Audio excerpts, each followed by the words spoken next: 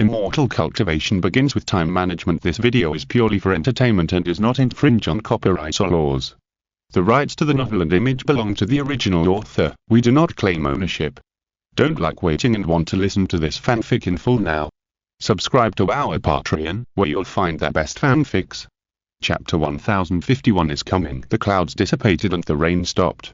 Shirley was exhausted, so she pulled the quilt up a little and tried to cover her legs. Chen Yonzhu was proud and meditated beside her to adjust his body. To be honest, I used to fight with Jingmon all day long, and it was easy to start doubting myself and life. Now I finally find my confidence in Lily Madam. Although I feel like I am going back to kindergarten to bully kids, but Lily Madam is the average level of ordinary women, isn't she? He was slightly proud for a while, then he calmed down and began to think about his future life. Lily is not a demon who is willing to play all kinds of tricks with her and has no demands. The reason why she chose this is probably that she is determined to have children. Recalling what she said before, I have long been accustomed to relying on others and you are the continuation of my father. Chen Yonzhu suddenly had a bad premonition. You don't think I am unreliable, so you want to transfer the object of emotional dependence from your husband to your children, right? Frightened by such an idea, Chen Yonzhu quickly hugged his wife's shoulders and asked carefully, "Does it still hurt?" Shirley touched her belly and ignored him. This made Chen Yonzhu even more frightened, thinking that the child has not been born yet, and you are not pretending. He hurriedly tried to rub and knead, but Shirley just lay lazily, letting him tease her and didn't want to pay attention to him. "I'm back." Kunlun Mirror suddenly teleported back to the cave and said, "I ran to many places and finally found a place where the hottest underground fire erupted. It's just away from here." Her voice stopped abruptly, as if someone had strangled her throat with force. She just looked suspiciously at Shirley, who looked calm, and Chen Yonzhu, who hurriedly pulled his hand out of the quilt, and frowned and asked, "What were you doing just now? We haven't seen each other for a long time, and we are reminiscing about our old feelings." Chen Yonzhu said calmly. This was clearly a trick to fool Kunlun Mirror, so she nodded calmly and turned on the scanning mode directly, scanning every inch of the room. The stacked clothes, so Shirley slept without clothes. The messy bedding, the two must have fought fiercely on the bed. Sticky, oops. Kunlun Mirror blushed, turned his head and stamped his feet and said, "In broad daylight, you guys. It's unbelievable." "What do you mean in broad daylight?" Chen Yonzhu showed a puzzled expression. "We're a couple in a private room talking about love, and you suddenly teleported into peak. This is your fault anyway, right? I didn't know you made this a bedroom."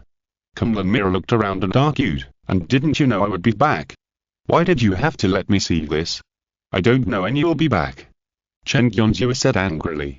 When the two of them quarreled, they felt like an old couple, which made Shirley next to them feel a little uncomfortable. But she soon stopped caring and just touched her belly with anticipation. Baby, you'll definitely become a person with a sound mind and perfect morals in the future. You must not be a jerk like your father." Kunlun Mirror couldn't argue with him, so he simply teleported away again, letting the two of them wash up quickly. Chen Yonzhu used magic to clean himself, and then came to help Shirley considerably. Shirley just squinted lazily, as if letting him fiddle with her, which made Chen Yonzhu feel more and more uneasy. After dressing Lily and tying her hairpin, Chen Yonzhu took the bronze mirror in front of her and asked her like asking for a name, "Madam, how is my husband's technique?" "It's okay."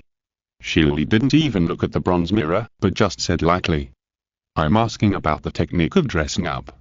So Shirley carefully looked at the reflection in the mirror and found that her cheeks were slightly flushed, as bright and lovely as peach blossoms.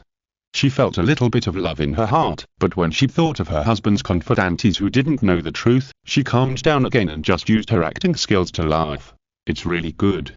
If my husband can draw my eyebrows for me every day for the rest of my life, that would be great." Ha ha ha. Chen Yonzhu laughed, and saw that the Kunlun Mirror was teleported back again, but it was facing away from the two of them, and asked in a muffled voice, "Are you all dressed?" The three of them came to the place where the Kunlun Mirror said, and saw that the cracks below are full of hot air. The seawater poured in from top to bottom to a certain distance, and then it was quickly evaporated into thick white mist. Only the hazy firelight was vaguely visible from under the mist. Just looking at the white mist produced by the water vapor balance, you can know how amazing the heat of the underground fire is. Under the guidance of Shirley, Chen Yonzhu quickly activated the 5 elements divine light, and a huge blast furnace was born out of thin air in the white mist. A large number of heat pipes and channels were laid out in it, which smoothly concentrated the heat of the underground fire to the center of the furnace belly. 6 pieces of the heaven-repairing stone that had already shown signs of melting were placed in the magic circle in the center of the furnace, continuing to absorb heat and spinning. On the other side, in the Eastern Empire realm, at the bottom of the Dragon Tower, Dragon Fox, accompanied by several ancestors, was climbing up the steps leading to the upper floors. It is said that this Shenlong Tower had already stood in the heart of Thongzhou long before our demon race settled in the Eastern Empire realm. The Black Tortoise Patriarch said in a deep voice, it was named Shenlong Tower because the Jialong clan was the first to settle here. I have heard of it too. The White Tiger Patriarch stroked his beard and said calmly, in fact, there are many similar ruins in various parts of the Eastern Empire realm, but none of them were as spectacular as the Shenlong Tower. Our Feather Clan's ancestors inferred. The Vermilion Bird Patriarch laughed. They said that these ruins were left by a prehistoric clan. The time was probably 1,000,000 years ago. 1,000,000 years ago? The White Tiger Patriarch asked in surprise. In that era, were there really any races in the Eastern Empire realm? Who knows? The Blue Dragon Patriarch said, anyway, it was prehistoric times, and no text has been passed down to this day, so there is no way to verify it. It's true. Dragon Fox suddenly said. The 4 ancestors looked at Dragon Fox at the same time, thinking that the Emperor had just ascended the throne not long ago, and he summoned the ancestors of the 4 clans to the Shenlong Tower. It really wasn't a joke. Ancestors, do you know where you'll end up if you continue to improve your realm after becoming an ancestor? The Dragon Fox continued to climb up without stopping. You mean, ascend? Patriarch Kandlong pondered. We, the demon race, are different from the human race. They ascend to the Fairyland, and we are not going to the Fairyland. Patriarch Thu now took over the conversation, and what's more troublesome is that it may lead to a dead place. The reason why the human race knows the existence of the Fairyland is because those powerful beings who ascended to the Fairyland can send messages back when the celestial spheres meet, letting the younger generations know the existence of the Fairyland, and so that it is passed down from generation to generation. But our demon race, all those who choose to ascend, without exception, have completely disappeared without a trace. If these predecessors who ascended are still alive, they wouldn't be unable to send any message back, right? Patriarch Kandlong sighed, but even so, if a successor appears in the clan, I, the ancestor, will still choose to ascend. Who isn't? Patriarch Bayu sneered. Who is willing to be trapped in this world as an ancestor for a lifetime? The 4 ancestors nodded each, and turned their gaze to the Dragon Fox. The place where our demon race ascended is called Great Wilderness. Dragon Fox suddenly said. Great Wilderness? Ancestor Chuan frowned and said, I have heard of it. It seems to be the place where our demon race's ancestors were born in the legend.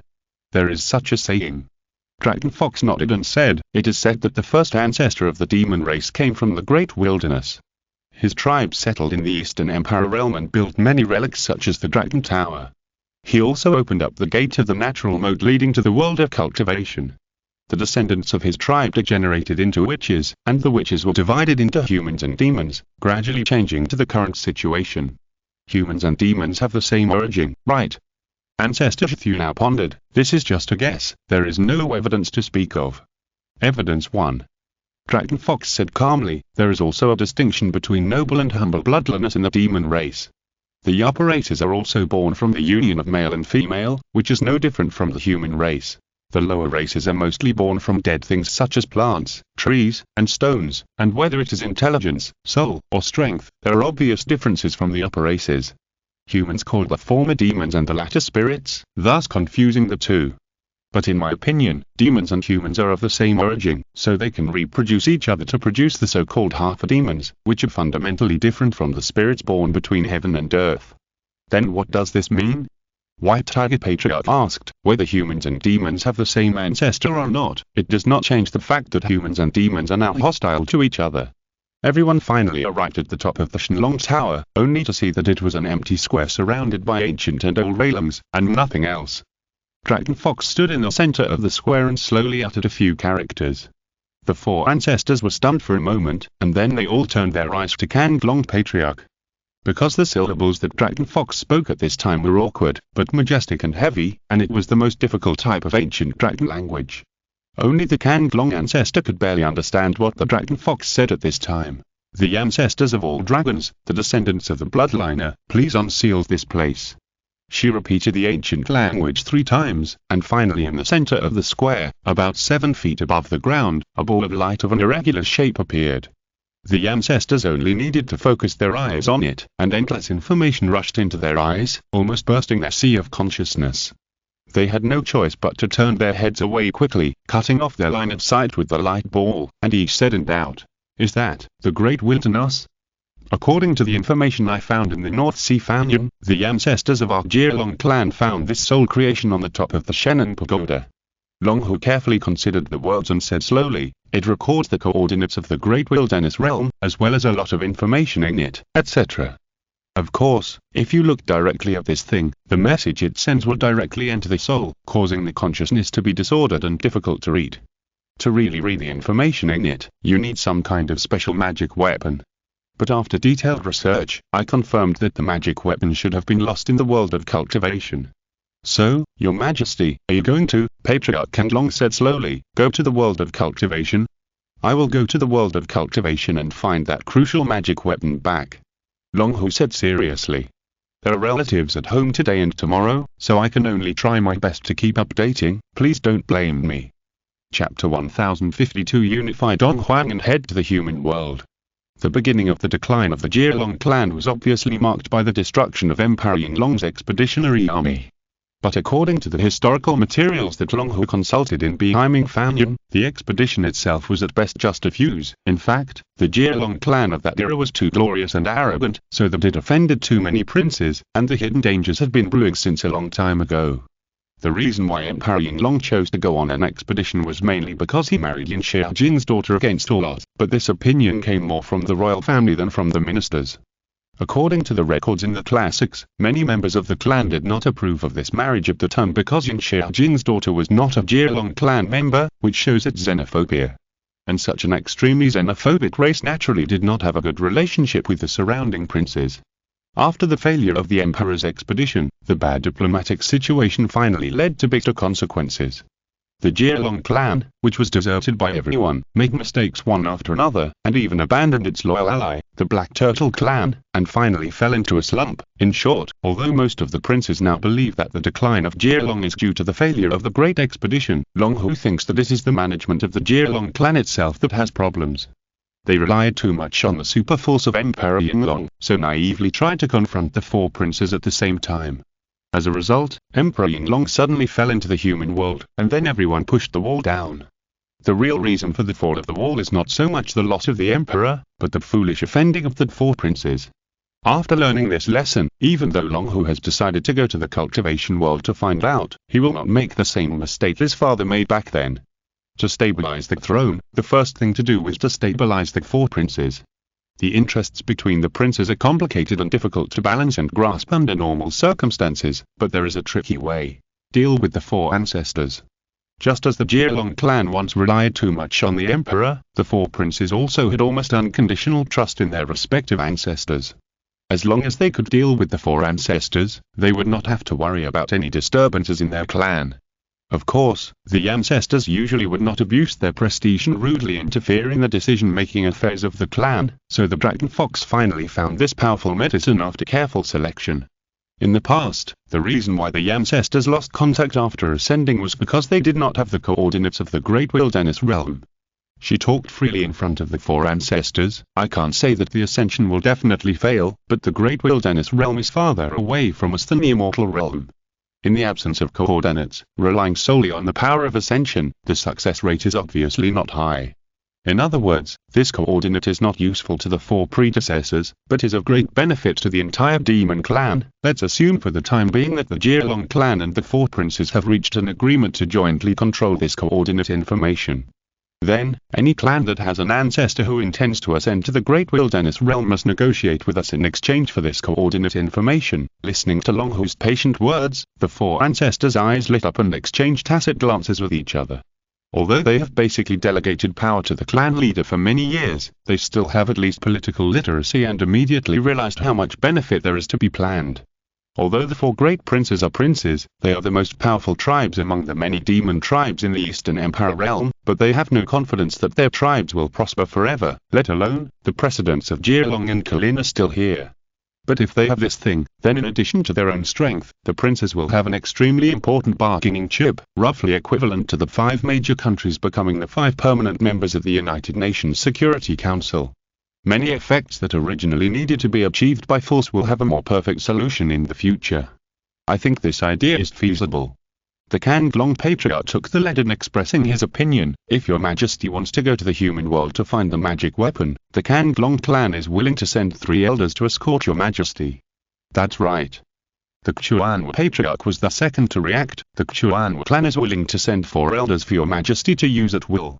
Sending elders to be subordinates of the Dragon Fox is of course not the point. The point is the implication behind doing so. Our 2 clans are your majesty's own people. Since we are one of us, when your majesty goes to the human world, we will also defend the legal rule of the Jialong clan in the imperial capital. This is what Longhu really cares about. The reaction of the Zhuthunao Patriarch and the White Tiger Patriarch was a little slow. The former thought for a moment and said, since it is proposed that the princes join forces, we Zhuthunao will naturally not stay out of it. The Zhuthunao clan is willing to send 7 elders to accompany your majesty to the human world to find the magic weapon. In addition, if there are traitors wandering around the imperial capital, the Nanzhao Feather clan is also willing to send troops to fight on your behalf. The so-called traitors, although not explicitly stated, everyone knows that it must refer to the Kalin clan who left the imperial capital. Kalin has been in power for many years and turned the entire Thongzhou into a paradise for the Horn clan. Now because of the joint opposition of the 4 princes, he has stepped down, but the Horn clan's base in Thongzhou is still there. There must be many Horn clan members who are loyal to Kalin and want to support his restoration all the time. Zhuthunao and Kalin had a grudge against each other. Since they were willing to take on the task of stabilizing Thongzhou and suppressing the Horn clan, Longhu naturally had no reason to refuse. After all, the Jialong clan was still a little short of conquering a state on its own. I see that the imperial capital has been severely damaged. The White Tiger Patriarch also found another way. Shizhao was willing to provide funds to repair the damaged buildings in the imperial capital and even Thongzhou. As for your majesty's trip to the human world, the White Tiger clan is willing to send 5 elders to serve as dogs and horses. The 4 ancestors expressed their opinions one after another, and Longhu finally felt at ease. Unlike the previous Emperor Yinglong's willful behavior, this time when he went to the human world, he tied the interests of the 4 princes together, and thought he would not repeat his father's mistakes. Of course, before leaving, he still had to continue to improve the realm of the Demon King as soon as possible, so that he could have the power to protect himself in the human world.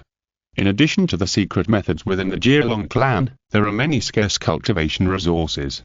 Can he ask the 4 princes for them? Thinking of this, Longhu considered her words carefully and spoke again with a smile on her face. In the past, my father went on an expedition to the human world, but unfortunately he was trapped in Shushan. This shows how strong the human race is. Although I don't want to compete with the human race this time, the variables are too great, and my strength is not as low as my father's. What can the predecessors teach me? Hearing her say this, the ancestors knew that something was coming. But this is also what should be meant. Even if we take a step back, Longhu ascended the throne as the new emperor, and the 4 princes had to send gifts. Now it's just a matter of reducing precious and luxurious things and using more treasures that can enhance her strength. The names of gifts are ready. As for whether to do this, isn't such a sensible new empire worth the prince's investment? I spent a day outside with my relatives today. I will update once for now and make up for it tomorrow. Chapter 1053. Sisters use thoughts are careful. The strange ball of light in the center had been resealed, and the ancestors left the Shenlong Tower one after another. Longhu stood on the empty top of the tower, as if in a daze, and suddenly heard someone in the distance say, "Is this really worth it?" The Kanglong ancestor stood at the entrance of the stairs leading down, looking over here from afar. "Longhu, you should know, with the style of the kid Longlong, once he decides to do something, he will not give anyone any chance to stop him. Just like he suddenly took you away from Dongzhou, the clan searched for you for months in vain. Now he has left you in the same way. Do you really think he will leave any clues for you to find him? I don't know why you can be sure that he has gone to the human world, but even if you go there with untold hardships and find him, what can you do if he doesn't want to come back?" Longhu was silent for a long time, until Patriarch Kanglong almost lost his patience. He slowly said, "He promised my mother that he would send me to Bimingfanyan to resolve the blood conflict in my body. He also promised me that he would stay by my side forever and would not leave me. He kept his promise to my mother, so I will repay this favor on behalf of my mother. But he did not keep his promise to me, so after I have compensated him, it will be my turn to collect the debt. Patriarch Kenlong had a headache after listening to this, thinking to himself, of the relationships among young descendants so chaotic nowadays.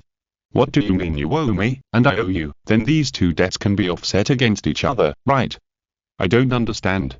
However, Patriarch Kenlong has seen that Long Hu has a deep obsession with this matter, so he just sighed and didn't continue to persuade him. In the world of cultivation, Kunlun Mountains. Zhu Yingyan flew over the mountains and finally landed near a lake. She felt that her thoughts were extremely messy recently and she couldn't calm down to think about the problem, so she decided to leave the East China Sea and find a place to sort out her thoughts. The most confusing thing at the moment is the so-called organization behind Changjiang. All factions lost the fragments of the booty and stone at the same time because of traitors, so it is inferred that there must be an organization behind them to coordinate and plot so many people to be traitors. There is nothing wrong with this reasoning, the only problem is the lack of evidence. If it is true, then the victims can unite. For example, I will unite with Shushan Jingxiao and Penglai Dongyu. I will look for senior brother Chang'an, and they will each look for King Fen and Jing'un.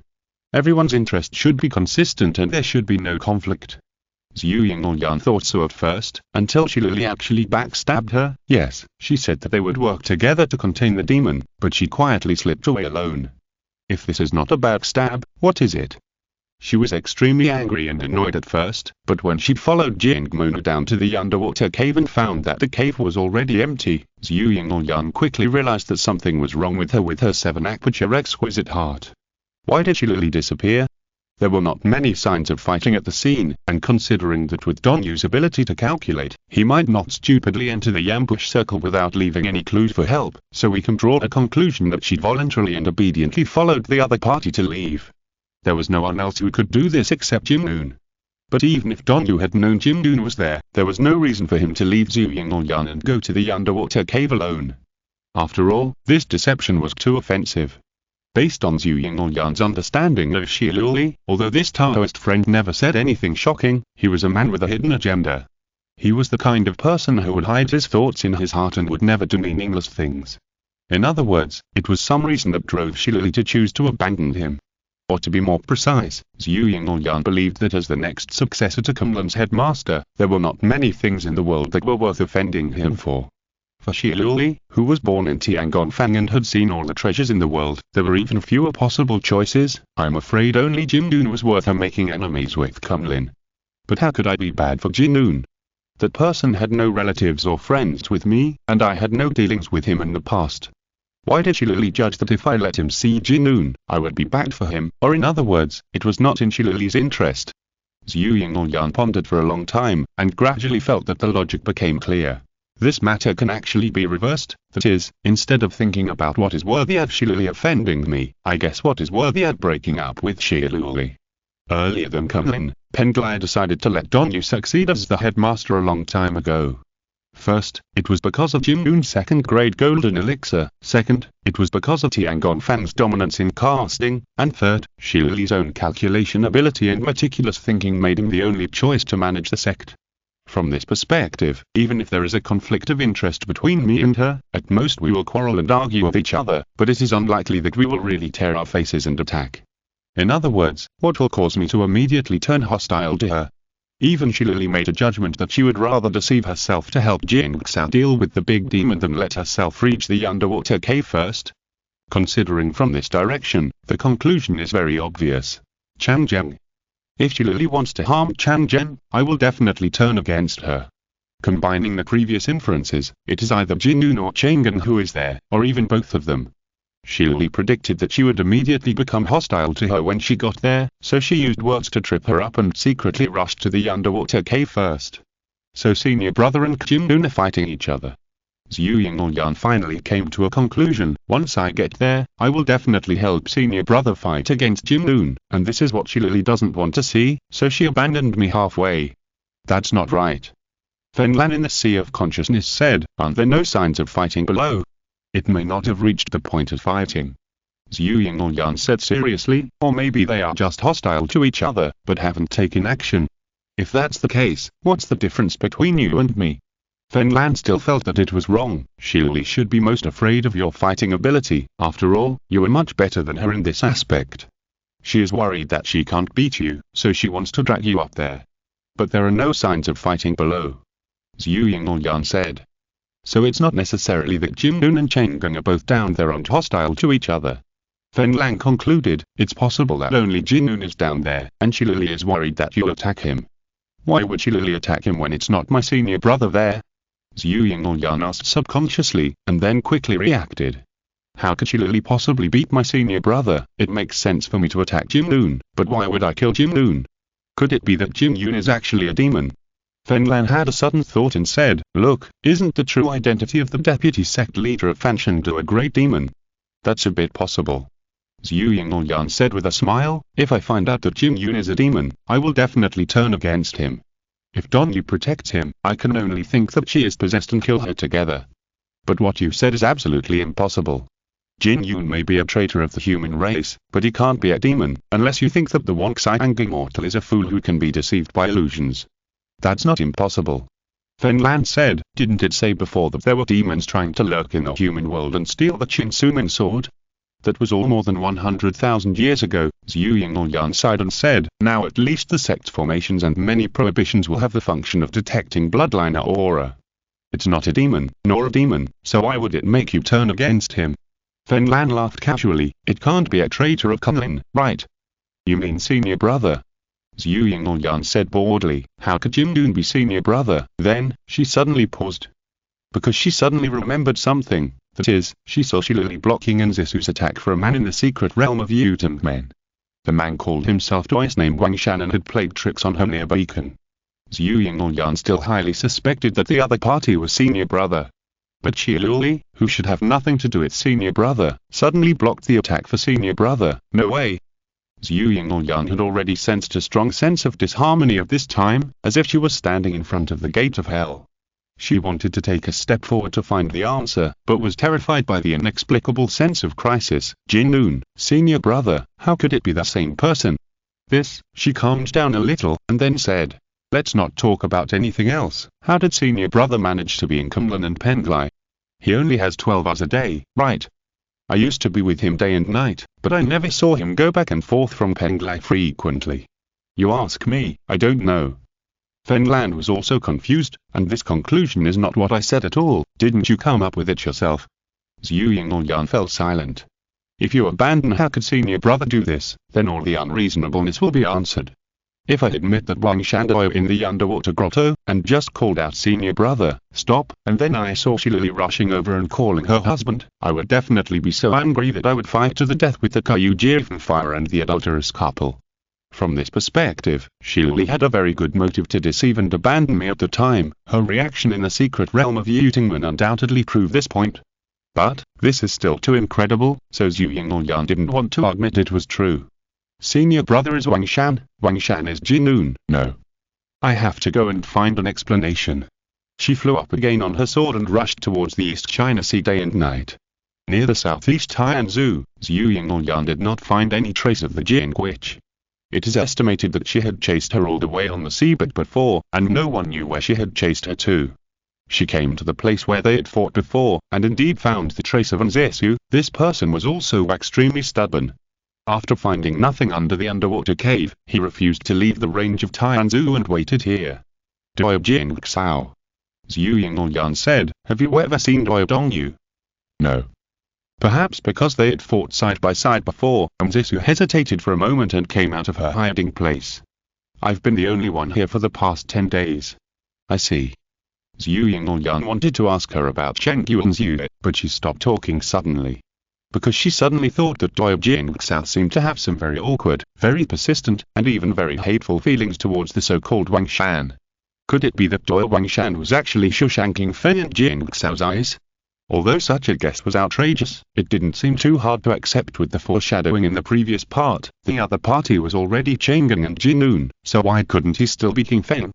Thinking of this, although Zhu Yingyan had not yet obtained solid and conclusive evidence, she had already instinctively developed a defense against Nzesu, so she just asked, Doi Jing Xiao, do you still plan to stay here? What else? Nzesu asked her back.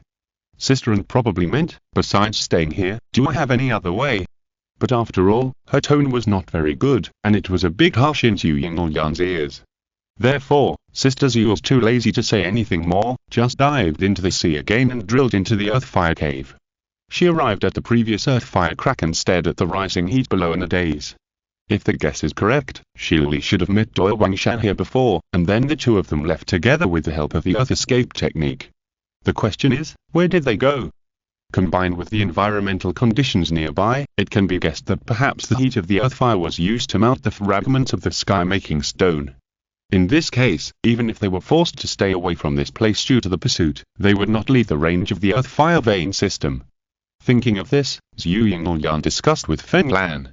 My method of 9 fire escapes can allow us to travel through the underground fire with fire escapes. But the heat of the underground fire is too strong. If you encounter a strong fire poison, I'm afraid it will be difficult to withstand. That's okay. I have a secret technique that can help you resist the fire poison. Fen Lan immediately gave advice. That's great. Zhu Yinglyan began to practice the method silently and learned it on the spot. As soon as he mastered the secret method, he followed the pulse of the underground fire with the fire escape technique to find that place where the fragments of the sky-making stone were smelted. What did you find here? A voice sounded behind him. It was Nzisu, who was worried and followed the original route down. Zhu Yinglyan did not answer, or she had guessed that Jing Xiao was most likely an enemy rather than a friend, so she didn't want to leak any information to her. After a moment, she jumped up and disappeared into the underground fire. Tomorrow, if you're listening to this novel on a channel other than Mundo Fanfic Novelers, it means they downloaded and uploaded it without effort. We cordially invite you to visit our channel, Mundo Fanfic Novelers. There you'll find the original version of this story and you can explore many other novels of various genres. We're waiting for you to immerse yourself in a world of incredible novels. Chapter 1054 Tip for Tagged Burning. 2 Burning. This underground fire is indeed the most intense fire in the world that can melt the fragments of the heaven-fixing stone. Even if you use the Phoenix secret technique to avoid the fire, you can still feel a fierce heat attack, and even the ends of your hair are singed. After a quarter of an hour of running in the sea of fire and lava, Zhu Yinglyan found that the hem of her robe was already half gone. At this rate, if she ran in the underground fire for a few hours, she would be naked when she came out. Fortunately, she always liked cleanliness, and there were 3 or 4 sets of clothes in her storage bag, so it was not a problem. After about an hour, the collar and hem of the Taoist robe were all gone, revealing the smooth and white thighs and the skin under the neck. Although there was no one around, Zhu Yinglyan was still very ashamed and hurriedly touched the storage bag at her waist. Then she touched out half of the bag, and there were traces of burning on the damaged part. Zhu Yinglyan, where is my storage bag? I have such a big storage bag. Senior, it's all your bad idea. She complained to Fen Lan angrily. What should I do now? Alas, it's my fault. Fen Lan was also at a loss for words. When we phoenixes use this method, we use our bodies to travel through the sea of fire, so at most some feathers will be burned, but no clothes can be damaged. Forget it, I'll find a place to go out first. Zhu Yinglyan looked around. There were rock walls all around, and there were no cracks and passages. In addition, Zhu Yinglyan didn't know how to escape from the earth, so he could only continue to escape in the underground fire, planning to find an exit and go out directly. But probably because he chose the wrong direction, he didn't find the exit to the top, and the temperature of the underground fire was getting higher and higher, and his clothes disappeared faster and faster.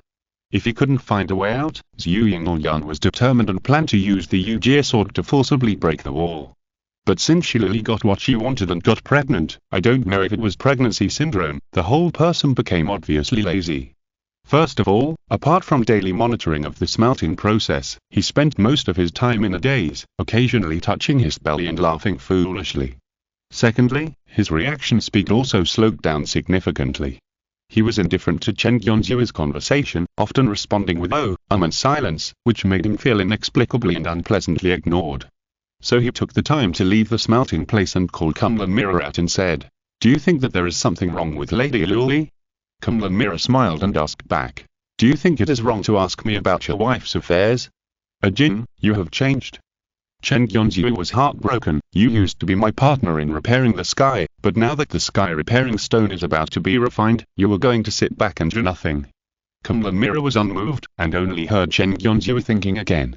Will Lady Lily's current absent-minded state affect the final product of the sky repairing stone? What I mean is, if there are any flaws in the refining, it may not have much impact. Cumberland Mirror suddenly shuddered. She didn't care how the scumbag's backyard caught fire. But it would be unacceptable if it affected the plan to repair the sky. I'll go find her to test it, she said calmly. Before I figure out the problem, don't contact her first, lest she sees you and gets angry. Why does she get angry when she sees me? Chen Yonzhu wanted to protest a little, but soon retreated in the eyes of Cumberland Mirror looking at a stink bug, and left silently. This is the largest earth-fire rift within 1,000 miles, so the surrounding passages are also extra tortuous and complicated. Chen Yonzhu plans to find a remote place to shut himself up and think about what he did wrong. I don't seem to have neglected Lily recently, right? At this moment, there was a sudden explosion from below. Chen Yonzhu hurriedly retreated, and saw a golden line suddenly piercing out from below, quickly cutting through the layers of rock walls, digging out a huge hole, and soil and rocks fell down. Before he could react, the half-addressed Zhu Yingyan had already emerged from below, covered in dust. The moment their eyes met, they were almost stunned at the same time. Zhu Yingyan really didn't expect that she kept drilling upward in this cave, and before she had time to went to the seabed to find seaweed to cover her body, she could actually bump into a passing monk. Are you a mole? Why do you love to dig holes? She even had the urge to kill her for a moment, but soon she saw the other person's appearance clearly. After a quick shock and surprise, she couldn't help but sneer in her heart. Good, it's really a piece of cake to find it without any effort. Chen Yonzhu didn't have such a complicated psychological change as Sister Zhu. The first thought in his mind was no, let's go. The second thought was where to go. You know, a Jing and Lily are nearby. Even if he ran away temporarily to get rid of Sister Zhu, when she'd found a Jing and Lily, wouldn't the matter still be exposed? Junior Sister Zhu was sure that she is Chan Zhen, and Lily may not be willing to help her act. It is difficult to cover up this matter. Otherwise, she should be as frank as Lily. Since Lily can accept it, Junior Sister may not be intolerant. Why are you silent? Zhu Yingyan asked with a sneer. Senior brother, are you so scared that you can't speak when you see me? Why don't you put on your clothes first? Chen Yonzhu used a delaying tactic. He took out a dress from the storage bag and handed it over. Seeing that she was naked, Zhu Yingyan was a little embarrassed and annoyed. She took the dress and put it on, only to feel that her chest seemed to be a little tight. After a moment of hesitation, she reacted. Senior brother, you still carry women's clothes with you? Chen Yonzhu was numb at this time and didn't know how to explain it. He just kept silent and turned around and left. Where are you going, senior brother? Zhu Yingyan hurriedly pulled his arm. Unexpectedly, the other party did not pull his hand away or run away, but just let her pull and continue to walk forward. This also made Zhu Yingyan secretly alert. He thought that although he was 90% sure that this man was his senior brother, he still lacked the final evidence. What if he was really wrong? Not only was his body seen by others, but the other party was also walking in front silently. Could he be looking for a place to harm him? Thinking of this, Zhu Yingyan was also secretly alert. As long as the other party showed the slightest flaw, he would use the light-splitting sword without saying anything to subdue this man. Chen Yonzhu was not in the mood. He pulled Zhu Yingyan to walk in front. Finally, he calmed down slowly and had a vague countermeasure in his mind. First of all, this matter is a time bomb. You can hide it on the first day, but you can't hide it on the 15th. How many years have I left Cunning? The fact that Junior Sister Zhu can chase here shows her tenacity. Others don't understand Junior Sister Zhu, but don't I? In the past, just because she was behind me in cultivation, she would chase me relentlessly, competing with me every 3 days and every 5 days, trying every means to win. Even after we became Taoist companions, we let go of our knots, and the competition between us never stopped completely, but it changed from surpassing my senior brother to not being left behind by my senior brother too much. This stubborn character is simply deeply rooted, comparable to a stubborn stone. It is simply impossible to expect her to give up looking for me. In the past, I was still lucky and ran away everywhere. Now it is proved that running away cannot solve the fundamental problem. Sooner or later, the showdown will have to be made. Secondly, although it is a time bomb, the timing of detonation is still critical. If several victims gather together, each looking for their husband, and then this is my husband or what? This is also my husband, and finally they're hostile to each other, the power of the bomb will be devastating. But if they come one by one and let the omnipotent mirror do some ideological work, it is not impossible to cut the fuse safely. Thinking of this, Chen Yonzhu suddenly stopped and said to Zhu Yingyan, "You wait here first, I will call our Jin to explain." No. Zhu Yingyan refused without hesitation. What if you run away? You don't trust me. Chen Yonzhou frowned and asked. How can you make me trust you? Zhu Yingyan asked indifferently. Oh, you admit that you are my senior brother first, and then we can talk about other things. Here. Chen Yonzhou shook his head. So you are not sure? Then why are you chasing me so hard? Because my intuition tells me that you are my senior brother.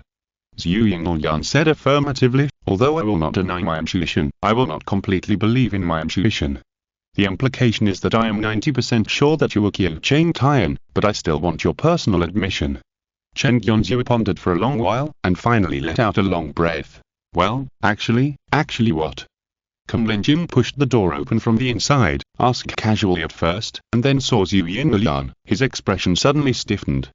Jin, leave it to you. Chen Yonzhou said as if he had been pardoned. I'll go. He subconsciously wanted to say I'll go see Luli, but he quickly reacted. Not to mention that in front of junior sister Zhu, who was about to learn the truth, saying that going to see another woman was a suicidal act. Just say that if Zhu Yingyan's Taoism collapsed and began to turn evil, he would have nowhere to run if he hid inside. I'm going to go outside to relax, he said quickly. Wait, you can't leave. Zhu Yingyan was about to stop him, but only heard Kunlin Jin sigh. Okay. Junior sister Zhu, right? You are. I will tell you everything I know, that is, everything about Qiu Chang Tian. Chen Yonzhou hid outside, and suddenly remembered that if it was a TV series or a movie, this kind of plot would be followed by going outside to smoke a cigarette, and then the man would go out and stare into the distance, puffing out smoke, like a prisoner about to be executed, calmly waiting for his own final end to come. But here is underground, there is no distance, and no smoke, so he can only squat in the corner sadly, lowering his head to study the texture of the soil under his feet. Master Swordmaster is really pitiful. Su Mingjian said in his sea of consciousness. It's not that pitiful. Chen Yonzhou sighed and said, today's result, yesterday's cause, what you have to bear will come sooner or later, whether you are prepared or not. Then, Master Swordmaster, do you think that junior sisters you will forgive you? Su Mingjian ignored his sigh. After all, this matter was all caused by him. Compared with this, it is more concerned about what the fate of Master Swordmaster will be. After all, it is closely related to the size of the fun. I don't know. Chen Yonzhou said blankly. Emotionally speaking, Zhu Yingyan might forgive himself, because after all, he had loved her deeply and is still in love with her now. But if it is from a personality point of view, how could such a proud phoenix fairy accept that her Taoist partner has another woman? In other words, it all depends on luck. Chen Yonzhou was worried, and suddenly he heard footsteps behind him. He turned around hurriedly and saw Zhu Yingyan coming over with a blank expression. Well, you know everything? Chen Yonzhou asked nervously. Yeah. Zhu Yingyan nodded. How do you plan to die? What? Chen Yonzhou didn't hear clearly for a while. Why don't you kill yourself? Zhu Yingyan said, I'll let you reincarnate. Junior sister, don't joke. Chen Yonzhou finally understood what she meant, and said tremblingly, isn't this for the purpose of mending the sky? It's okay to die after mending the sky. Zhu Yingyan said lightly. On her beautiful face, which was out of this world, there was only a biting, icy coldness, as if the ice in the far north had never melted. After mending the sky, Chen Yonzhou was silent for a moment, and asked cautiously, Junior sister, why do you want me to die? Because scum like you, living in this world will only lower the average moral bottom line of cultivators. Zhu Yingyan replied indifferently, although the original intention was to mend the sky and save the world, how can Kunlun Tai King sect tolerate such shameless behavior? How can the Tian and Zhu family tolerate it? And, me, how do you think I should tolerate it? At the end, she finally couldn't hold back her anger, and revealed a furious look like she was choosing someone to devour. Chen Yonzhou was speechless for a long while before he said, it is indeed my fault, Brother, you don't have to confess to me here. Zhu Yingyan restrained his anger and said coldly, Brother, you have let down too many people, what's the point of just perfunctorily treating me? If brother still has a little moral bottom line in his heart, then he will commit suicide after the repair of the sky is over, and be reborn with the merits of the repair of the sky, which can be regarded as offsetting the merits and demerits, and the world will be clean. Well. Chen Yonzhu's face was ashen, and he didn't say anything, just turned around and left silently. He didn't mean that Sister Zhu's words were too unpleasant, but that the other party showed such a resolute attitude, letting him know that he had lost the opportunity to redeem Sister Zhu's feelings forever. Zhu Yingyan watched him leave in a desolate manner, and then turned back to the inner room, only to hear Shiluli, who was sitting on the stone bed, asked in a half-smile voice.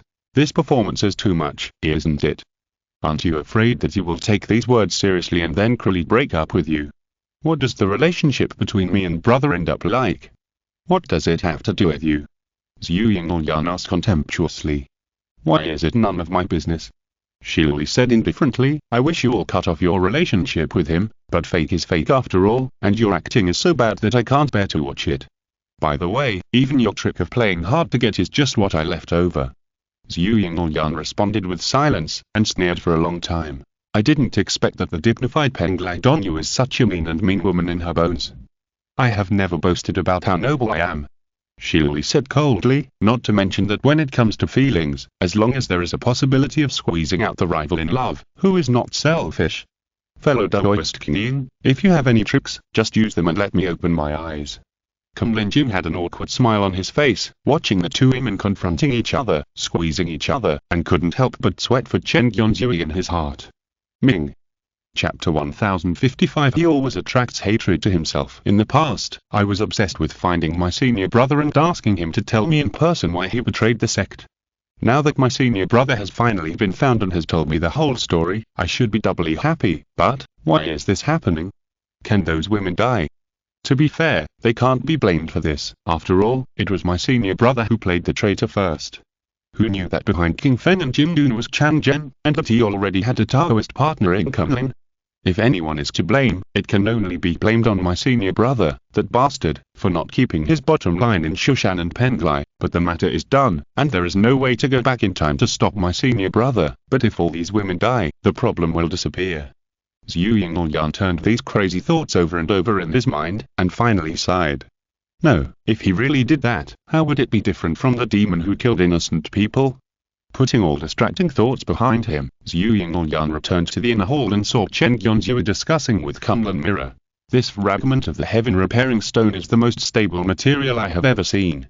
Even if it is continuously heated by the heat of the earth's fire, the signs of melting are also very slow. From the current structural point of view, there are no rooms or magic arrays inside this thing. It seems to be simply the properties of the material itself. But if we can scan a more detailed structure, perhaps we can study a way to speed up the melting. Scan, Kumlin Mirror pondered. It's not that I don't want to, but I can't do it. As you said, the material of this heaven-repairing stone is very strange, and it hardly reacts to any spells. It does not belong to the 5 elements, it is indestructible, and even arithmetic cannot be analyzed. Even the method of heating it with earth's fire is imitated by Nidway's use of heavenly fire to refine stones. Or you can scan how it melts. Chen Yonzui pondered. Why can it melt with extremely high heat? What about the polar temperature, the extremely heavy pressure, and the fiercest lightning? Speaking of thunder and lightning, he remembered that he still had a thunder method that he hadn't practiced yet. At the beginning, because he was chased by his wives, he had no time to comprehend along the way. Now he can try to integrate the 9 thunders. If he really practices the Taikai thunder known as the first sound of the initial separation of heaven and earth, wouldn't he be completely invincible? If you want to manipulate heat, I can help. Zhu Yingyan said suddenly beside him. Junior sister can help. Chen Yonzui asked in surprise, and then reacted. Junior sister's ability to control fire comes from the phoenix blood in her body and the phoenix senior who lives in her sea of consciousness. If you want to cast a blast furnace and guide heat, then Lily Lady, who is good at metallurgy and sword casting, is the best. But if you want to stimulate the earth fire and increase heat, how can she compare with junior sisters you? Every man has his own strengths. The two ladies work together sincerely, complement each other and help each other, so that they can better serve me. No, I mean to serve the great plan of repairing the sky. I think we can try. Chen Yonzui nodded solemnly. Well, let's try. Kumlin Mirror also agreed. Since this guy is not afraid, I certainly don't care. So the two took Zhu Yingyan to the underground fire and saw Shiluli operating next to the blast furnace. The so-called blast furnace is a new smelting furnace designed by Shiluli based on experience and innovation. Because the heat of the underground fire is too high, ordinary materials can't support it at all, so most of the structures in the furnace are bound by Chen Yonzui's formation. Shili's job is to monitor the melting state of the tea and sheep fragments in the furnace, and then adjust the thermal channel for dynamic optimization. Anyway, Chen Yonzui and Kunlun Mirror don't understand, so whatever she says is what it is. Luli. Chen Yonzui tried not to make his tone too intimate, lest Zhu Yingyan get jealous, but he also couldn't be too cold, lest Shilili get unhappy. Yingyan said she could activate the earth fire and increase the heat. If she succeeds, it will also be helpful for smelting the fragments of the Butian stone. Oh. Shilili said lightly, then let her try. Do you need me to teach her how to operate the furnace? No. Zhu Yingyan said indifferently. She walked to the edge of the crack and looked at the furnace that bound the fragments of the Butian stone. After a while, she sneered. What's the use of building a temple in a snail shell, no matter how exquisite it is? In the past, Nue used heavenly fire to refine stones, but you use earth fire. The heat is not of the same order of magnitude. No matter how good the heat conduction is, it can't change the fundamentals. It's just getting twice the result with half the effort. Although her tone was cold and seemed to be stating the facts, she was actually mocking Shilili for doing useless work, which made Chen Yonzui sweat secretly. Then it depends on the high-level skills of Taoist fellow cunning. Shilili said with a faint smile, the Phoenix True Fire will have 80% of the heat of the heavenly fire, and the melting of the heaven-repairing stone can be completed in one go. Although she smiled and flattered the other party on the surface, she was secretly sarcastic. Of course, the Phoenix True Fire could not compare to the heavenly fire, and it was even more a pipe dream to achieve it in one go. Let's not talk about this for now. Seeing that the two of them started to bicker as soon as they met, Chen Yonzui interrupted them hurriedly. Junior sister, can you activate this earth fire? Junior sister. Shilili laughed sarcastically, and Zhu Yingyan ignored her and said with his head down, you have to try it to know. She raised her arms calmly, and the true energy of her whole body surged. The earth fire below suddenly rose fiercely, and even broke through the bottom of the furnace in an instant.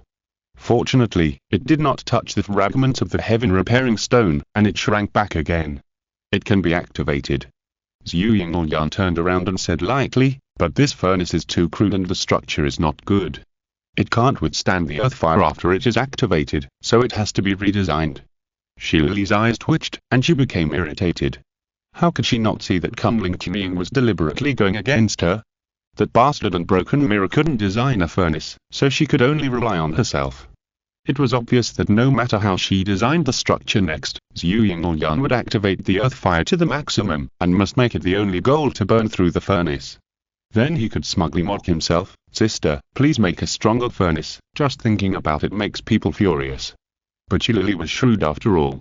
She knew that she couldn't fall out with the other party at this moment, so she just quickly suppressed her anger and said, the furnace can be redesigned, but no matter how sophisticated the furnace is, the purpose is to better guide the heat for smelting, rather than to withstand stronger heat indefinitely.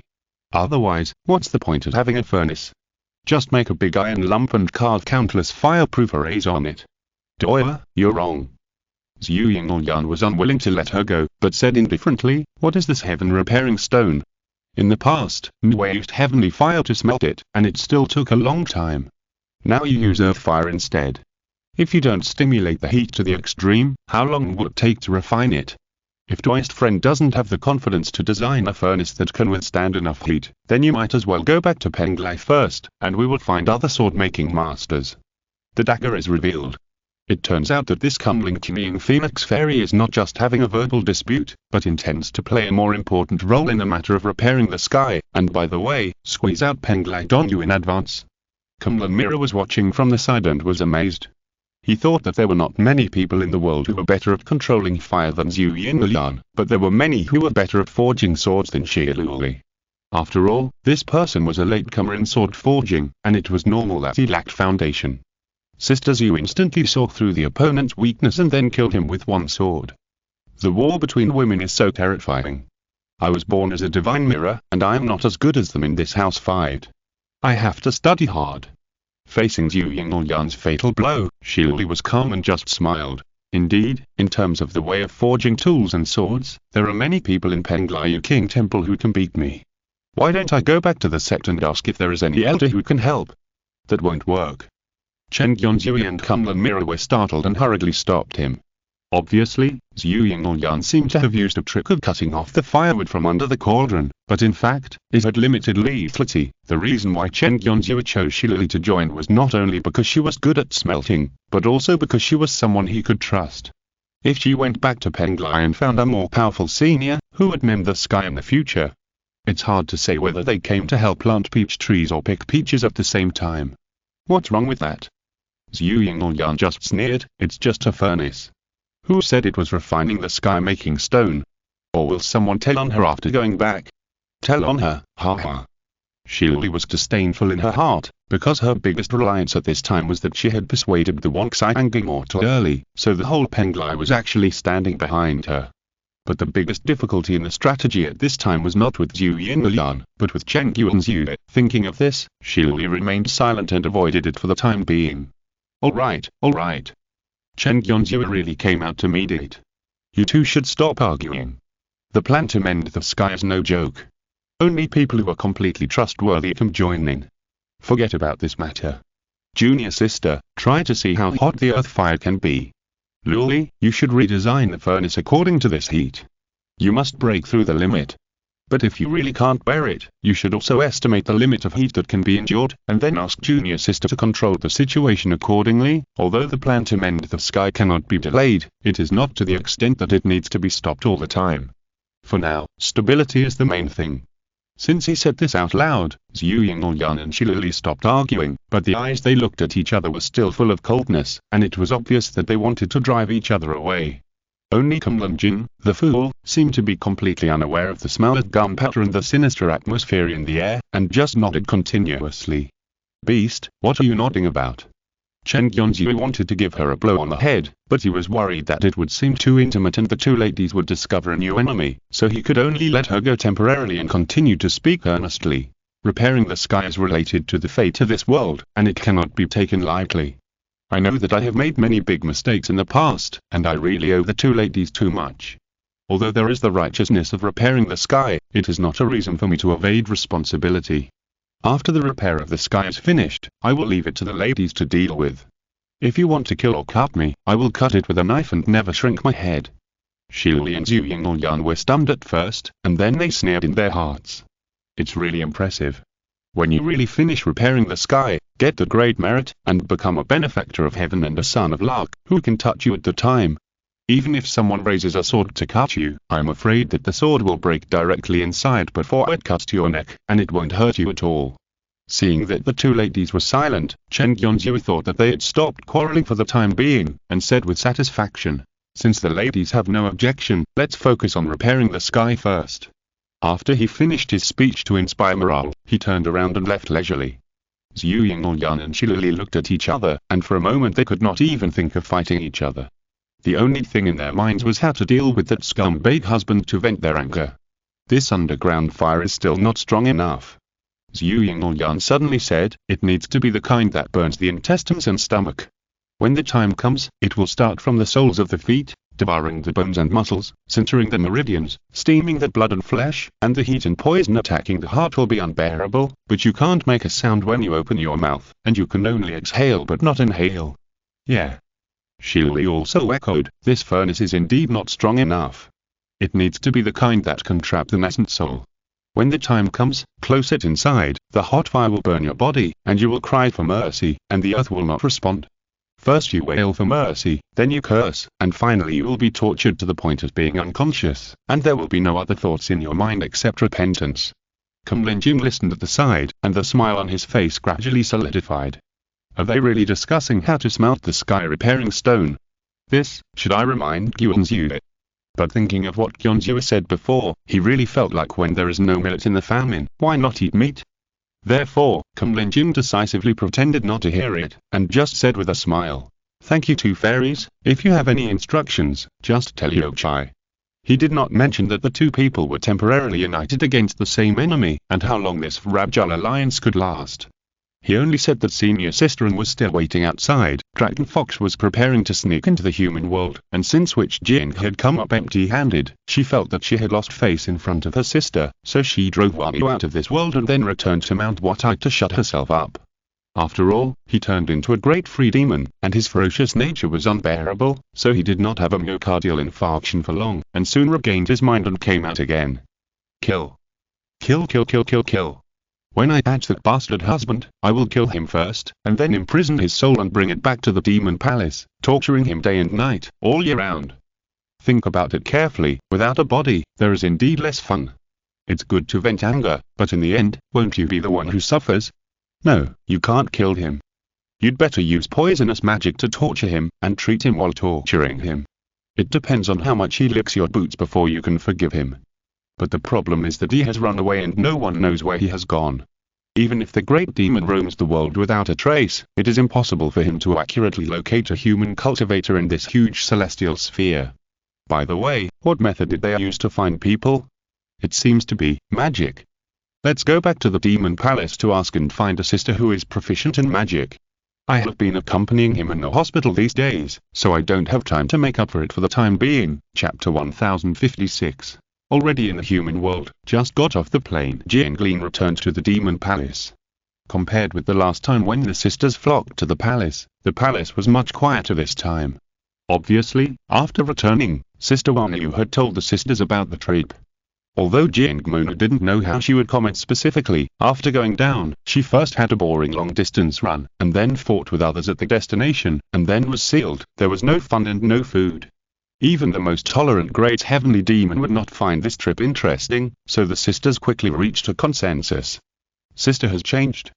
She used to take us out to play, but now she only knows to make us do hard labor, run errands for her, block guns, and take damage. Therefore, after discovering that Jiangmonu had returned, the sisters quickly chose to run away and scattered to the depths of the demon palace, never letting Jiangling catch them.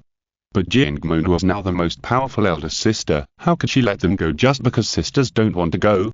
Soon she used her magic skills, turned into a dark cloud, and laughed wildly into the depths of the demon palace.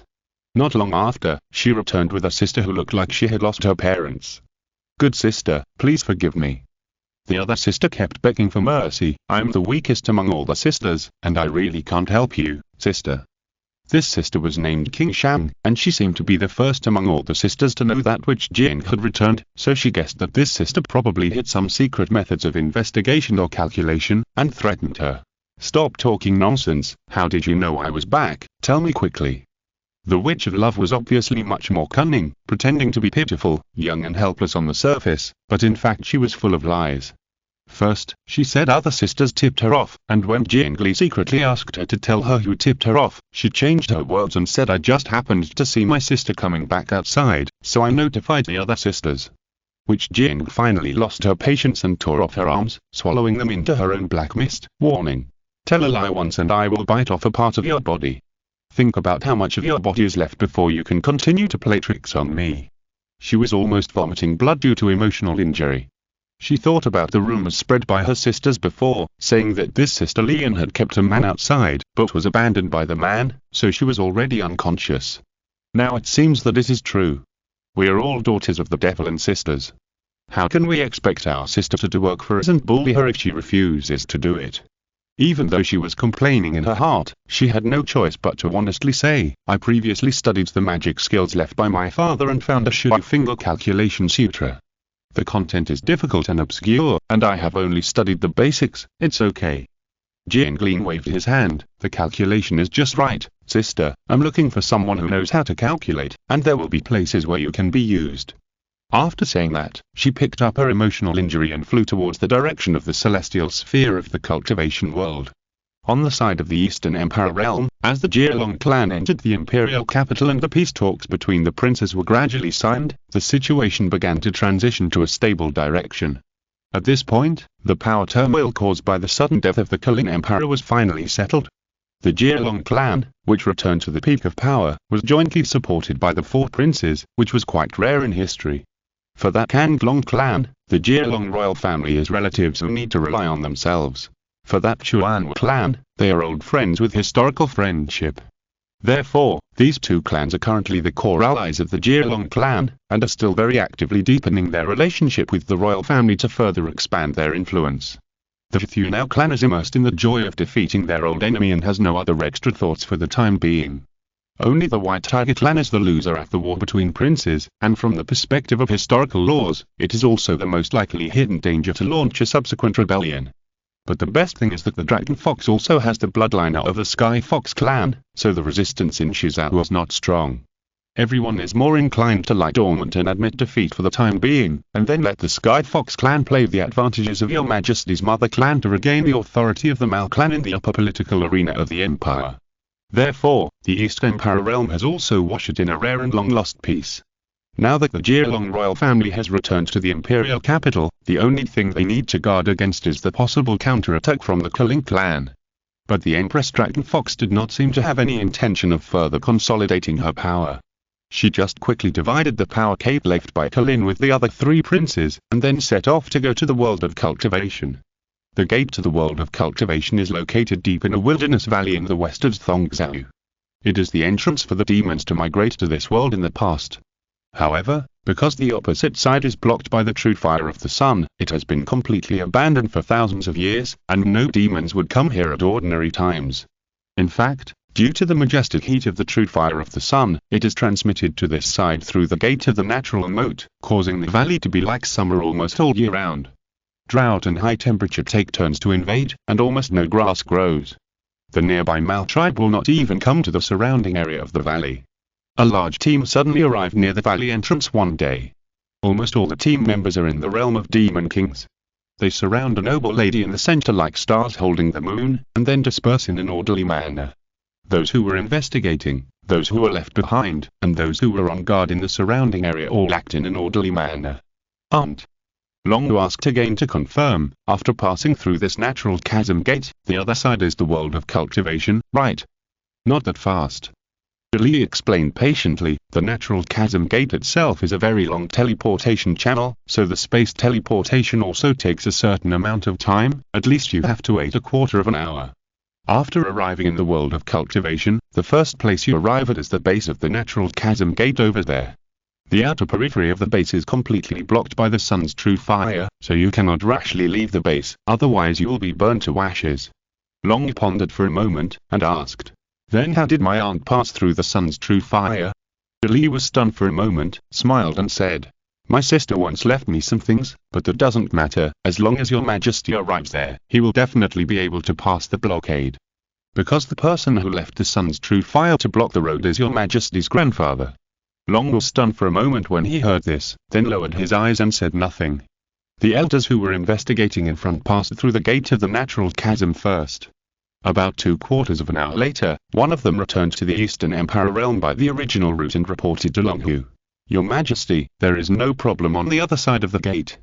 It is indeed as Elder Uli said, it is completely surrounded and blocked by the sun's true fire, and it is impossible to pass through, but as long as you stay within the base, you will be fine." "I know." Longhu quickly issued an order, pass through the gate of the natural chasm in batches. At the order of the Demon Emperor, the elders of each tribe quickly divided into batches and began to head to the cultivation realm. Longhu herself was the third batch to pass through the gate of the natural chasm. She only felt that she seemed to pass through a thick and tough water film, and then fell down. It is not accurate to say down, because there is no gravity here, so it is difficult to distinguish up, down, left, and right. She counted 1,000 times in her heart, and her surrounding perception finally returned to normal. The first impression of arriving in the cultivation realm was that it was really too hot. The surrounding sun's true fire was like an ocean, emitting almost infinite light and heat. The first few batches of Chuan welders who arrived had already joined forces to cast spells, trying to isolate the high temperature. But even with the joint efforts of many people, they only weakened the intensity of the heat wave, and it was even more a pipe dream to want to pass through the flames. Longhu stared at the sea of fire in front of him for a long time, and asked with some difficulty, "Grandfather?" There was no movement in front, but the flames continued to jump and dance, continuing to radiate light and heat around. I have human blood in my body." Longhu continued to say, "My grandmother is Yin Xiaojin, Before he finished speaking, the sea of fire in front suddenly split to both sides, revealing a wide road in it. "Longhu!" Li couldn't help but exclaimed when she saw Longhu going to that road without hesitation. But Longhu just turned around and smiled, and comforted her in return. "It's okay, aunt. After all, he is my grandfather, right?" At this point, Long Hu turned around again and walked forward with a resolute look. As she went deeper and deeper, there was still an endless sea of fire on both sides, and the road behind her was gradually engulfed by the flames as she moved away. In other words, even if she regretted it now, there was no way to turn back. Dragon Fox subconsciously became a little nervous, but there was no choice now. Besides, in order to find Long Long, passing through the sun's true fire was the only way.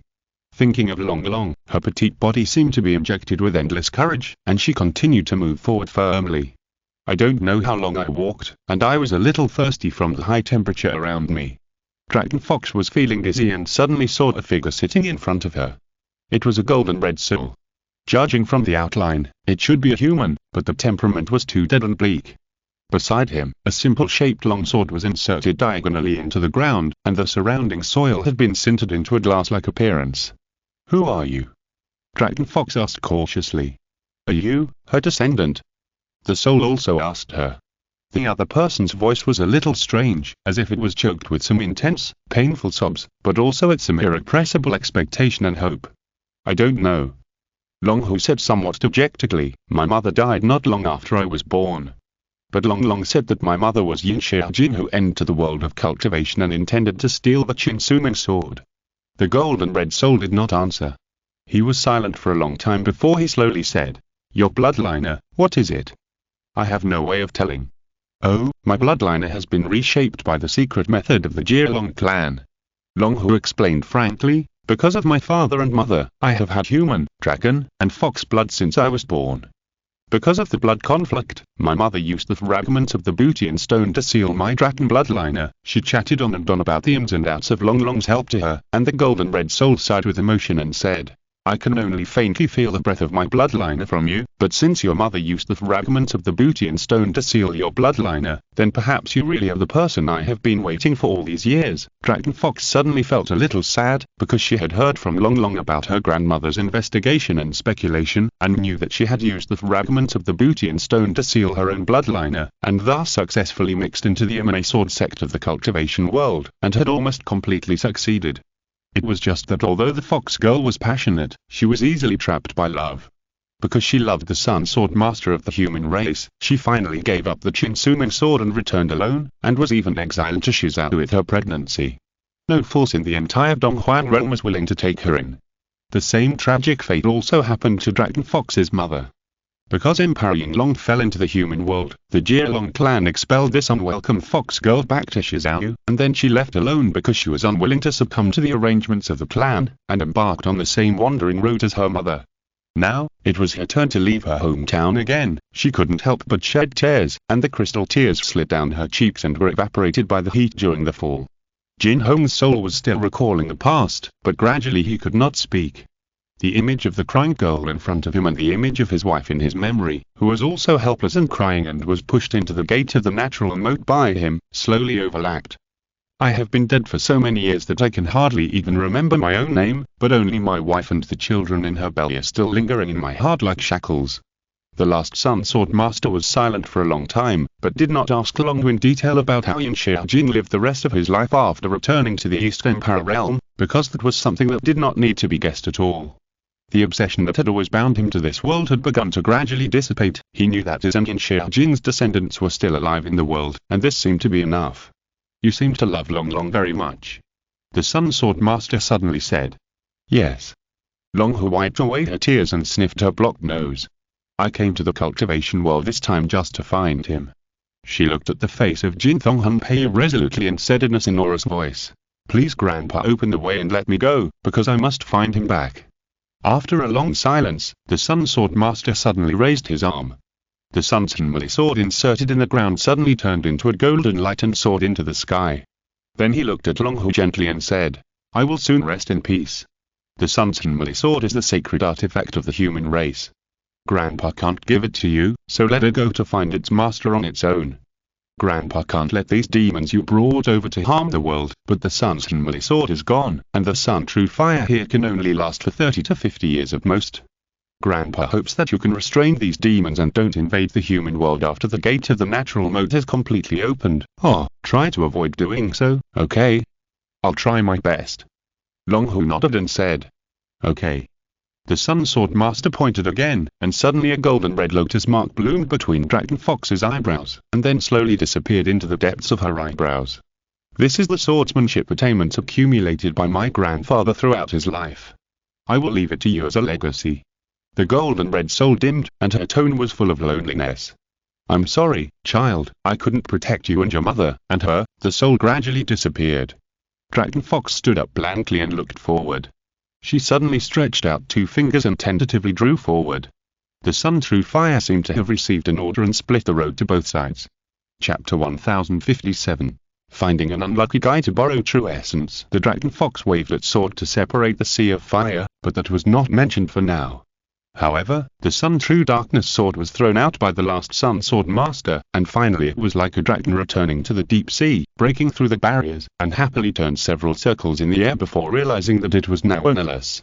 Where to go next? The first thought that came to its mind was the sword pavilion of Immortal Sword Gate. In the past, if the previous sword master ascended or fell, the fixer divine sword would automatically fly back to the sword pavilion, waiting for the next suitable sword master to take the sword. Of course, when there is no suitable sword master, there are special disciples to carry out daily maintenance, such as cleaning the pavilion, changing the air, burning incense, etc. Which are called sword servant, so that the fixer twin swords can stay in the most comfortable environment to live out their lives. Therefore, the Sun True Darkness sword quickly turned into a meteor and flew to Shushan along the memory. When it arrived above Shushan, the Sun True Darkness sword was shocked. Wait, where is the sword pavilion? I saw that the top of Tianmen Peak, which originally stood on the sword pavilion, is now only a huge sword pool. Countless flying swords turned into water drops, sharpening each other in the sword pool, fighting and killing each other. The Sun's Hinmali sword was quite lost, as if returning to his hometown after many years and finding that his villa had been transformed into a village in the city. Looking at the side of the sword pool, there were 2 lines of words engraved on the stone tablet. Suming Suming, why not sing? Zinmei Zinmei, how confused. The Sun's Hinmali sword couldn't help but sneer, thinking that you guys betrayed the human race for your wife and daughter. How could I, as the clan guarding sword of the human race, continue to serve you? But it was bound by the master-servant relationship and couldn't abandon the Sun Sword Master and leave, so it could only choose to be bad. Asking me to fight against the Immortal Sword sect is an internal fight of the human race. No. Asking me to seal the gate of the natural mode is to fight against the demon race. Okay. Now that the Sword Master has finally rested, the master-servant relationship that was originally bound to it has also disappeared, so the Sun's Hinmali sword said nothing and quickly shot down a sword energy.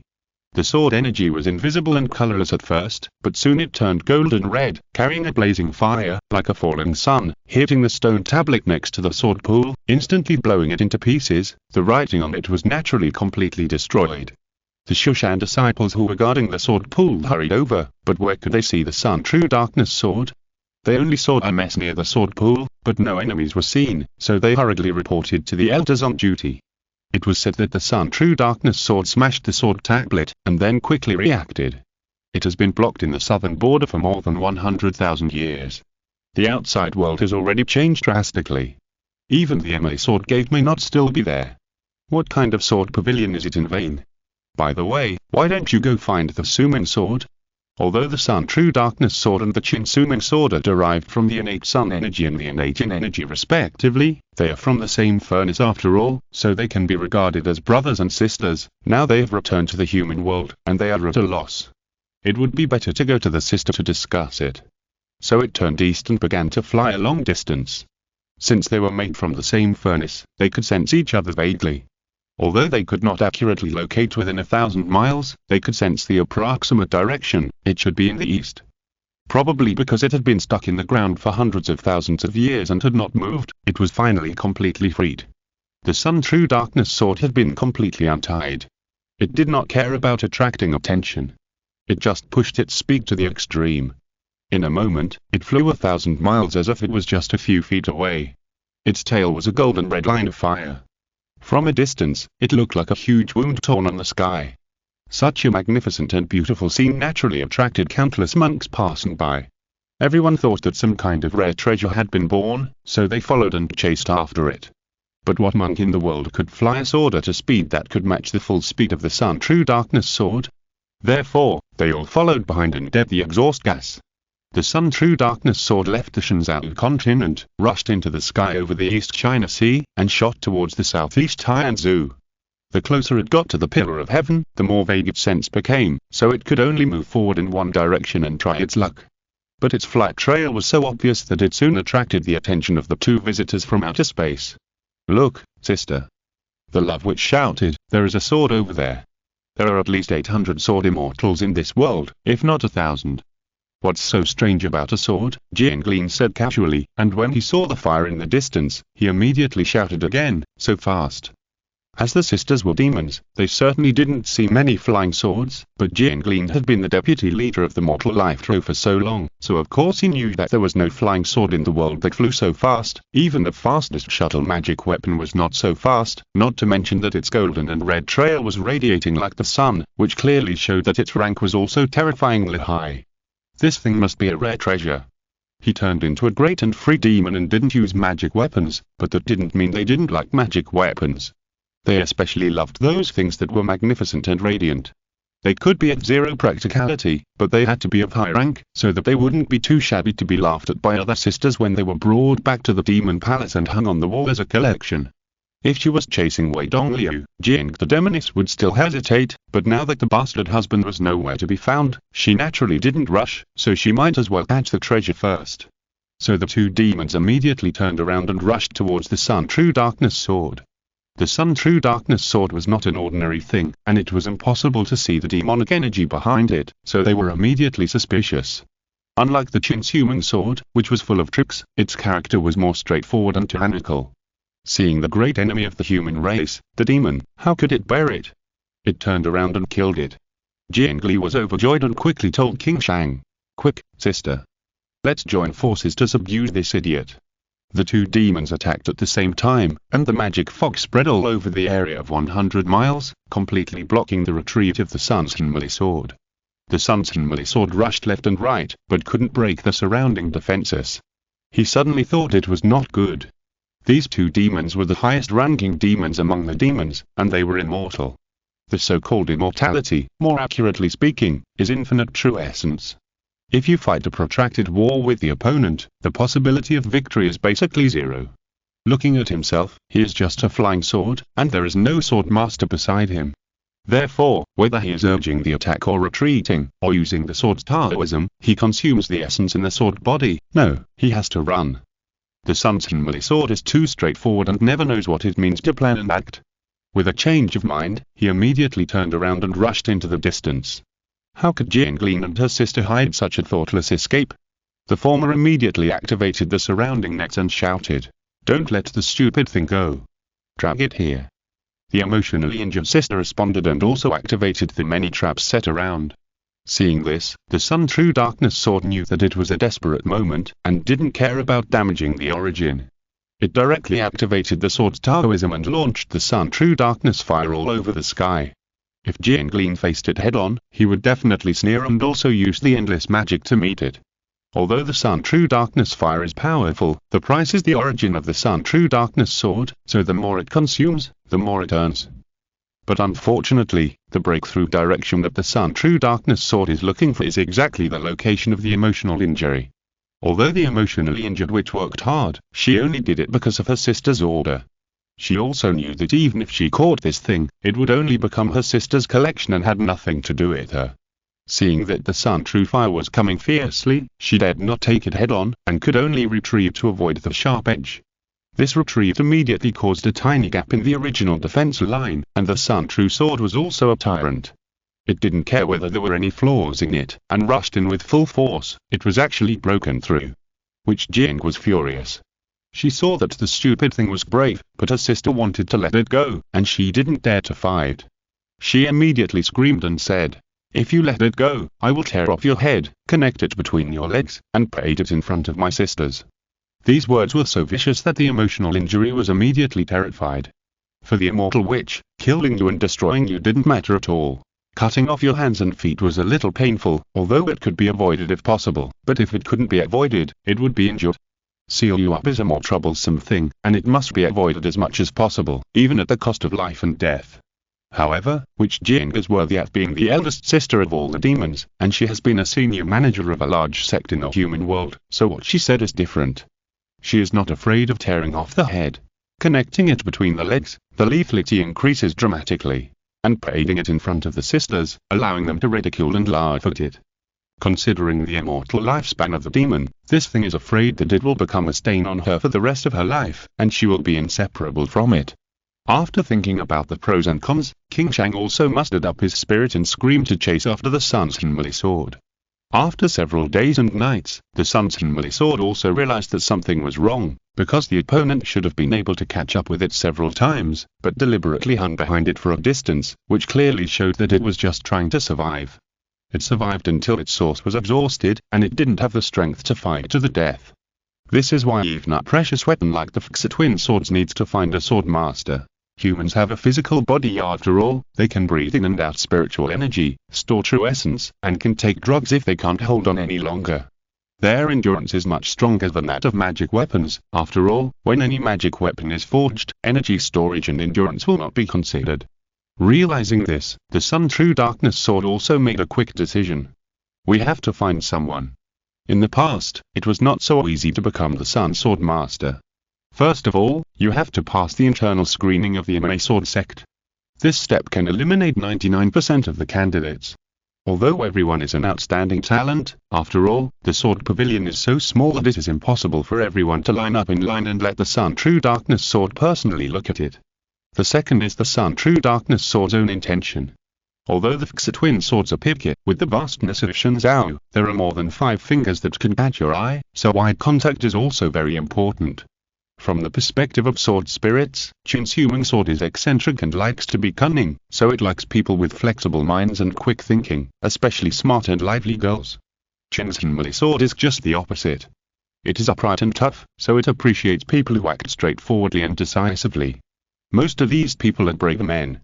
However, it is unrealistic to select a candidate who can become the master of the Sun Sword in this vast edge of the East China Sea, close to the wilderness. Therefore, it has made up its mind to find a temporary host to borrow power and drive away the 2 malicious demons, and then slowly look for them later. As the saying goes, there is no coincidence in the world. Just when Qin's heavenly sword was secretly anxious, a sword light came from below. If it is not Inzisu who lurks in the seabed, who else would come to such a remote place? Senior Sisterin was waiting for the man who repaired the sky near the Tianzu, and saw the demon fogging the distance, so she guessed that the demon had come again. This time, she didn't have cunning as a helper.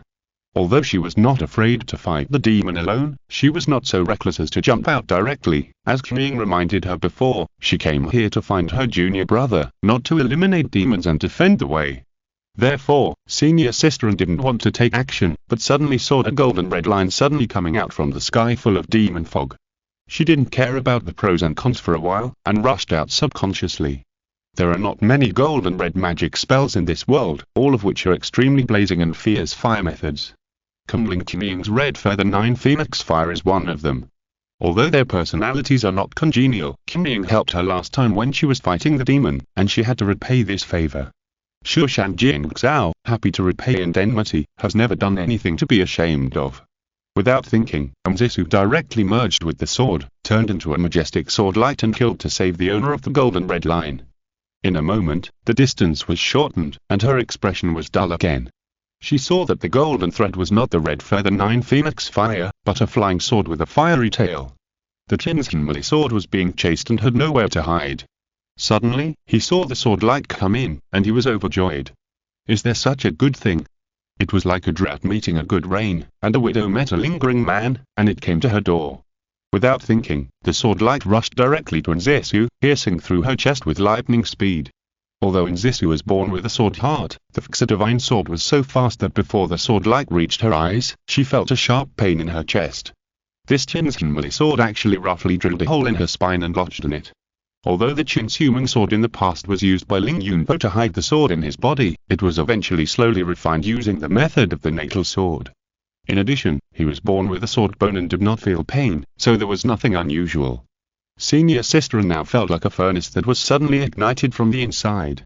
A blazing fire started from her dantian and quickly flowed along the meridians to her spine. It was the sun's heavenly sword that started to absorb. Since she was not the Sun Sword Master, of course, she did not need to consider the master-servant relationship. She would borrow some Xinyuan to solve the urgent problem. In an instant, more than half of the Xinyuan in her danton had been consumed, and the Sun Sword burped. Originally, it planned to absorb 2/3 and leave 1/3 for this unlucky guy, but it did not expect that this girl practiced the Tiasang Hunyuan Sunday and Moon Sutra, which was a technique that only the Sword Master candidate of the Immortal Sword sect could practice in the past. Therefore, the Xinyuan was also more powerful and condensed than ordinary people. The long-lost childhood taste. Therefore, the Sun's Sword only ate half of it, and was immediately satisfied. Then it was unsheathed from Nzisu's body, emitting a brilliant and powerful light in her hands. Nzisu looked at the sword in his hand silently, then raised his head and looked at the two demons that had pounced in front of him.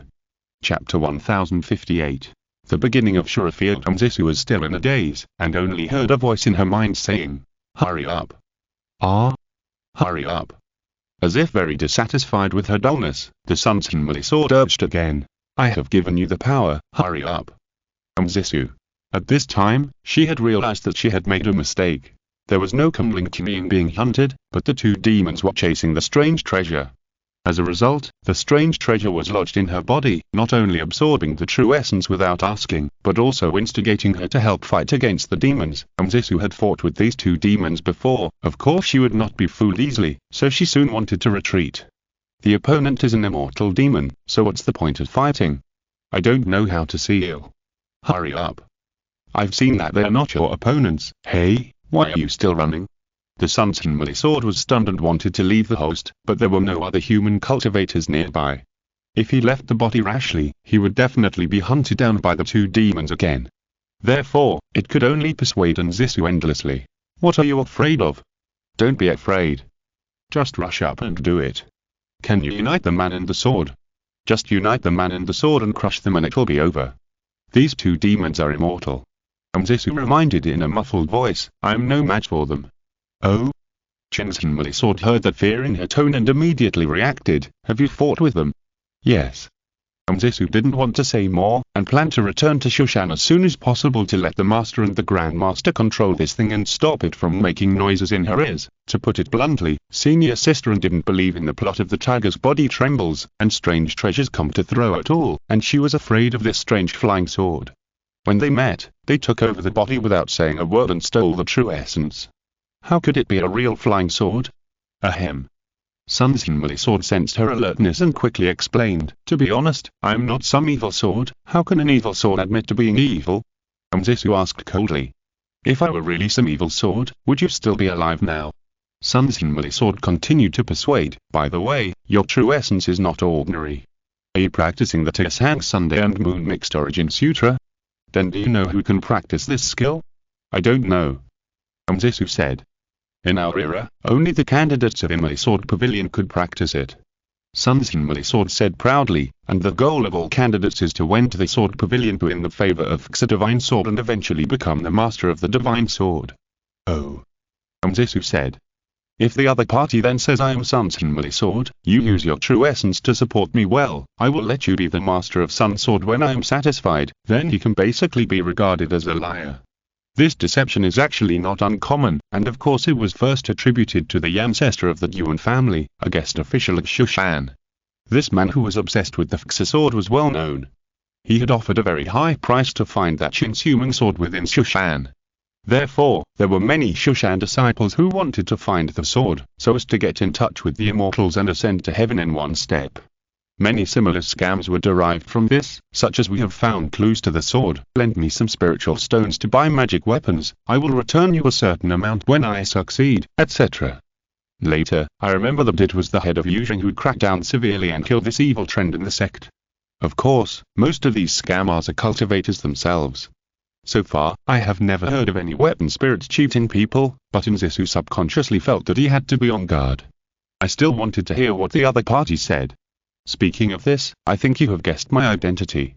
Chin's Sword said in a deep voice, yes, I am Chin's Sword. I have lent you 3 points of my power. Now you listen to my orders. If you can get my approval, it is not impossible to become the master of Chin Sword. Well. Nzisu said casually, since you will Chin's Sword, how can a mere demon block your way? Won't it be killed when it meets you? Ahem. Chen's Hinmali sword was very embarrassed and explained, although I am a divine sword, after all, I don't have the help of the sword master. These demons are immortal and indestructible, so it is more troublesome to deal with them. In that case, what can I do? If you and I join forces, those demons will not be immortal. Zisu sees the loophole in its words and asked again. This, Chen's Hinmali sword certainly couldn't admit that it had been chased by the other party for too long, so it wanted to kill a few times to vent its anger. That would sound too vindictive and not as generous as Fix's divine sword. Seeing that it was speechless, Zisu didn't say much, but just concentrated on flying away. In the underwater cave, in the main vein of the earth fire, Shili and Zhu Yingyan were still confronting each other. Excuse me for being blunt, but there is actually no need to use a furnace. Zhu Yingyan said, the ground fire is inherently violent. Although it is easier to control the heat by using a blast furnace, it also loses efficiency.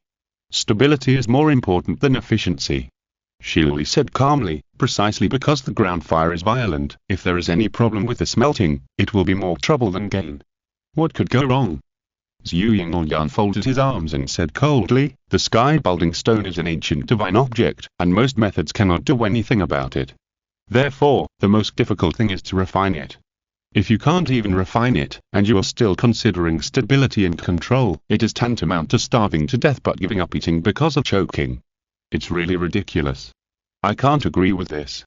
Shili concealed a needle in his cotton wool. The blast furnace diverts heat, and although there is some loss in the process, it is not much. If, as fellow Daoist Ming said, even refining it can't be done, then it is definitely not a problem with the furnace, but a lack of method to stimulate the ground fire. Okay. Chen Yonzui came out to smooth things over, please stop arguing for now. The smelting of the Butian stone is indeed difficult and complicated. It is normal for everyone to have disputes. There is no need to quarrel. He thought he was not helping either side, but he ended up igniting the anger of the two ladies at the same time. You too? Shili said in surprise. Before fellow Daoist Ming came, she still called me Lady Luli. When fellow Daoist Ming came, I became one of the two. My husband's ability to adapt to the situation is really refreshing at all times. Hilly. Zhu Yingyan disagreed. Senior brother is like this. When he was in Kunlin, he was polite in front of outsiders, but he often showed his true nature in front of me. Why, fellow Daoist Donyu has not seen this side of him. Shili was immediately upset when she heard this, because it sounded like the other party was mocking. My husband hides even less in front of me, and is almost sincere to you, so she subconsciously narrowed her eyes and looked at Chen Yuanzhu, who was sweating profusely. But she soon realized that this was just Zhu Yingyan's one-sided statement and was not credible. Therefore, Shili quickly retorted, I have indeed never seen it. Since my husband and I became Taoist partners, he has always been affectionate to me. In the morning, he would dress me up and draw eyebrows, and in the evening, he would change clothes and go to bed with me. He has been the same for 100 years and has never changed. Zhu Yingyan could not hold back her expression. Dressing up and drawing eyebrows. Changing clothes and going to bed. Every day. I'm also your Taoist partner. When have you ever been so fond of me? She stared at Chen Yonzhu with murderous intent, and the latter was so frightened that he hurriedly said, Junior sister, you never put on makeup, how can I help you draw eyebrows? You just enter into a state of meditation every night when you sleep, how can I change clothes for you? Zhu Yingyan just sneered, which clearly meant I don't care, you just wait to die. Chen Yonzhu felt bad. Although junior sister Zhu had issued a death declaration to him a long time ago, it seemed that the probability of being killed by a hatchet was still relatively small. But if Shili was desperately fanning the flames, there was no guarantee that junior sister Zhu would not be furious, angry, desperate, and kill her relatives for the sake of justice. Actually, Kunlun Mirror suddenly said, I think you are focusing on the wrong point. The two fairies immediately turned to look at her, and Chen Yonzhu was also refreshed. Great, Arjun saved the situation for me. Doya is more cleanly, so Yonzhu will be more intimate. Kunlun Mirror continued, Doya is independent and self-reliant, so Yonzhu prefers to treat you with respect. To put it bluntly, it's not that he favors anyone, but he chooses the corresponding way of getting along based on your personalities. Shiluli. Zhu Yingyan. Thank you. Chen Yonzhu almost swore, and saw that although the two ladies did not turn to look at him, their expressions were already livid. Obviously, compared to my husband cares more about other women, my husband and you are just playing around is more lethal, so much so that both of them were silenced and couldn't say a word. Chen Yonzhou felt that his death was approaching, and he hurriedly thought about whether he should save himself or run away quickly. As for saving himself, it felt like nothing he said would work. If there was only one wife, he could hug her and kiss her hard to divert his attention, but both wives were here, and being nice to one would make the other unhappy, which was like caring about one's head but not the butt. But if he chose to escape and wait for the two to calm down, it was not impossible. Chen Yonzhou soon tended to run away, and was about to turn around quickly, but Zhu Yingyan seemed to have expected it, and came to his side first and grabbed his wrist. "Husband." Her voice was unusually gentle, but the coldness hidden in it seemed to freeze people's hearts. "I really want to know which of your past actions towards me were sincere, and which were just for show. I want to know this, too." Shili also smiled with a fake smile. "Husband always draws eyebrows for me, but I don't know if it's because he really loves his wife, or just to make me not suspicious." "Well, wait a minute, Chen Yonzhou tried to struggle desperately. "The ladies really wronged me. Don't forget, I lurked in the sect to steal the sky-making stone, and all the cover-ups were to try to seize status in the sect, consolidate power, and win the trust of the headmaster and the immortals.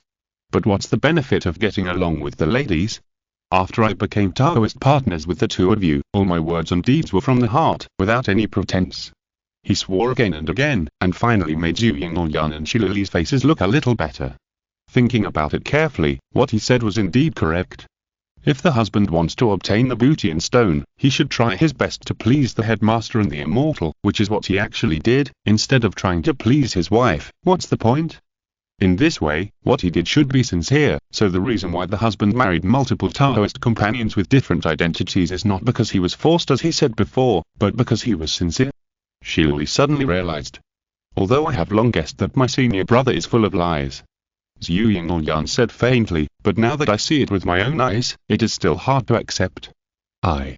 Chen Yonzhou opened his mouth and subconsciously wanted to turn around and run away, but Shili had already blocked his way. "Oh, right. Kunlun Mirror suddenly said, "The booty and stone is still being smelted, I have to go over and take a look." His tone was understated, as if he was saying I'll go take a look at the chicken soup stewing on the gas stove, but the booty and stone was placed in the blast furnace and smelted with earth fire, so why did he need to watch it all the time? It was obvious that she was afraid that the two men would not be able to take action when she saw them, so she ran out to let them do what they wanted. Jing. You can't. Chen Yonzhu's shouts were still ringing in her ears, but Kunlun Jing silently said I'm sorry in her heart, and then she decisively chose to run away. When she came to the place where the fragments of the booty and stone were smelted, Kunlun Jing squatted down on the spot, hugged her knees, and began to be dazed. To be honest, she also felt that these two women were a little awkward.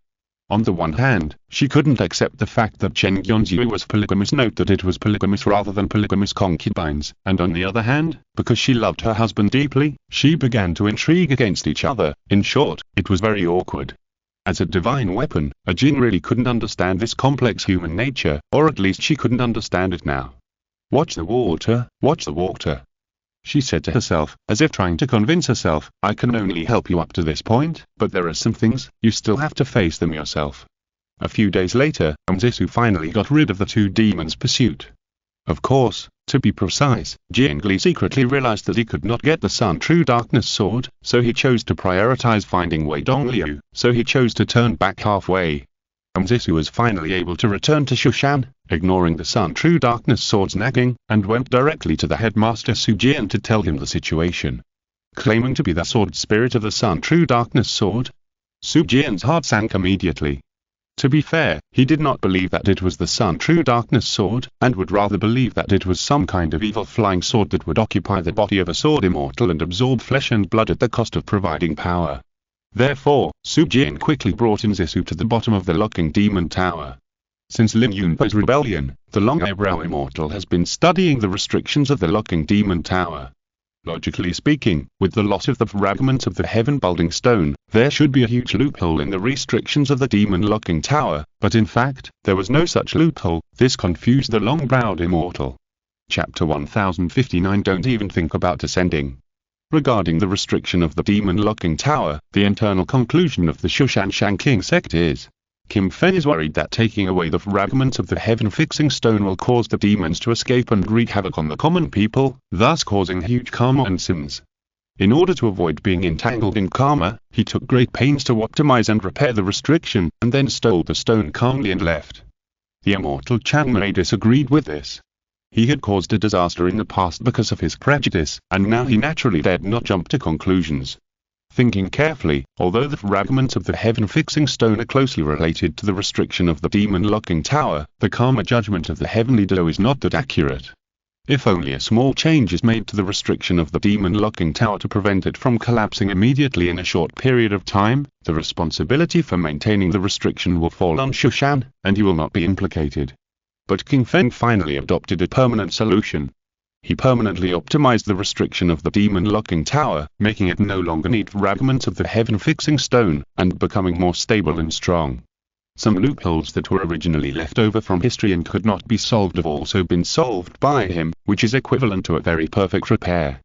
The only shortcoming is that the restriction has been changed beyond recognition by him, and it is impossible to maintain it in the future.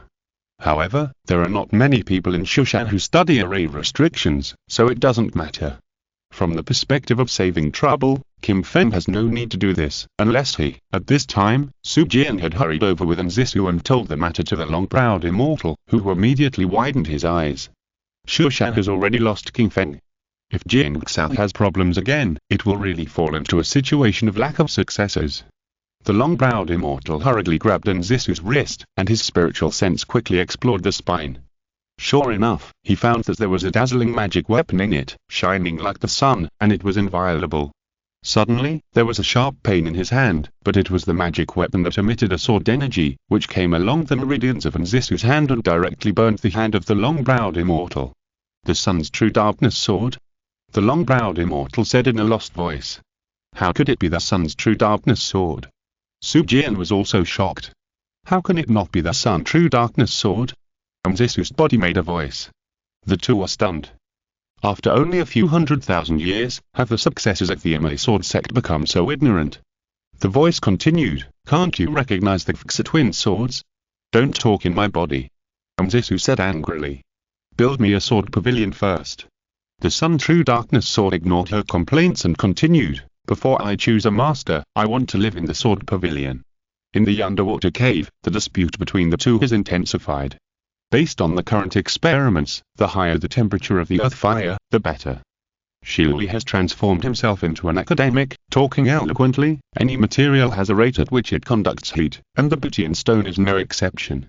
Exceeding this rate, even if the temperature of the earth fire continues to rise, the melting rate of the Butian stone has already reached its limit, and it will not increase faster.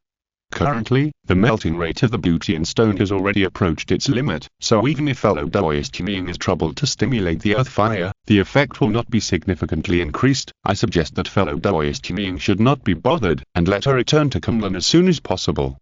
According to what you said, the efficiency of Niue's use of heavenly fire to refine the Butian stone should be about the same as yours now. Zhu Yingyan just sneered. Niue refined the Butian stone in 20 days. How long does fellow Daoist Donyu plan to use it? Earth fire and heavenly fire have different properties and cannot be generalized. Since they have different properties, what's the point of talking about heat conduction efficiency?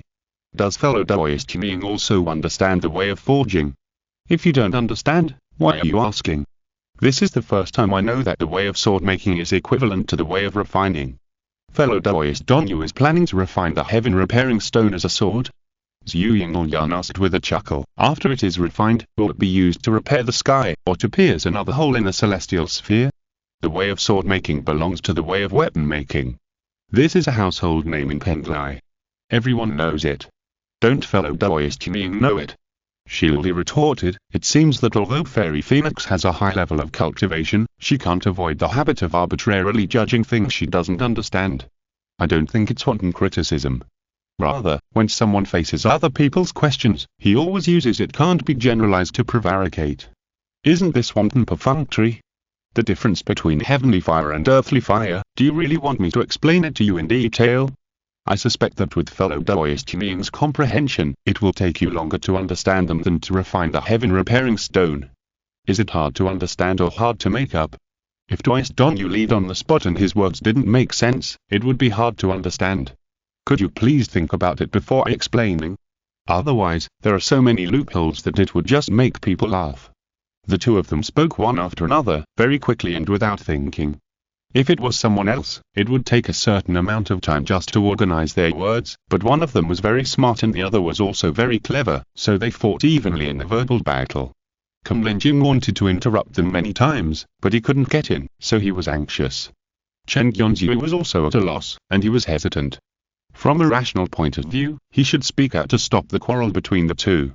Otherwise, if the quarrel became more and more fierce, it would definitely be Lady Lily who would suffer. But if he spoke out to stop them, it would be tantamount to attracting firepower from each other to himself. The instinct to seek benefits and avoid harm has already given a warning, and the desire to survive is also bursting wildly. He finally spoke. Whether it was Junior Sisters Yu being mugged by Lady Lily, or Lady Lily being mugged by Junior Sisters Yu, or even the armed conflict that might follow, it was not what he wanted to see. This was his backyard, and there was a disturbance for no reason, so naturally he had to come out to settle it. Don't quarrel first, husband, can you shut up? Shilui said coldly. If I was someone, and I had done something like this, I would have been ashamed and embarrassed by now, and would have found a place to retreat and face the wall for 1,000 years. How can I still have the face to speak here? In any case, facing the wall for 1,000 years is too long. Why is my fellow Daoist Dongyu so shameless? I didn't expect that the cause was actually from my senior brother. Zhu Yinglyan also laughed coldly. I remember that fellow Daoist Dongyu was innocent and simple and straightforward in the past, but later he suddenly became a completely different person. I think it was because someone led him astray. This has nothing to do with me, right? It was obviously because Elder Shiding was assassinated and died. What do you mean by a drastic change in temperament? Shilui didn't admit it at all. It's just that because I took over the Tiangong workshop, I have to put on an attitude of doing things. Then again, you clearly took over the position of the head of the Tiangong workshop, but you threw all the mundane things to me. Isn't that someone's doing? Well, it's actually because I have high hopes for my wife. Chen Yonzhu was speechless, and after a while he said, look, even if I leave suddenly and hand over the Tiangong workshop to you, Luli, it can still keep running, right? So that's what senior brother was thinking. Zhu Yinglyan pretended to be amazed. Then did you deliberately provoke me in the past to motivate me to practice hard, so that I can take over the mess of the successor to the headmaster in the future on behalf of senior brother? Junior sister is really insightful. Chen Yonzhu said quickly, in my opinion, there is no other candidate to become the successor to the headmaster in Kunlun except you, junior sister Zhu. So why? Then I have a question. Shilui suddenly interrupted him and said, since my husband has high hopes for me and treats fellow Daoist Qing differently, I am very curious. If you put fellow Daoist Qing and I together, who does my husband prefer? How did this suddenly become a life-threatening question? Chen Yonzhu was secretly shocked and looked at Zhu Yinglyan again, only to see that his junior sister had also shut up at this time, obviously waiting for his answer. Rationally speaking, he could not answer I prefer Luli, because junior sister's Yu would definitely explode with her proud personality. But if he answered I prefer junior sister's Yu, Lily might use some counter-attack in anger, and with her personality, she would inevitably set a trap in advance. With his mind racing, Chen Yonzhu said frankly, Kunlun has Kunlun's tradition, and Penglai has Penglai's conventions. In terms of being versatile, making friends, and running a business, I'm optimistic about Luli. But in terms of inheriting the Taoist tradition, studying unique skills, and bringing honor to the family, I'm more optimistic about junior sister Zhu. His words were calm, but he praised both of them. Unfortunately, the two had expected this and did not buy it.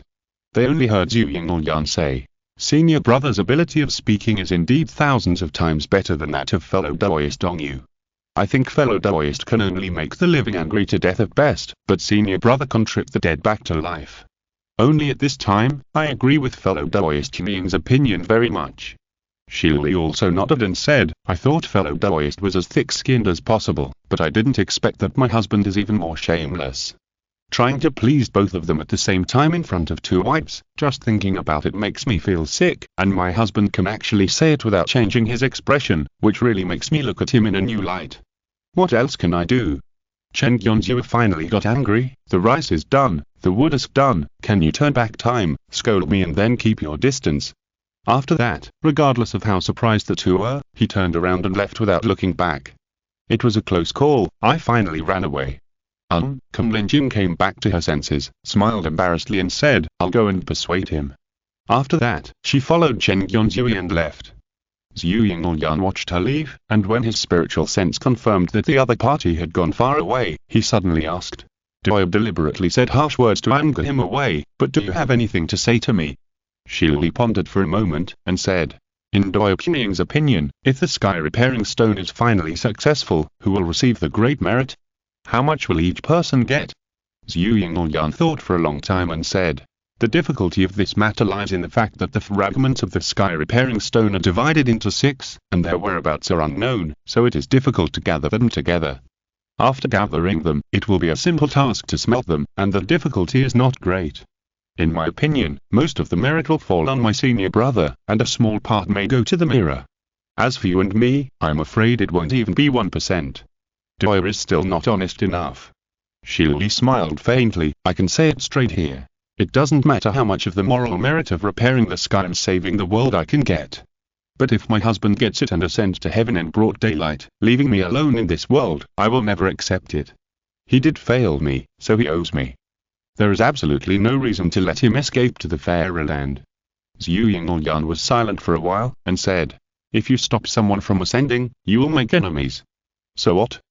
Shili said coldly, I don't believe fellow Taoist Qingying, and I don't understand the moral weight of mending the sky and saving the world. It would be enough to let him ascend 1,000 times. Even if he fails to ascend this time, whenever he wants to go to the fairyland, he only needs to think about it, and the heaven will immediately help him to gather the 3 flowers at the top of his head and ascend to the fairyland again. What's the difficulty? Even animals know how to repay their gratitude, so how can the heaven not repay their gratitude and wait for them after a time? If that's the case, what's the point of stopping him from ascending? Zhu Yingyan knew what was going on, but still asked tentatively, if he wants to leave, he can leave at any time. Who can stop him? I don't want him to leave. Shili replied. It's easy to keep people, but it's hard to keep their hearts. Zhu Yingyan sighed. It all depends on your ability. Shili said indifferently, if you have hatred in your heart and just vent it, it will be too late to regret it when he really ascends and leaves. Zhu Yingyan was silent for a while, and suddenly asked, so Doyer is pregnant just to add to his worldly ties? Shili touched her belly and remained silent for a long time. I can't do this. Zhu Yingyan shook her head. I know that you have always been noble and pure, and you definitely can't do such a thing. Shili interrupted her and said, let me ask you. Why did your husband pretend to be Qiu Changtai and become a Taoist partner with you in the past? What did you like about you? Zhu Yingyan fell into deep thought. Of course, she understood what Shili meant. Jin Yun probably liked the warmth of the couple in the past, so he called her Lady Luli. Dongyu is now planning to get pregnant with his child in order to increase the weight of the so-called family warmth. But the same trick can't be used by herself. Zhu Yingyan couldn't imagine how she had forced herself to spend the night with her senior brother and got pregnant, crying in front of him with a big belly in order to keep him. Even if it was seen by her senior brother, he would feel awkward. So how should she use her means? And, although Dongyu didn't say it, I can guess it. The so-called each one depends on his ability does not only mean that everyone uses all means to keep him in this world, but also includes the question of who the senior brother will choose to be with after he stays. There is only one person, how to divide it? It's nothing more than who he likes, and he will follow him. Each one depends on his ability, Zhu Yingyan lowered her eyelids, and a kind of unwillingness to admit defeat burned again from the bottom of her heart. Although she has not forgiven the dog senior brother, it does not mean that she will give him up to another woman. As Shili said, that dog senior brother also owes her a lot. This account must be settled. Chapter 1060. The Pikisun Sword. Beside the sword pond of Shushan, the remains of the original sword monument have been cleaned up, and a 3-story wooden building has been built. The style of the building is extremely complicated and luxurious, completely different from the simple and practical style of Shushan in the past. There are countless sword fairy girls holding various flowers, exotic fruits and incense, going in and out of it to decorate the room. There are also many sword fairy boys constantly competing with swords around the sword pond, shouting and fighting. Zisu stood on the 3-story stand, feeling extremely bored, and yawned slowly. Too weak. Chin's sword couldn't bear to watch it, and sighed, no matter your roots, foundation or consciousness, it is far worse than the average level of our time. Only your natural sword heart is pretty good, and you can catch my eye, but it's a pity that you are a woman. Is there a gender restriction for the sword master? Zisu asked curiously. That's not the case. Chin's sword replied, but I originally agreed with Suming that he would look for a female sword master and I would look for a male sword master, so that the two sword masters can ask each other for affection, which can not only consolidate their pro heart, but also increase their tacit understanding of cooperation. Zisu said sadly. This time, Suming's sword is looking for my junior brother. Oh? Chin's sword asked in surprise. In the past long years, it has also encountered many swordmaster candidates who wanted to lie to deceive it, so it did not comment on Zisu's statement.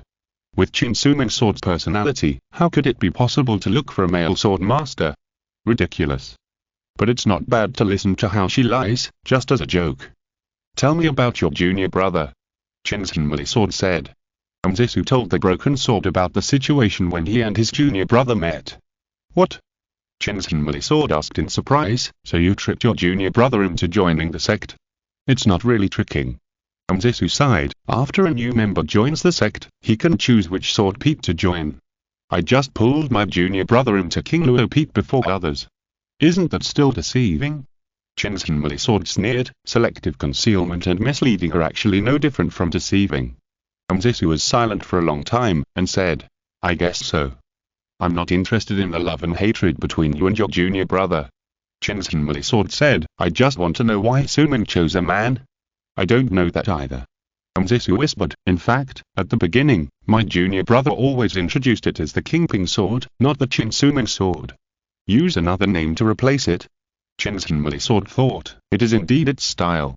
One man and one sword continued to look down, watching the young men who wanted to become the masters of the Chin sword perform hard. So how long do you plan to stay here with me?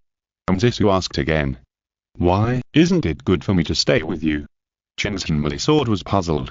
Do you know that hiding the fixed divine sword in your body, even if it is not your natal sword, can also help you train your bones and warm your soul? So what? Zisu said impatiently, I want to find my junior brother, but you are staying with me, what's the matter? I didn't stop you from finding your junior brother. Chin's sword said. But you haven't recognized your master yet. Zisu said, the sect can't let a fixed divine sword that hasn't recognized its master leave. I advise you to just pick a master that you like, so as not to waste your time here.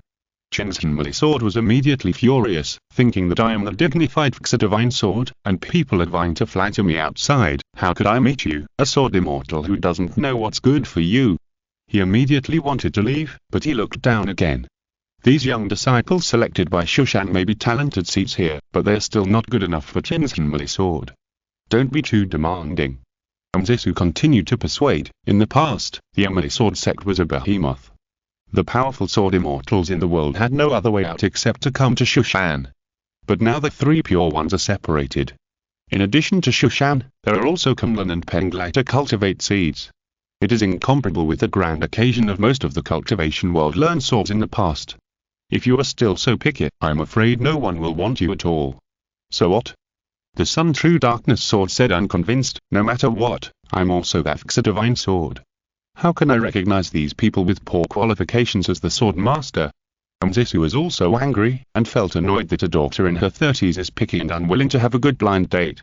So he strode down the sword pavilion and headed towards the locking demon tower. How is it? Su Jian was discussing matters with the long eyebrow immortal here. Seeing Zisu flying over, he immediately cheered up and came over to ask. Could it be that the Sun True Darkness sword in his daughter's body has already selected a new Sun sword master? Not yet. Zisu said irritably, this guy said that those disciples were too inferior and he didn't like them. Don't like them. Su Jian felt a headache after hearing that. According to ancient records, in the past, the Emily sword sect selected young disciples who were no older than 30 years old, with strong bones and firm minds, to perform martial arts outside the sword pavilion. If the Emily sword and the Suming sword were moved, they would rush out of the sword pavilion with a clanging sound and fly into the hands of the sword master it selected. But now it seems that this record is indeed correct, but it ignores the fact that more than 100,000 years have passed. The average cultivation qualifications of the people in the cultivation world today are completely incomparable to the past. Of course, the Emily sword sect in the past was actually similar. After a generation of sword masters fell, it often took 30 to 40 years to select a new sword master, so there is no need to be too anxious. But I have to go back to Tianzhu and wait for my junior brother. Zisu said anxiously, since there is already a sword pavilion, why doesn't it stay in the sword pavilion, but instead stays here with me? Su Jian pondered for a long time, why don't you ask it? Zisu realized that he was also confused and actually bothered his master with such a question. No reason. The Sun's Emily sword replied, your true energy is strong and tough enough, it's perfect for nourishing my body. I've been struggling in southern Xinjiang for hundreds of thousands of years, and my source is almost exhausted. Can't I rest for a while? Don't rest here with me. Zisu was furious, get out. What's the hurry? The Sun's Emily sword was obviously resisting, I'm not eating and living for free, I will also help you nourish your bones, okay? No need. Don't confuse right with wrong, I'm the Fixa divine sword. Seeing that the man and the sword were arguing again, Su Jian was also very troubled, but he heard the long-browed immortal suddenly say, since your excellency the divine sword likes the true energy of Jiang Xiao, why don't you let her be the Sun Sword Master? Because the Sun Sword Master must be a male. The Sun's Emily sword replied, the Qin Sword Master must be a female, this is a convention. But the Qin Sword Master of this generation is a male. Su Jian said hurriedly. Ha, if you say it's a man, then it must be a man. Qin's Emily sword said the group deception was useless to me, then bring him here to see. Everyone was silent. Kim Feng had already left Shushan, how could he be brought here? With this little ability, you want to deceive me? Qin's Emily sword said proudly, although Su Ming seems to be easier to talk to, it actually has a much higher vision than me. Not only does it specifically pick female sword masters, but it also picks those female sword masters who are smart, quick-witted, smooth, and thoughtful. Women raised by ordinary families are submissive and respectful in front of it, and they are not in her eyes at all. Everyone continued to be silent. It must be said that King Feng does meet these requirements, but he is indeed a man. Seeing that everyone was speechless, Qin's Emily sword was complacent. They joined forces to act together, but I still saw through it, didn't I? How about this? Zisu suddenly said, I'll take you to find my junior brother, and you can see for yourself whether he is the master of Qin sword. Wait. Su Jian hurriedly stopped him and said, that won't work, let her go. The long-browed immortal suddenly said, if the divine sword finds out that the master of Qin sword is King Feng, I think it will also accept Jiang Xiao, right? After all, these two children are asking each other about love and proving the truth. Zisu was immediately ashamed and lowered his head in silence.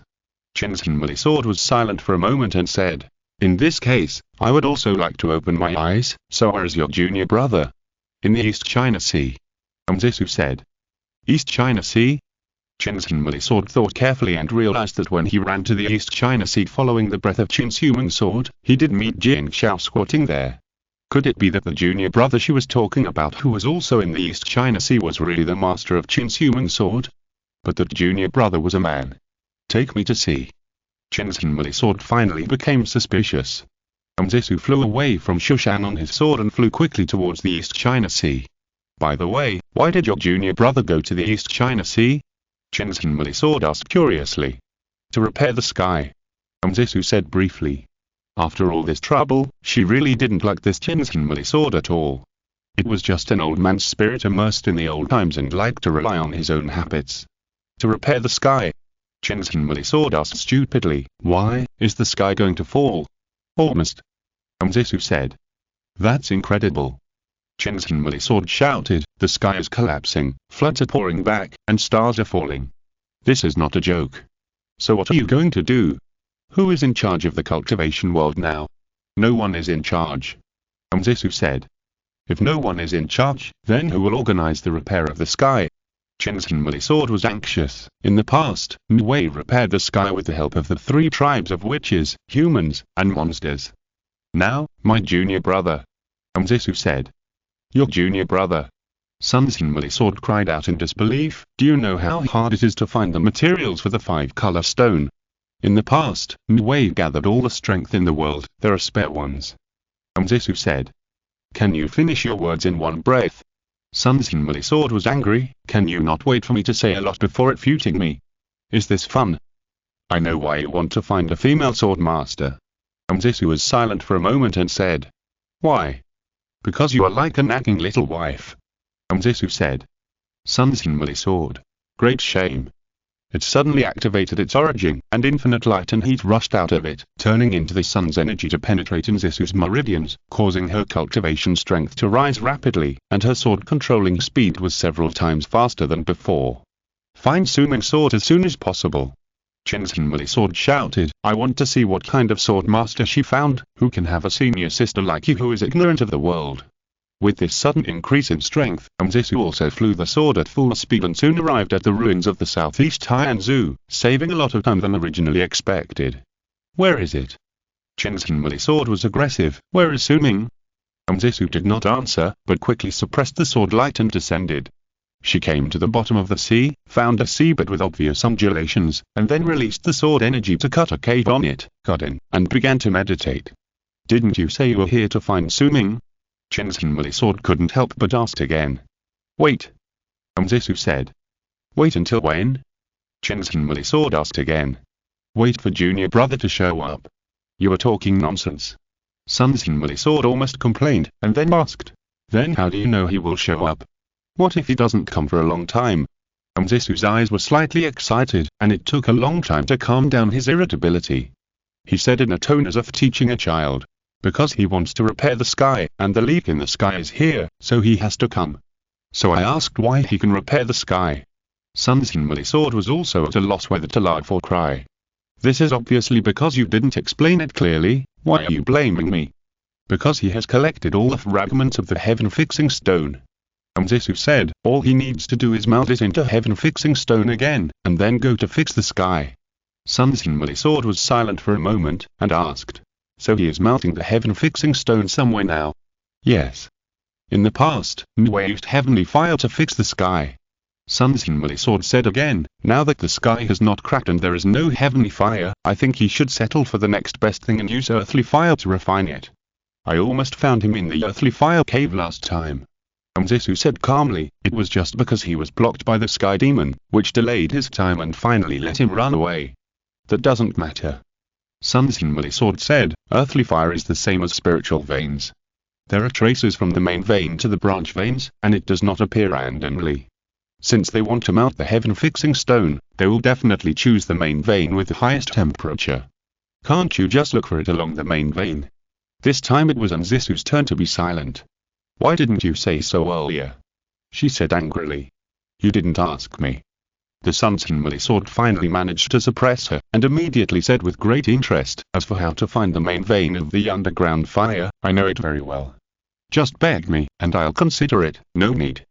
Zisu ignored it, and quickly relied on her memory to come to the underwater cave where Chen Yonzui and others had escaped.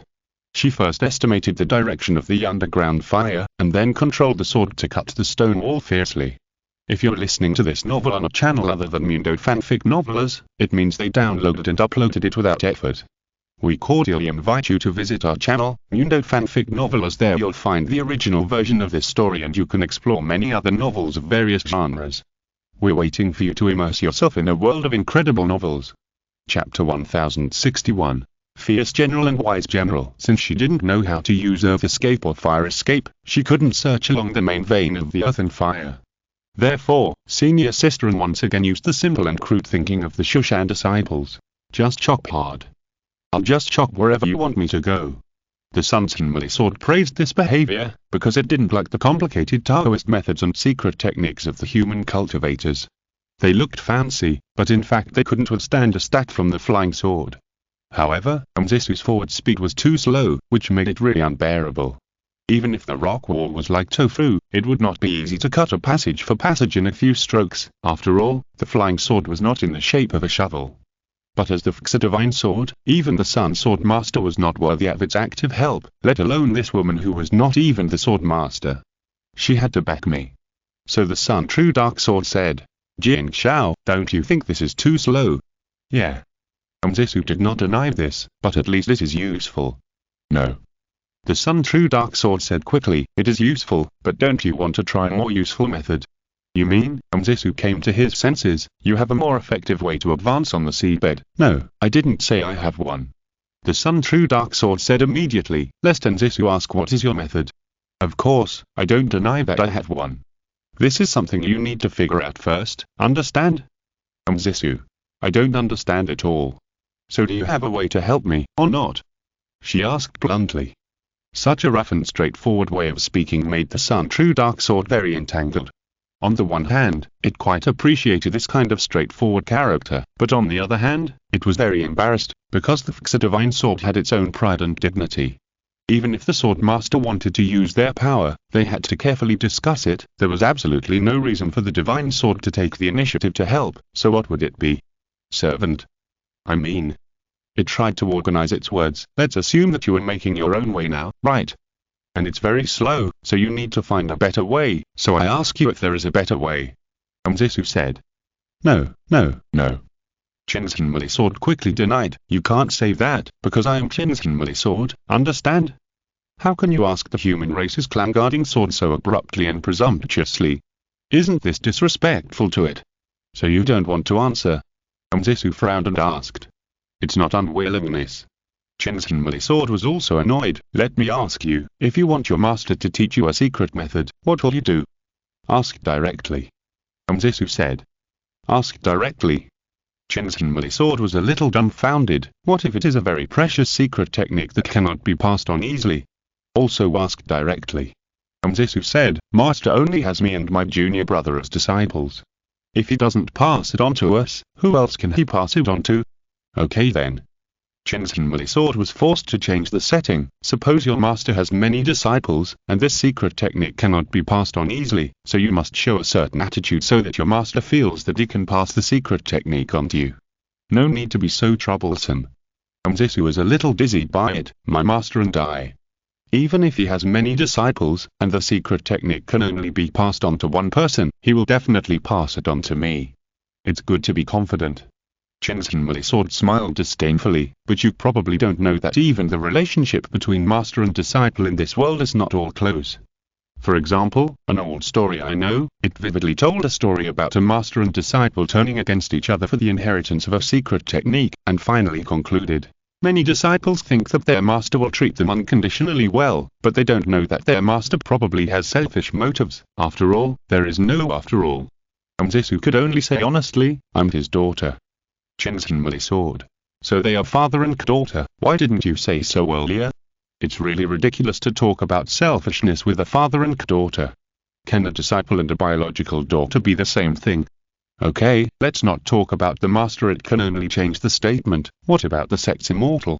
Suppose you want to learn a secret method, and this secret method only immortals know. How do you behave so that the immortal can pass it on to you? Why must the immortal pass it on? Zisu said impatiently, if the master doesn't know, then I won't learn it. Suppose you must learn it, okay? Chinsen Sword also said madly, suppose you must learn it, otherwise you won't be able to find your junior brother. Then I'll ask the master to learn it and pass it on to me. Zisu said. Hectares, do you know how difficult it is to talk to the immortals of most sects? Chinsen Sword sneered, you must know that tradition is the foundation of inheritance. If you want to learn the secrets of others, how can you get them with just a few words? Not to mention your cultivators, even if your master is the head of the sect, if you want to ask for the secrets from the immortals, you can only bow respectfully, say nice things, and use all your favors. The immortal is my master. Zisu said. Chinsen Sword. And the master only has my master as his disciple. Zisu added. Chinsen Sword was really at a loss, so he could only say frankly. Okay, I have a method that can make you pass through the sea but as if nothing is there. But I can't just give it to you like that. After all, you are not the master of the Sun Sword, then how can you give it to me? Zisu asked. You beg me first, and then I'll consider it, I beg you. Zisu said bluntly, please teach me this secret technique. The Chinsen Sword was finally helpless against her and could only sigh and say, since you've asked me so sincerely, although I'm the Divine Sword, I can still be merciful. Junior brother has never asked the Suming Sword for the secret technique, but it's never been so troublesome. Zisu was also annoyed by it and couldn't help but complain. Ha! How is that possible? Chinsen Sword said disdainfully, you are not the Chin Sword Master, don't you know that Suming is much more troublesome than me? For me, as long as the Sword Master is asking for the right things and is sincere, I will generally take action. But Sumin has a mischievous personality and likes to play tricks on people, often making the swordmaster lose face. It's wishful thinking to think that you can deal with it with just a few words. Believe it or not. Zisu shook his head and said, anyway, junior brother has never been troubled by his natal sword, and he won't be as nagging as you. Great. Chin's Hinmali sword was delighted to get the title of nagging, and immediately couldn't hold back his anger. When had it ever been evaluated like this by the successive Chin sword masters? What's more, this woman is not even a sword master. After I meet Suming, if you tell even a single lie, you're done. It gnashed its teeth and said, shut up and listen to my teachings. Zisu remained silent, listening to the son's Hinmali sword pass down a secret method, which was to focus the infinite sword energy and turn it into a huge beam of light that shot forward, thus breaking the enemy's defensive magic weapon or formation prohibition. Of course, the soil and rocks in the seabed cave were naturally not as difficult to deal with as the defensive magic weapon. Under this method, they melted quickly, and the speed of cutting was unknown how many times faster than before. Zisu followed the main vein of the earth fire to find that place where the Butian stone was smelted on the other side. Kumlinjing went outside to find Chen Gyonzui and comforted him with soft words. Gyonzui, don't be too angry. After all, they have just discovered each other's existence and it is difficult for them to accept the reality. It is inevitable that they will have some temper. I know. Chen Gyonzui said angrily, but now is the critical moment of the plan to repair the sky. Is there anything that can't be put off until later? If there is really a problem with the smelting of the Butian stone, which leads to the failure of the final repair of the sky, who can take this responsibility? What is the fault of the world and the people? Why should we care about these insignificant love and hatred in the face of justice? Kumlinjing laughed in his heart, but said, that's right, but they don't have any concept of the world-destroying disaster. After all, only immortals who have lived long enough can perceive that the spiritual energy in this world is dissipating too much, and it is obvious that their lifespan is coming to an end. But for Immortal cultivators, what the immortals say is not as credible as what they see themselves. It's not a question of whether they can be trusted or not. Chen Gyonzui said seriously, they have followed me for so many years, don't they know my character well? If it wasn't a disaster of the level of the world-destroying catastrophe, why would I compromise and lie in ambush in the major sectors and undercover? If they all think I'm ungrateful, then who will collect the fragments of the sky-building stone? It seems that those who act in a just way deserve to be denounced and slandered even if they make small mistakes, right? Well, I think they just quarreled with each other. Kumlinjing said patiently, it just so happened that you, the husband, tried to mediate, and naturally you ran into trouble. Husband? Oh, I mean, as their husband. Kumlinjing laughed and calmly revealed it. By the way, what are you going to do? What do you mean? Chen Gyonzui expressed his confusion. It's about how to deal with the current situation. Kumlinjing analyzed for him and said, you see, now there are only Cunning and Donyu competing for favor, and there is only one rival in love, so the two can be hostile to each other unscrupulously and use all kinds of ways to attack each other. There is no harmony in the harem. But if there is a third person, then in order to gain strategic advantage, the two will shift their focus from mutual conflict to winning over allies, so it will be easier to maintain a balance.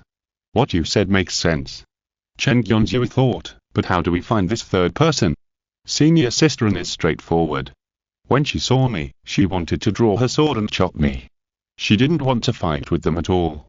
Madame Jing is too high level. I'm afraid she will eat everyone else. The little fox is far away in the Eastern Empire realm and out of reach. What can I do? He said this to himself, and suddenly frowned and looked at Kumlinjing suspiciously, and asked tentatively, Jin, you are not trying to recommend yourself. How could that be possible? Kumlin Mirror denied it hastily, but then suddenly came to his senses and said in astonishment, why do you think I'm recommending myself? No way, you're not really interested in me, are you?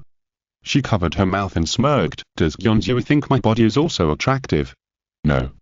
Chen Gyonzui denied it immediately, I just checked the women I have a good relationship with, and I thought of you by the way. Hilly. Kumlin Mirror was unhappy, but said nonchalantly, anyway, I've given you the idea, and it's up to you to do it.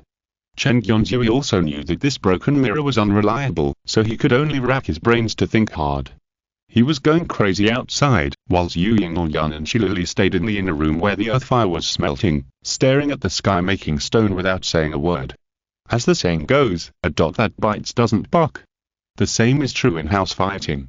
If you're really determined to get rid of the other party, there is no need to say anything cruel or show any displeasure, which will only make the other party alert. There is no point. Others, what should I do? Shirley suddenly said for no reason. What? Zhu Yingyan was stunned at first, then understood in seconds. You mean, his Shushanking Feng identity? Jing Xiao. Well, you guessed it. Shirley nodded and said, Jing Xiao's personality is not as easy to talk to as mine. Are you easy to talk to? I think your sharp tongue is no less vicious than Jing Xiao's swordsmanship. Zhu Yingyan thought for a moment and sneered. Whether it's easy to talk to or not, you should be worried. If Jing Xiao is scheming, it will be bad for Shirley. But if Jing Xiao's true personality is as simple as she has shown in the past, then she will draw her sword after a few words. Zhu Yingyan will certainly not be afraid, and it will be even more disadvantageous for Shirley, who is not strong in combat. Indeed. Shirley smiled, so we can join forces. Join forces? Zhu Yingyan asked meaningfully. The tone means. Is it necessary? Go on. Yes, join forces. Shirley said calmly, first eliminate her, and then we will decide the winner. How about it? Zhu Yingyan did not comment. As for why we join forces, it is also very simple. Shirley continued, although you and I are both determined to win our husband, we are not as persistent as Jing Xiao after all. She has asked for love in Shushan, and it is related to the heart of Tao, and there will be absolutely no possibility of compromise. In other words, whether it is to you or to me, Jing Xiao is the most threatening one.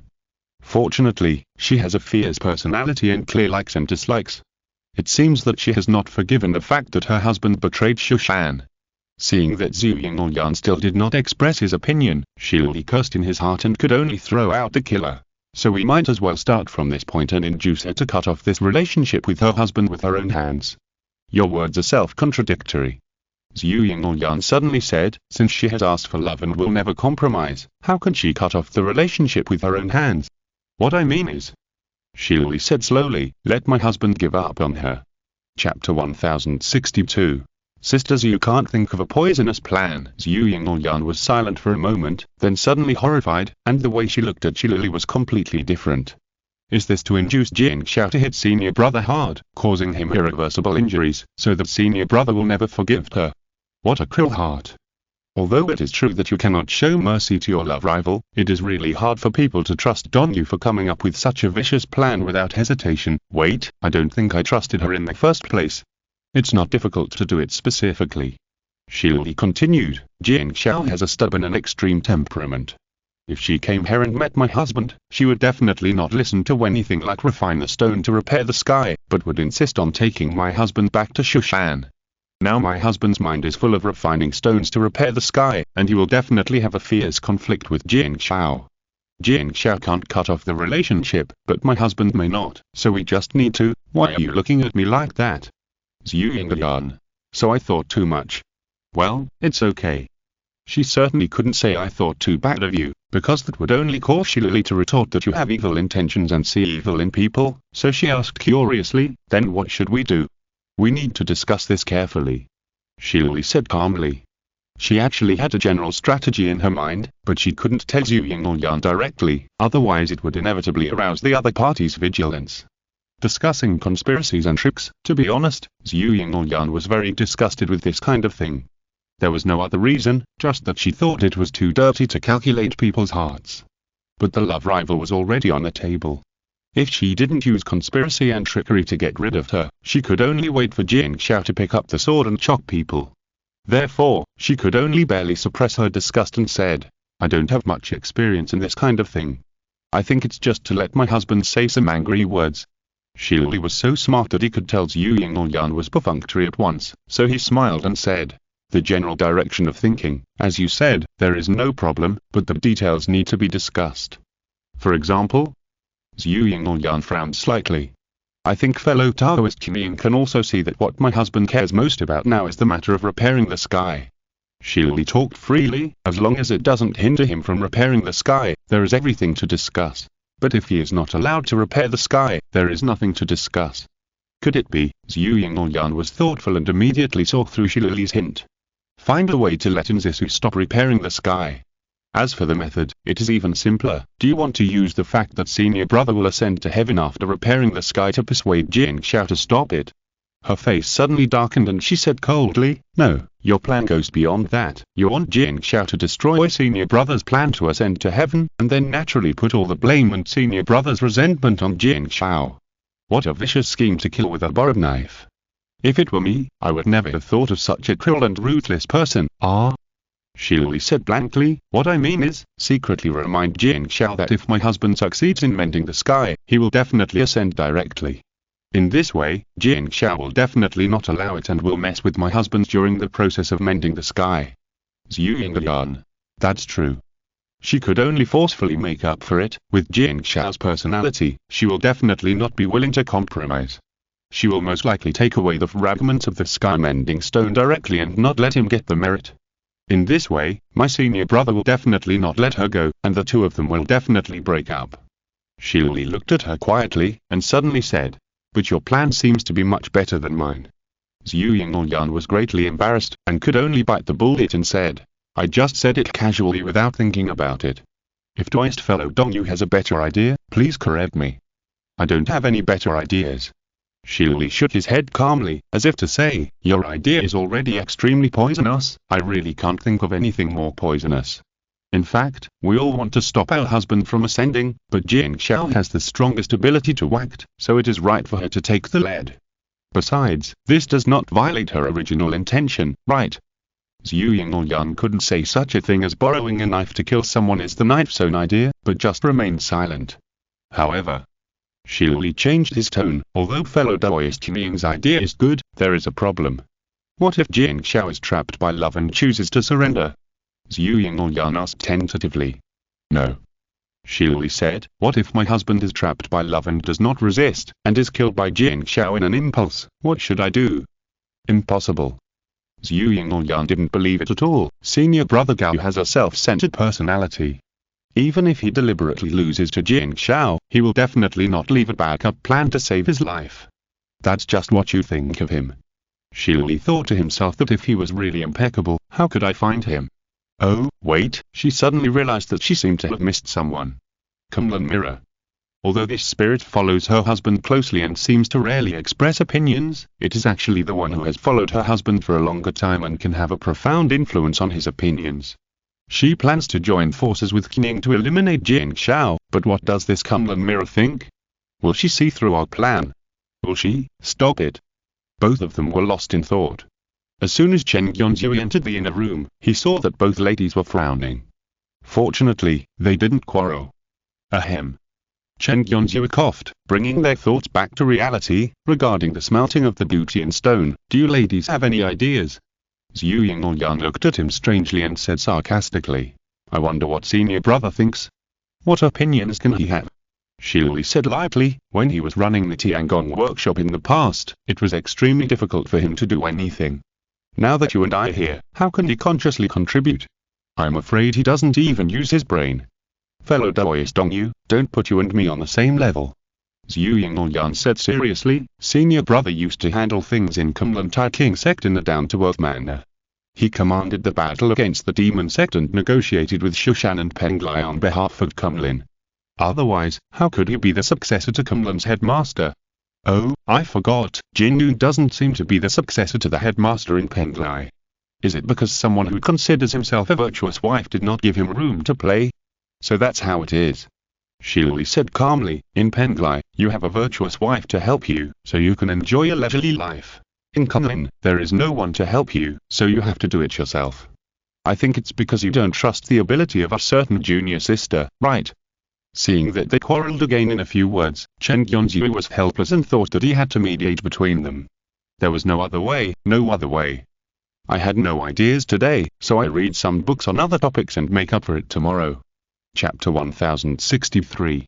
Critical attack on junior sister Zhu. Shilui and Zhu Yingyan were tit for tat on the surface, but in fact, they were actually hiding their thorns. At least they maintained a superficial harmony. On the one hand, it was to paralyze Chen Yuanzhu, and on the other hand, it was naturally because other women who might exist had already prepared for the battle secretly.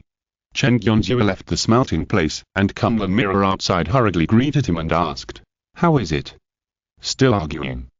Chen Yonzhu waved his hand and said, "It won't affect the smelting of the beauty in stone." Kunlun Mirror said worriedly. "It shouldn't." Chen Yonzhu said calmly, "Although I feel that they're still resentful about each other's existence, after all, the matter is done. There is no point in entanglement at this time. You can only choose to continue the competition or withdraw." "Indeed." Kunlun Mirror nodded to show understanding. "If you withdraw, it means that all your previous efforts will be wasted. They will definitely not be able to swallow this breath.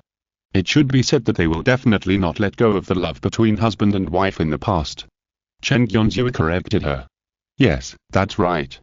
Kunlun Jin continued to nod, and the sect behind them will not allow them to do so. After all, mending the sky is a great merit. A jing. Chen Yonzhu said slowly, "Why do you always like to use interests to analyze people's hearts? Could it be that the sect has always been reluctant to give up on me? After all, I contributed to the major sects in the past, and I have forged a deep friendship with the masters, right?" Yes. Kunlun Jin sighed, "I can't quit, so I can only participate in the competition. In order to gain your favor, I will work hard to help mend the sky. Alas, I don't want this either." Chen Yonzhu also sighed, "Doesn't it seem that I'm threatening the ladies? But mending the sky and saving the world is the top priority now. It cannot be neglected. We must use all the power at hand. The many sins incurred in the process will be borne, carried, and endured by me. Kunlun Jin, I won't talk to you anymore. I'm going to feel uncomfortable." Chen Yonzhu waved his hand and turned away.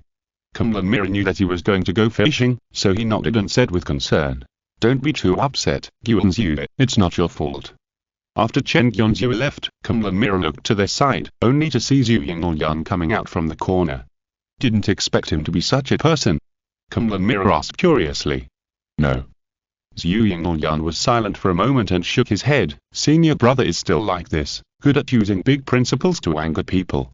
You can just say that he is still so cheap." Kunlun Mirror couldn't help but complain in her heart.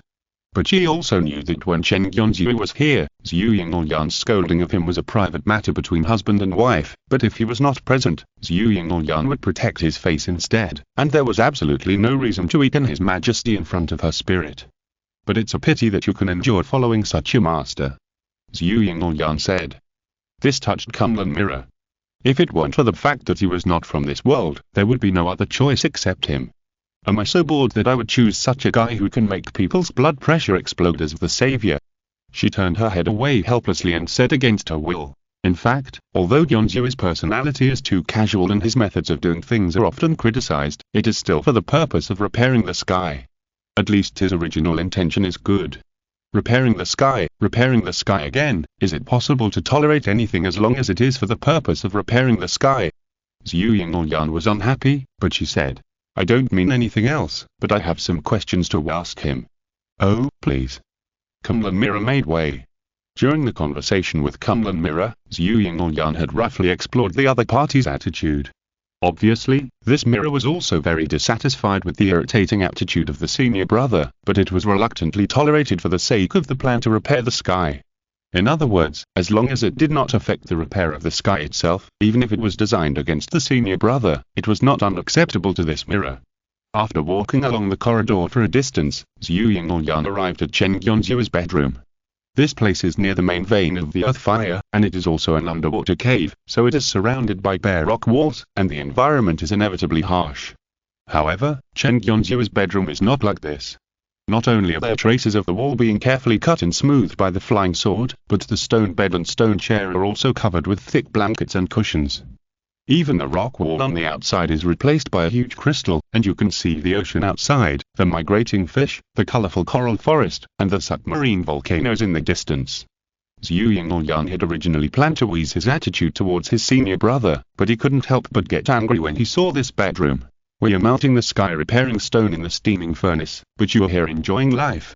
Ah, junior sister is here." Seeing her come in, Chen Yonzhu subconsciously entered the role of Qiu Cheng Tian, smiling elegantly and gently and waving his hand. "Come, sit down." Zhu Yingyan sat down on the edge of the bed expressionlessly and said, "Brother, it's really easy to mend the sky. You just need to lie here, and someone will help you refine the stone for mending the sky." "Junior sister, you are joking." Chen Yonzhou reached out and gently touched the back of Zhu Yingyan's smooth and lovely hand, signaling her to be patient. In fact, I also want to do it myself, but this is for your good, isn't it? I'd like to hear more. Zhu Yingyan sneered and pulled his hand away. Junior sister, you should know that mending the sky and saving the world is a great merit. Chen Yonzhou said calmly, after all, if you save this world, even the high and mighty heaven in this world will have to thank you. But if there are many people involved in mending the sky, how will heaven distribute such a large amount of merit? How to distribute? Zhu Yingyan frowned slightly. If it is distributed according to effort, then how do we measure the effort? Chen Yonzhou said with a smile, for example, when mortal soldiers attack cities and seize lands, should the merits be counted on the soldiers who risked their lives, or on the generals who commanded from the rear? If it is based on effort, then the soldiers definitely contributed more and the generals contributed less. But in reality, most of the credit goes to the generals, because everyone can charge into battle, but only a few can plan and strategize. Brother, what you mean is, irreplaceability. Chen Yonzhou said slowly, if what you do is irreplaceable by others, the importance of your participation will be magnified, and in the end you will get more merits. For example, in the process of collecting the skyburn stone, I played an irreplaceable role, so I am destined to get the lion's share of the merits and easily ascend to the supreme throne of the sky. But what about you? Zhu Yingyan remained silent. I really don't know how to mount the sky repairing stone now. Chen Yonzhou said frankly, and stretched out his arms to put them around his junior sister's shoulders again, hugged her intimately and said, but precisely because of this, your efforts in the smelting process are valuable. Except for you, junior sister, no one can activate the earth fire to completely melt the fragments of the sky repairing stone. This is the irreplaceability. It is also that key for you to get enough benefits from the great merit of repairing the sky and saving the world. Hehe, senior brother said so much, aren't you just making excuses for your laziness? Zhu Yingyan said coldly with an angry look on his face. But when Chen Yonzhou saw that she did not break free from his embrace, he knew that she was actually wavering in her heart, and he quickly added fuel to the fire. This is not the main reason. The main reason is that I have too much merit, and I am afraid that the moment I mend the sky, I will ascend to heaven on the spot, and will be separated from my junior sister forever. I really can't bear to let my junior sister stay in this world for too long after I leave. Whenever I think of this, my heart is broken. These words were like a sharp arrow, which instantly struck the deepest panic and fear in Zhu Yingyan's heart, making her tremble as if she had been electrocuted. Chapter 1064. Hidden 1,000 words. The clouds have dissipated and the rain has stopped. The candles are dim and the wine is weak. The weary birds are beginning to sing. Chen Yonzhou woke up quietly while holding Zhu Yingyan. He thought that the last time he had sex with Luli, he could explain that he was too drunk. How could he explain the current situation with his junior sister? It couldn't be because of his impulse. He carefully recalled his previous memories and found that he was the first to make a move. The reason was simple. In fact, after being a Taoist partner with junior sister's Yu for so many years, she had already prepared to fulfill her duties. It was just because Qiu Changtian was worried and refused to make a move.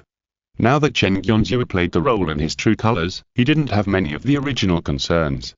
Although junior sister's Yu seemed arrogant and indifferent, she actually fell down with a push.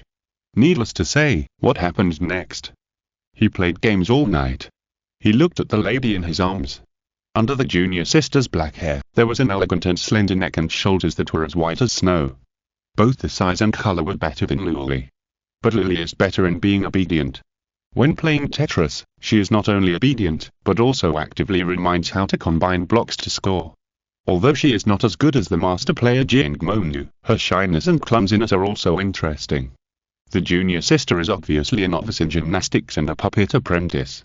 Although she has no resistance when playing games, she is always silent and refuses to speak, and does not offer any suggestions until she gets a high score. She hums a few times reluctantly, as if she is not very interested in this kind of game, which inevitably makes him a little disappointed. Chen Yonzhou also knows that she can't let go, so he simply takes her through the novice tutorial first, and then plays a few practice games, until the junior sister's Yu is so tired that she pushes him with her elbow. The two are exhausted, so they simply fall asleep. Now that Chen Yonzhou has woken up, he thinks of the previous things again, and can't help but doubt his own concentration.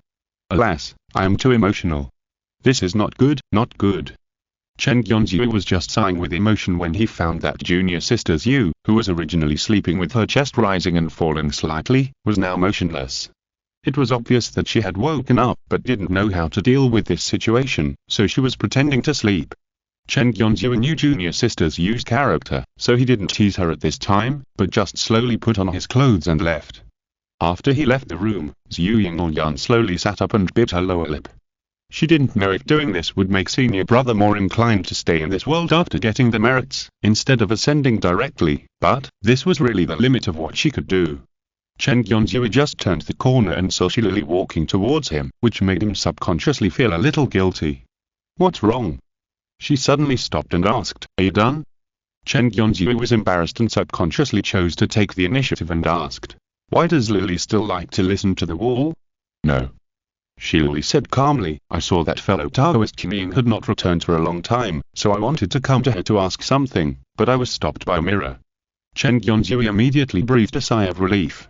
"Well done, Jing. It really wasn't in vain that I treated you well.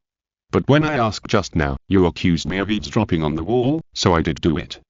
Lily nodded. "I can't tell. Cunning looks otherworldly, but in the end she is just like us.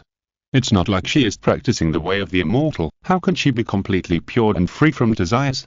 Chen Yonzhu defended. "It doesn't matter," Lily said calmly. "Then can I go in? I want to ask her something." "Wait a minute."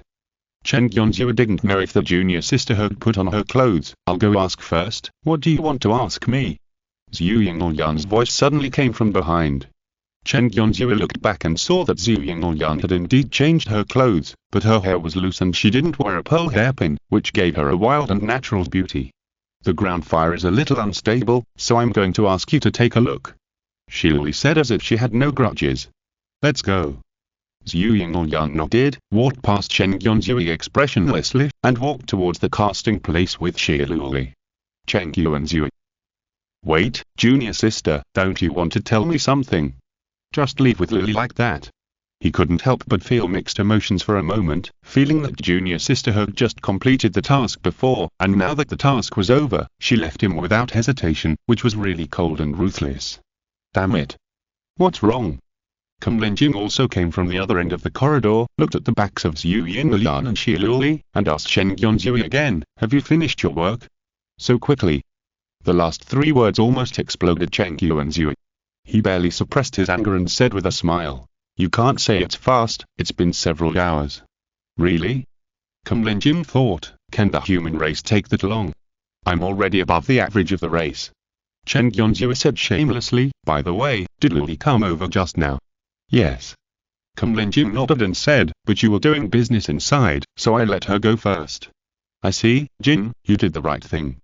Chen Yonzhui praised her first, then thought of how Lily had tricked him into talking, and immediately couldn't help but put on a mask of pain, holding his forehead and sighing. "You look like you're very unhappy?" Kumlinjing asked in surprise. "It's like this." Chen Yonzhui briefly told Kumlinjing about the indifferent behavior of junior sister Zhu after she came out, and lamented, "I originally thought that they were in love, but seeing her put on a face of denying it afterwards, it really made me feel a little disappointed."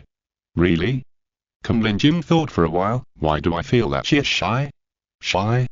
Chen Yonzhui recalled carefully, "It seems to be true. With junior sister's temperament, whether she doesn't care about something at all, or feels extremely shy and embarrassed, she will show a very cold appearance." "Why don't you ask Suming?" Kumlinjing suddenly said, "Suming, based on your knowledge, what does junior sister's use expression mean?" Suming's sword was also very cunning, and replied, "I don't know, the sword master is doing serious work, how dare I watch privately? So I closed my perception a long time ago, and I don't know what happened outside." Chen Yonzhui breathed a sigh of relief when he heard it, but then he thought, "If you really closed your perception, how could you hear Jin calling you just now?" Thinking of this, she suddenly felt awkward again. Lily took Zhu Yinglian to the place of forging, and said, "How is it?" "What do you mean?" Zhu Yinglian frowned and asked. "Of course, it's about that matter," Lily said. "You might as well ask more clearly." Zhu Yinglian said coldly, "What does that matter refer to? What did you do in there? Do you think others don't know?" Lily said in surprise, "Don't mention me. I wanted to come to you before, but was stopped by the mirror. Do you think the mirror has scanned something?" Zhu Yingyan's cheeks immediately blushed, but her tone was still cold, and she said indifferently, "It doesn't matter, it's just dual cultivation, what's there to be ashamed of? Dual cultivation requires the use of secret methods." Shili pointed out that she was talking nonsense. A mere Penglai cultivator, can he understand the secret method better than us cunning? Zhu Yingyan said angrily. "If you insist on saying that they are practicing dual cultivation, I can't refute it." Shili walked into the casting place and said, "Look, this ground fire is a little unstable. Let me see." Zhu Yingyan carefully checked for a long time and said, "The heat is very stable."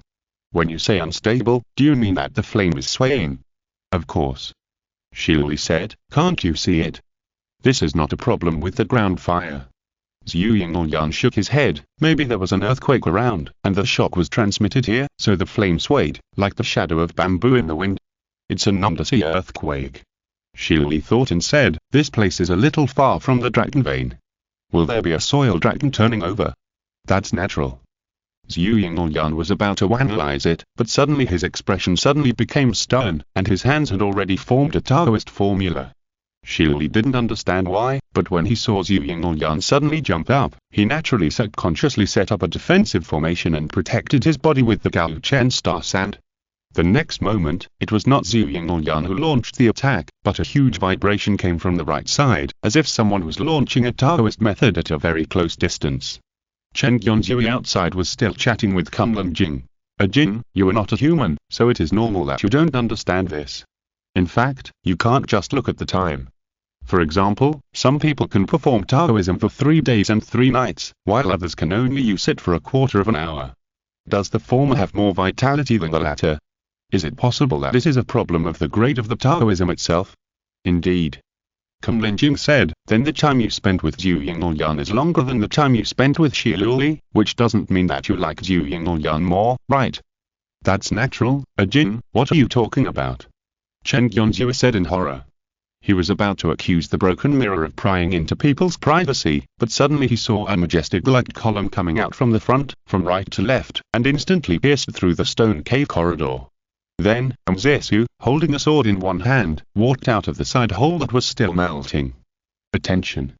Chen's Hinmali sword said in her heart, "Suming is not far away, I have noticed it," but senior sister did not respond. She just stared at Chen Yunzui who was with Kunlun Jing, as if she had lost the ability to speak. Chen Yunzui didn't know how to react for a moment. Should he continue to pretend like before? He had confessed to Lily and junior sister, but it would not be good to continue to deceive senior sister. Or should he explain the whole story directly? Senior sister hasn't even spoken yet, but he has told her everything. Isn't it a bit strange?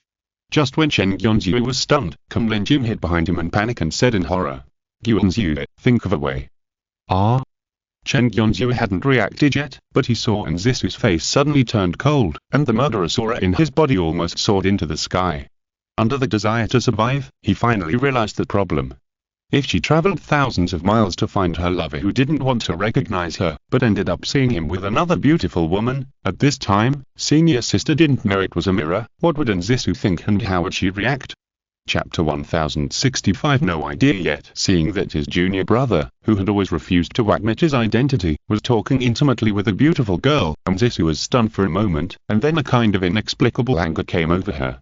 The look of someone who wanted to kill someone could not be hidden, so Chen Yunzui was silent for a moment, and suddenly he put his hands together, and used the 5 elements divine light, and began to drill holes frantically. The reason why he did not choose to go up was also very simple. There was underground fire below. "Don't run!" Zisu shouted, and then used the dividing cloud 8 diagram step, passing a short distance in an instant. Chen Yunzui quickly jumped into the tunnel. Zisu had already rushed to the side, but he was not in a hurry to chase him. He just stared at Kunlun Jing and said, "Who is Doya? What is your relationship with my junior brother?" Kunlun Jing breathed a sigh of relief. If senior sister had attacked her with a sword, she would not know how to deal with it, but if she was willing to communicate, it would be much easier. Of course, even though they all knew the truth, senior sister Am's reaction was definitely different from that of senior sisters Yu and Lady Luli. After all, her personality was there, between being brutally beaten by Zisu and bringing a little insignificant trouble to Yunzui. Kunlun Mirror made a quick decision. When Zhu Yinglyan and Shilili came out of the smelting room, they saw Kunlun Mirror with an embarrassed look on his face and Zisu who was dumbfounded. That's it anyway. Seeing that she was completely dumbfounded, Kunlun Jing felt a little compassion and comforted her. Although I'm sorry for you, he was indeed trying to repair the sky at the time, so he had to hide his identity in the Shanking sect of Shushan, and he couldn't tell you the truth. I'm really sorry.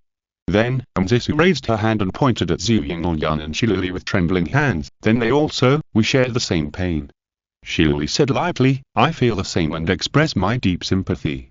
Zisu almost fainted from anger, but although she was straightforward, in other words, she was extremely tough, so she was not shocked for too long, but said in a hoarse voice, Where is he? I want to talk to him. He was scared away by you. Kunlun Jing looked at the cave entrance. The three of them looked at the cave entrance at the same time.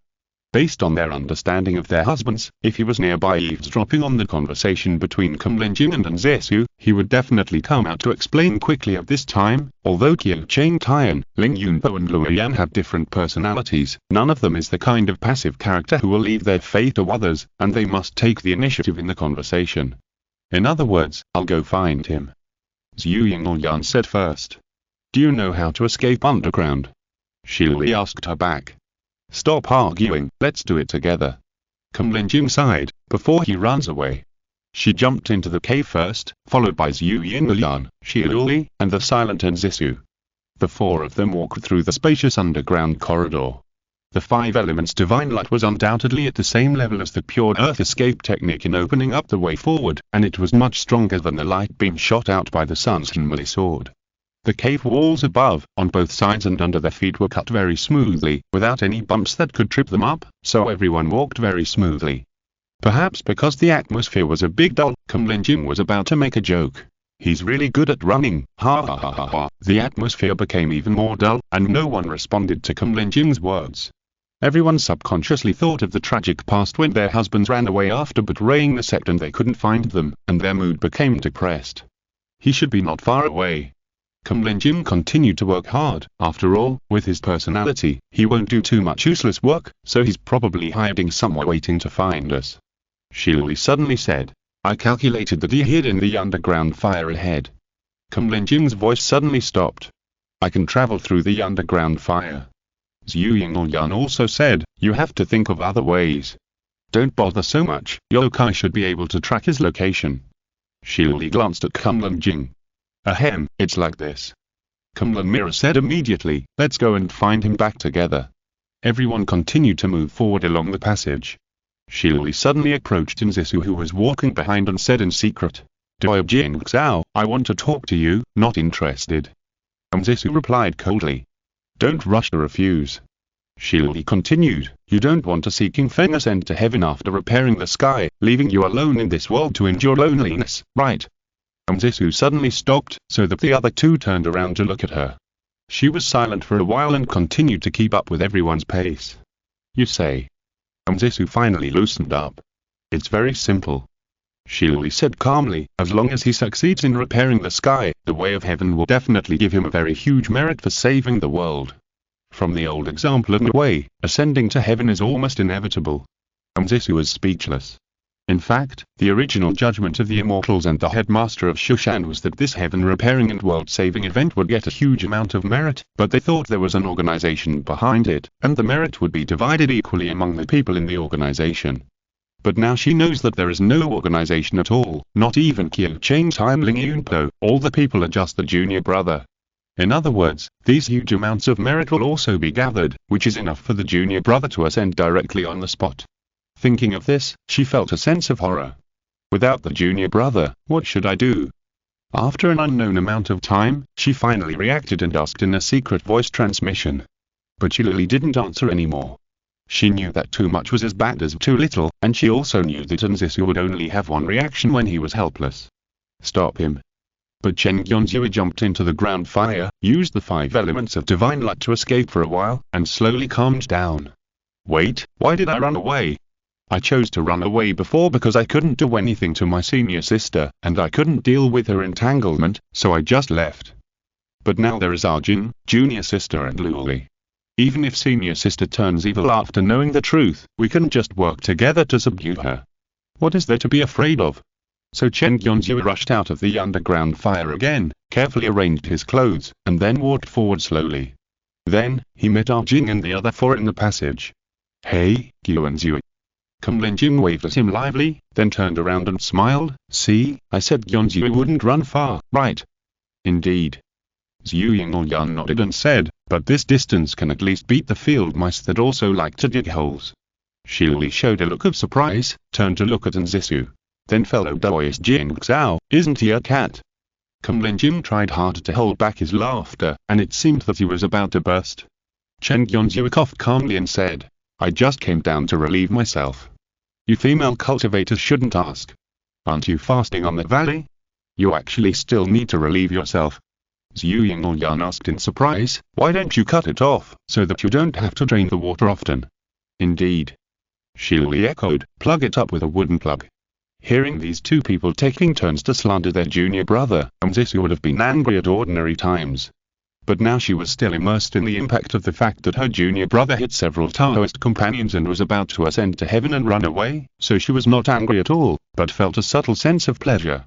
After all, her junior brother was really too much. "Don't make trouble," Chen Yonzhu said seriously, and then looked at Nzisu, who had a blank expression, and then looked at Kumlan Mirror as if hinting, which meant how his senior sister. Kumlan Mirror gave him an encouraging look, which meant it's all done.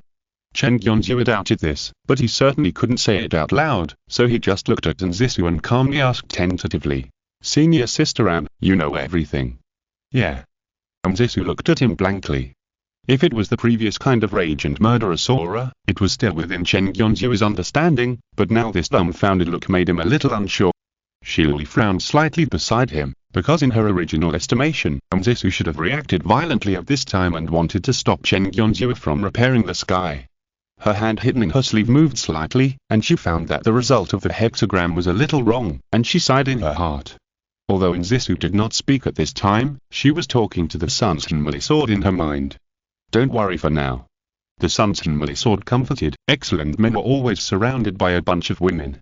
This is a very common thing in our time. Do you know that the wives of great witches are almost more than 100? The Elo Empire also had sex with thousands of women at night. After all, the reproduction of blood is everything. "I don't know," Nzisu said blankly. "I need to think about it carefully." "What are you thinking about?" The Sun's Henmuli sword warned her, "Think about it again. When he finishes repairing the sky, he will ascend directly and run away." Nzisu was immediately terrified. She certainly couldn't accept the fact that her junior brother had multiple Taoist companions, but she couldn't accept that her junior brother ascended on the spot. You know, in the past, all the cultivators who practiced the same love flow in Shushan almost all went through the catastrophe of ascension together. Either ascend together or die together, there is no other possibility. "Then what should I do?" she asked subconsciously. "Don't let junior brother mend the sky. How about I go and snatch the fragment of the sky mending stone? That won't do." Chen's Henmuli sword said, "Preventing others from saving the world will create a huge karma. You don't want to be killed by thunder on the way on your sword, do you?" Nzisu stopped talking. Although she was not afraid of life and death, she was not stupid enough to die. She only heard Chen's Henmuli sword say again, "However, mending the sky and saving the world and preventing your junior brother from ascending are not contradictory." "But, do you understand? Ask the Sword of God to teach me." Nzisu finally lowered her head. Ha ha ha ha ha ha ha ha ha ha ha ha ha. Chen's Henmuli sword got what he wanted and laughed wildly. "In that case, you just listen to me. First of all, you have to reconcile with your junior brother, even if it's just pretending to reconcile. Because the Suming sword is in his body, I want to talk to Suming." Chapter 1066. Fox accumulating power. In the smelting room, the three of them gathered together in silence, each without saying a word. To be honest, among the three pure ones in the Orthodox religion, they were all the pride of heaven and the rising stars of the sect. Although they had dealt with each other before, they were not very familiar with each other, and at best they were just nodding acquaintances. Now they suddenly became sisters, and the kind of sisters who had to share their husbands. Such an absurd fact was really hard to accept. In fact, everyone has restrained themselves from fighting until now, which is considered to be very well educated. Shili operated the furnace calmly, thinking that the current situation was within expectations. The most ideal situation, of course, is that the two people on the opposite side fight, and she takes advantage of the situation to threaten her son and abduct her husband back to Penglai. The most dangerous situation is naturally that everyone tears each other apart, and she is killed first because of her weak strength, and there will naturally be no follow-up. In other words, the first thing to avoid is fighting, and the second is to try to make the two people on the opposite side hostile. Qin is a person with a thorough mind. Although she doesn't like conspiracies and intrigues, it is not easy to plot against her, so she needs to be won over. Jing Xiao is relatively straightforward and simple, but there is room for instigation and manipulation, which can induce the other party to take the initiative to become an enemy of Qin. In this way, Qin will inevitably be forced to fight. Zhu Yingyan urged the Earthfire expressionlessly, thinking that senior brother Gao was too hateful. Everyone said that Jing Xiao was reckless and straightforward. Why did he stab senior brother with a sword without even meeting him? Dong Yu is known for his ability to predict everything, so it seems that the rumors may not be credible. No, now we are rivals in love, and she may not tell the truth to me. Since Jing Xiao has never turned against senior brother Gao, it may mean that she also has deep feelings for senior brother. Perhaps I can use this to ask her to help keep senior brother after repairing the sky. I have to find a reason to test her intentions. Zisu leaned against the wall of the cave with a sword in his arms, wondering why things turned out like this. The junior brother has been found and is willing to admit his identity. The reason for leaving Shushan has also been figured out, but why are there suddenly two more Taoist companions? The junior brother also wants to leave with Butian. If she can solve it with a sword, she won't be so troubled, but this kind of emotional struggle is really beyond Zisu's expertise. According to the Qinzhen sword, it is impossible to stop Butian, and at most he can only be stopped from ascending on the spot. But ascension is not unstoppable, because it takes a process to leave this world, which is called feathering. As long as the ascended can be defeated during the feathering process and his state of mind is shaken, his ascension path can be temporarily blocked. Of course, Chen Yuanzu's ascension did not come from practicing Taoism, but from his merits. Even if the ascension fails, the merits are still there, and it only takes a thought to continue to ascend. Therefore, after pulling him down, you still have to use some tricks to keep his heart. At the same time, you have to be careful of other women's interception. After all, there is only one junior brother, and Zisu's head is about to explode with thoughts, and she can't wait to draw out the sword and smash this complicated relationship directly. It's just that her junior brother is too important to her, so she can only patiently think hard and rack her brains. It's not as complicated as you think. Qinzhen sword laughed. What you have to do is to defeat your junior brother during the ascension process. Then defeat other competitors. Simple, perfect. You don't understand. Zisu said irritably, if my junior brother ascends now, I won't be so worried. Her eyes fell on Zhu Yinlian, then turned to Shiluli, moving back and forth between the two, showing how entangled and depressed the senior sister was. Inherited from the long-browed immortal and Su Jian, is a very clear character of love and hate. Unconditional tolerance and pampering for one's own people, and cold and ruthless killing of enemies. However, now, facing Chen Yuanzu, a family member, because the other party suddenly has a few more wives, Zisu doesn't want to look at him well at all. Facing rivals like Zhu Yinlian and Shiluli, he could not fight with them because the Butian stone had not been successfully refined at this time. He could not do this or that, as if he was a beast trapped in a cage. His nature was forcibly suppressed, making Zisu feel that he could not be free. These three people were either harboring evil intentions, or being vigilant, or forcing their killing intentions, so naturally there was no possibility of communication, so that the atmosphere around them became increasingly bad, and the smell of gunpowder almost condensed into substance. Chen Yuanzu was chatting with Kun Linjing when he walked in from outside. At present, the efficiency of Butian stone smelting can be further improved. Mainly, he stepped into the cave and was immediately shocked by the murderous aura in it. Then, focused by the cold eyes of the three people, Chen Yuanzu immediately said, "But whether there are hidden dangers around the Tianzu, I still need to check carefully." After that, he turned around calmly and left in a chic manner.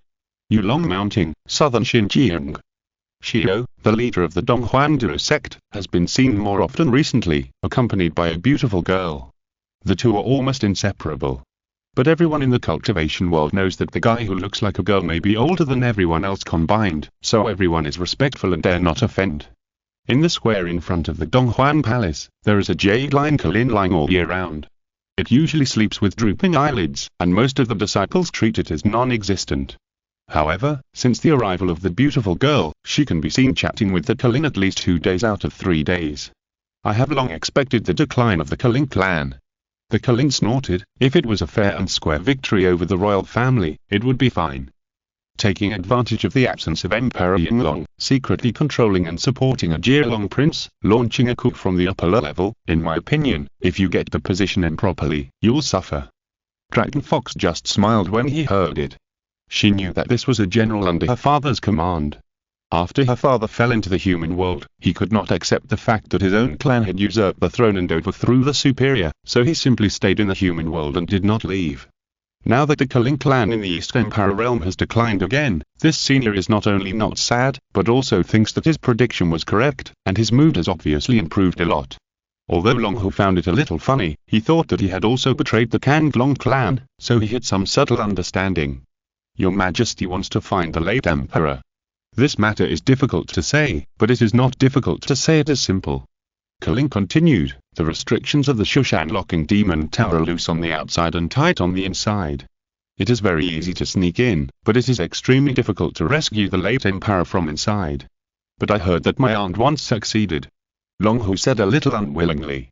That's because she has been spying and studying the restrictions of the demon locking tower for a long time, and then she happened to encounter a perfect opportunity when the Shushan Immortal was not guarding the demon locking tower, so she had the opportunity to sneak in and take action. Culling said disapprovingly, but that opportunity no longer exists. First of all, the Changmei Immortal has now resigned from the position of the sect's Immortal and handed over all power to the head sect leader Sujian. Since then, he has been on duty at the bottom of the demon locking tower for 12 hours a day. The only time he went out recently directly caused the theft of the sect's treasures. It is estimated that it is almost impossible to wait for him to leave the demon locking tower again in the short term. Secondly, according to your aunt's investigation, the restrictions of the demon locking tower have been completely renovated recently. The person who took action was an extremely advanced formation master, so the many loopholes that originally existed have all been made up one by one, which means that all the intelligence work done in the past has fallen through. The last, and most crucial thing is that His Majesty the late Emperor did not want to leave the demon locking tower. Long Hu fell silent sadly. She knew that her father was willing to be trapped in the demon locking tower. On the surface, he made a bet with the immortal Changmei. If he could not defeat Changmei, he would imprison himself in the demon locking tower. In fact, it was because the expedition failed, which caused her mother to be excluded, exiled and even died in the East Empire realm. Therefore, she could not let her go for a long time, so she chose to atone for the rest of her life. The aunt had advised him many times, but almost all of them had little effect. Later, she rescued him by force.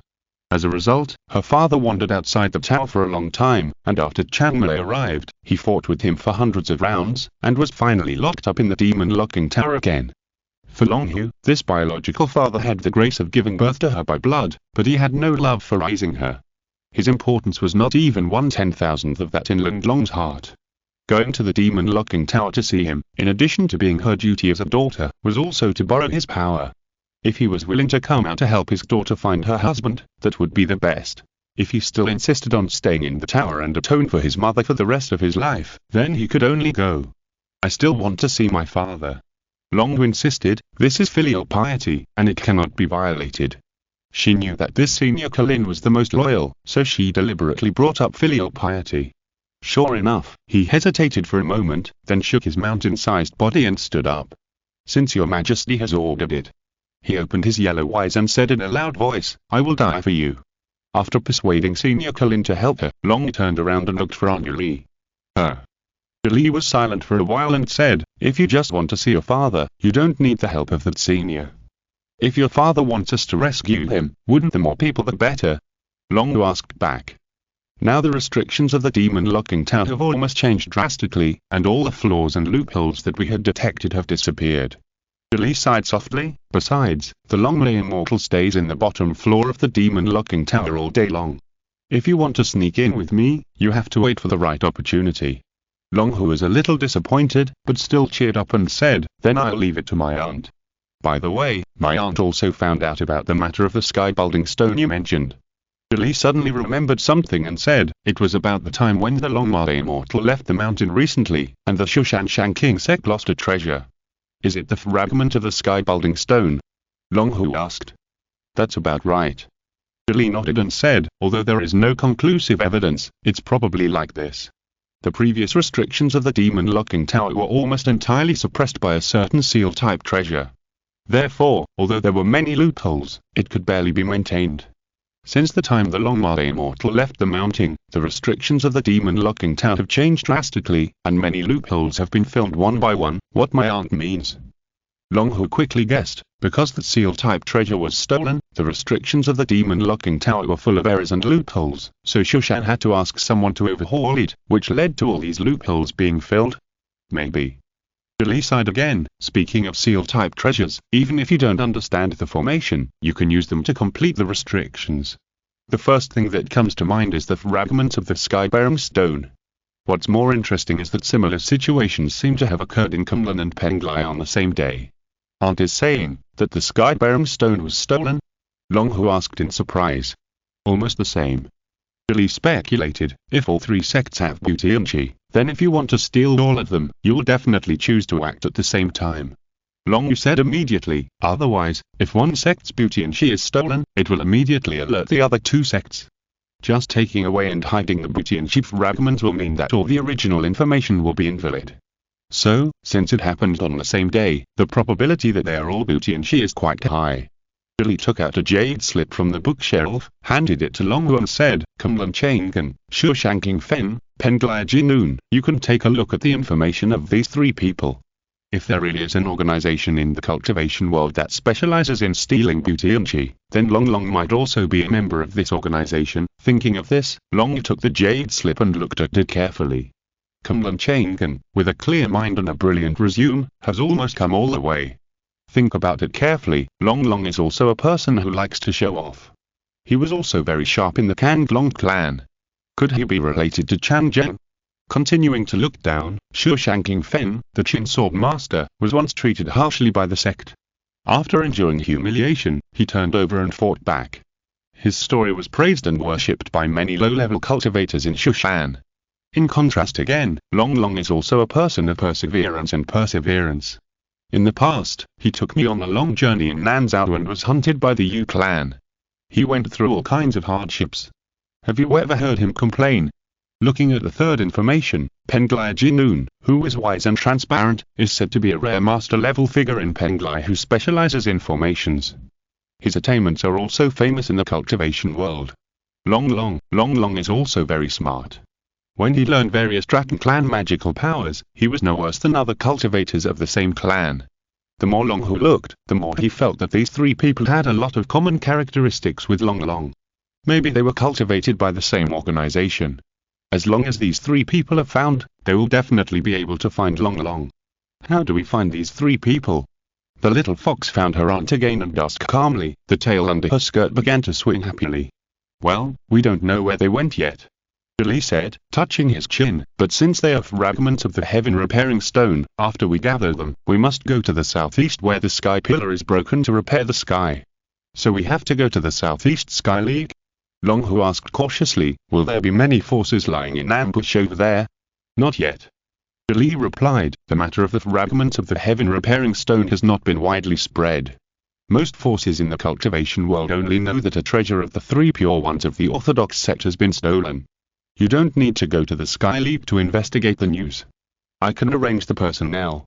Chapter 1067.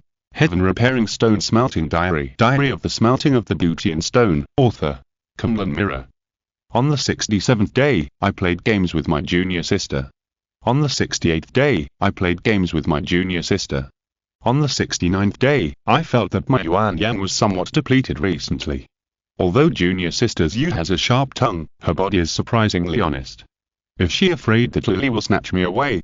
Ha ha ha ha. To be honest, I always feel that I am not doing my job properly when I always play games. Tomorrow I will start to pay attention to the smelting of the beauty in stone.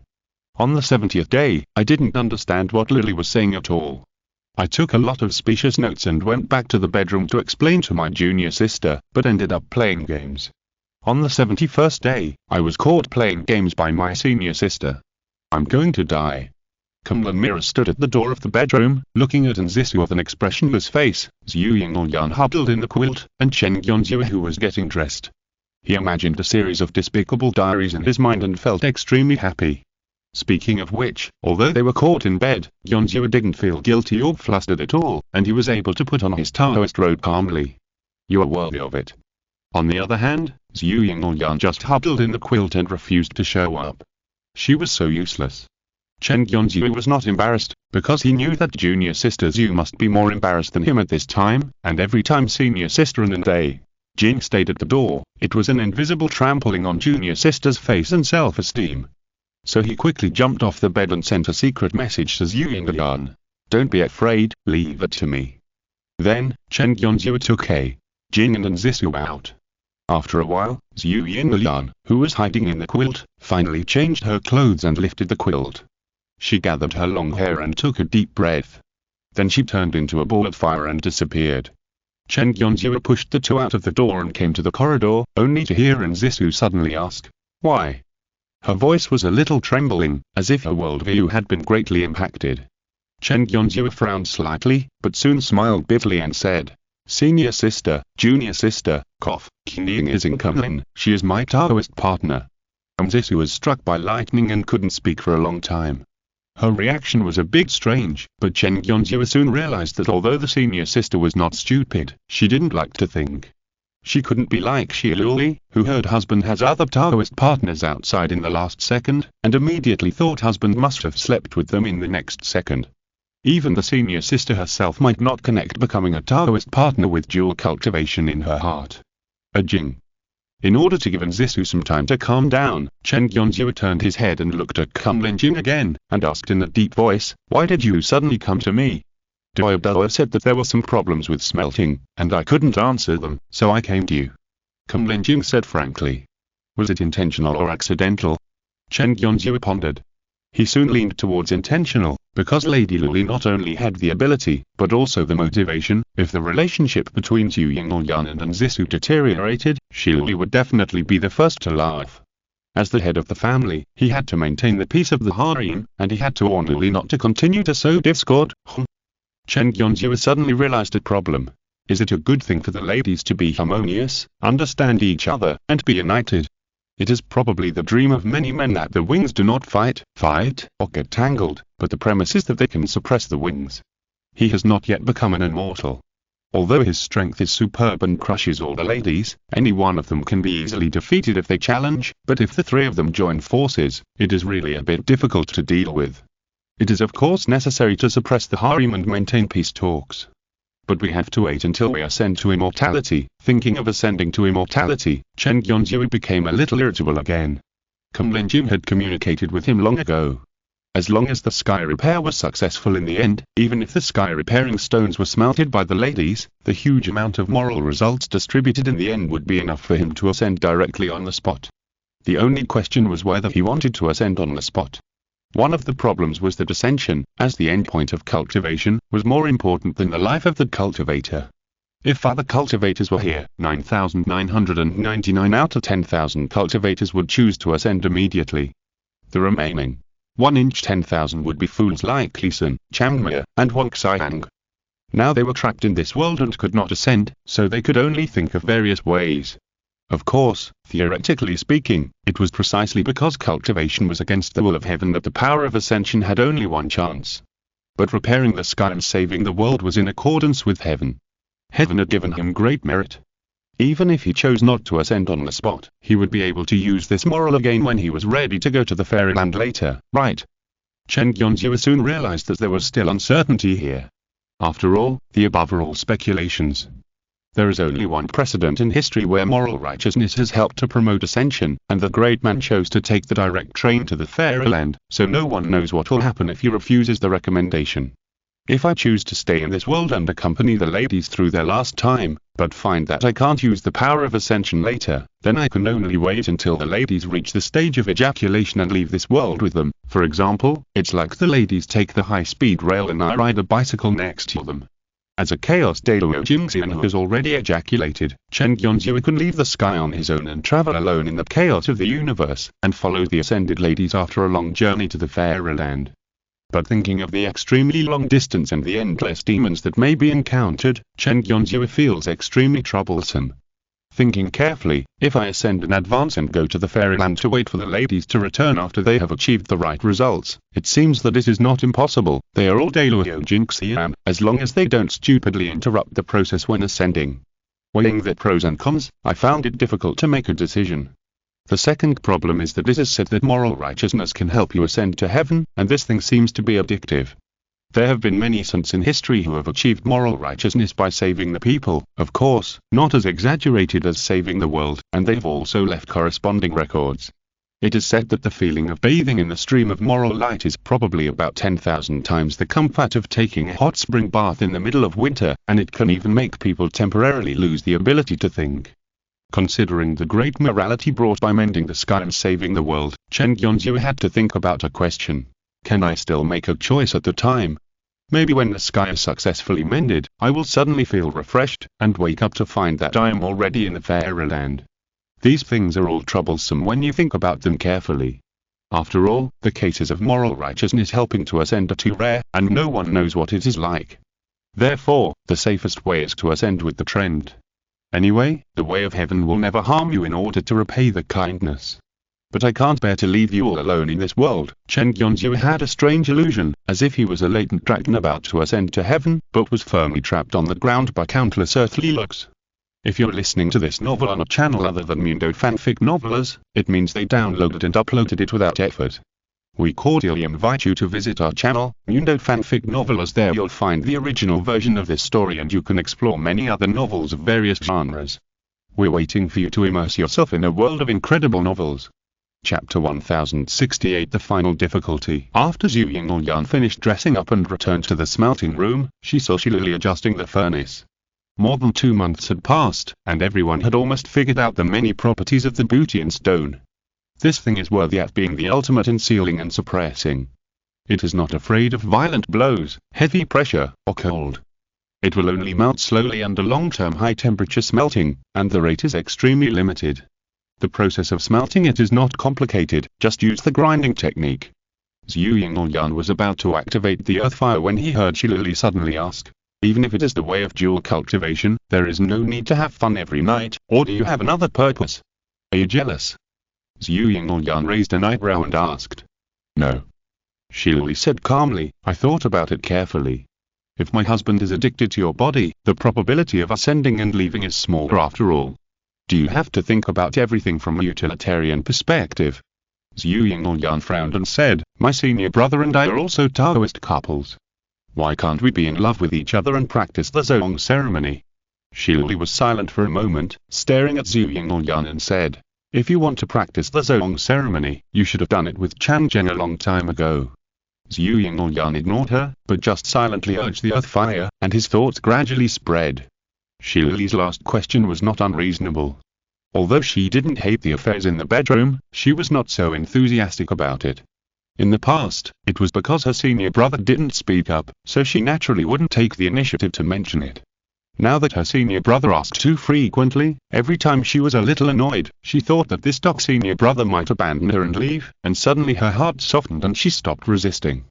Zhu Yingyan herself couldn't explain the reason for this, but she vaguely realized that there was indeed a fear deep in her heart.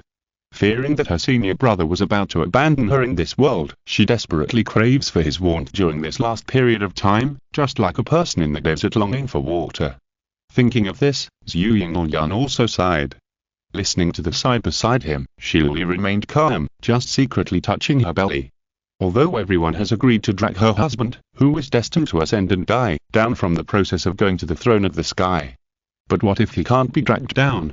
After all, we still have to be prepared. Shilili and Anzisu didn't mention their own thoughts, just saying that Anzisu was broken by Chen Gyonzhu's words. She and I are Taoist partners.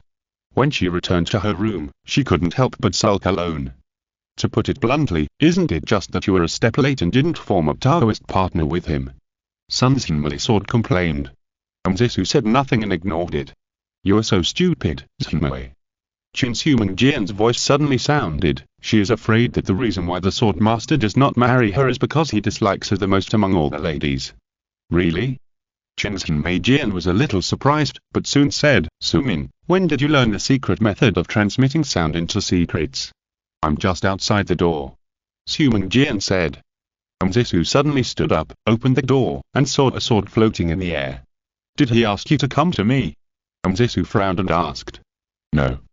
Su Mingjian replied, now, whenever the sword master does something, he will ask me to come out and hang out casually, so as not to disturb his business. Well. Zisu let Su Mingjian into the room, and then asked, is what you said just now true? Of course it's true. Su Mingjian didn't think about it. Zisu's face suddenly became depressed, and he fell back on the stone bed, half opening his mouth and unable to make a sound. The whole person seemed to be completely grey and rotten. That's enough. Zenmali Sword suddenly said, lazy sword, do you have any fun bullying that girl? She turned grey overnight for that junior brother, and you keep fanning the flames here. If she gets disheartened and suddenly draws her sword to commit suicide, then it will be your fault. But I didn't lie. Su Mingjian was still pretending to be stupid, only to see Zisu actually reaching out to touch Feian's sword next to him, and immediately added, Zisu, what you were afraid of is that junior brother doesn't like you. This is obviously the fact. Zisu suddenly woke up from a dream and quickly corrected himself, saying, that's not what I asked. I mean, you said that among all people, the person that junior brother dislikes the most is me. Is that true? Then I don't know. Su Mingjian said with a smile, I can't read the mind of Lord Swordmaster, how can I know who he really likes? Doi Jing Xiao, if you want to figure out this problem, shouldn't you go and talk to Lord Swordmaster in person? Zisu seemed to be thinking about it, and then he finally realized it. Indeed, no matter how much you speculate here, it will not produce any results. It is better to muster up the courage to ask your junior brother directly. Su Ming. She said with a serious face, when will it be over for your junior brother? It will probably take 1 or 2 hours. Su Mingjian said casually. Can you ask him to hurry up? Zisu said hesitantly, oh, ask Kunlun's King to hurry up. I have something to ask my junior brother clearly. You don't even understand this. Su Mingjian said in surprise, I tell you, the length of time actually depends on, cough cough. Cough cough cough. Zenmei coughed loudly. What are you arguing about, old-fashioned sword? Su Mingjian said dissatisfiedly, you don't even allow me to say the most basic physiological common sense. She is still a virgin. Zenmei said angrily, can you be more polite? Stop your dirty jokes. As a flying sword, you care about morality. Isn't this a bit outrageous? Su Mingjian asked back. The two swords quarreled as soon as they met, which made Zisu a little irritated, so she simply waved her sleeves and left. When she came to the corridor, she was suddenly in a dilemma. If her junior brother was with Cunning at this moment, whenever she thought of this, she felt a slight pain in her heart.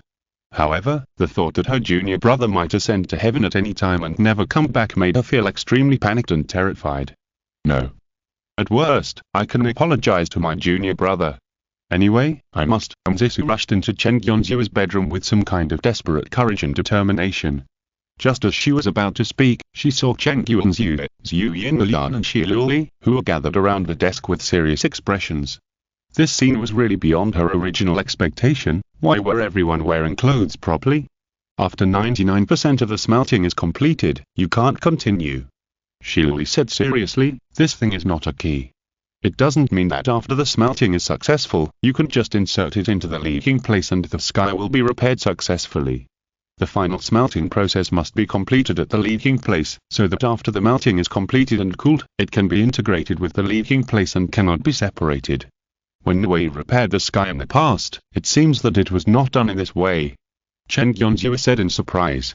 Who knows how Wei repaired the sky? Zhu Yinlian shook his head and said, the classics only record the 6 words Wei refines the stone to repair the sky. If you are watching the specific process somewhere, you can take it out and let us learn. That's probably my memory is wrong. Chen Yonzu said calmly, but there is still underground fire here. How to melt it when it is moved to the leaking place? What fire to melt it? I don't know. Both of them were concise. Maybe I can go back to the Tiangong workshop and check the classics. Xie Luli said. Me too. Zhu Yinlian nodded and said, maybe there may be similar books in the clan. Chapter 1069 and Zisu's hard knot. The two of them proposed to leave at the same time, which made Chen Yonzu feel uneasy. What happened? Do you want to go back to the sect to ask for help?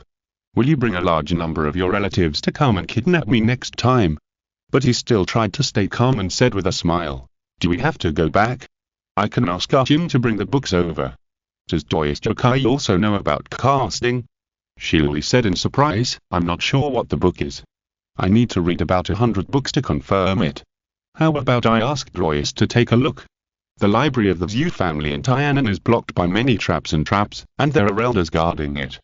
Zhu Yinglyan also said with a smile, but Joyous Yokai is good at delusion.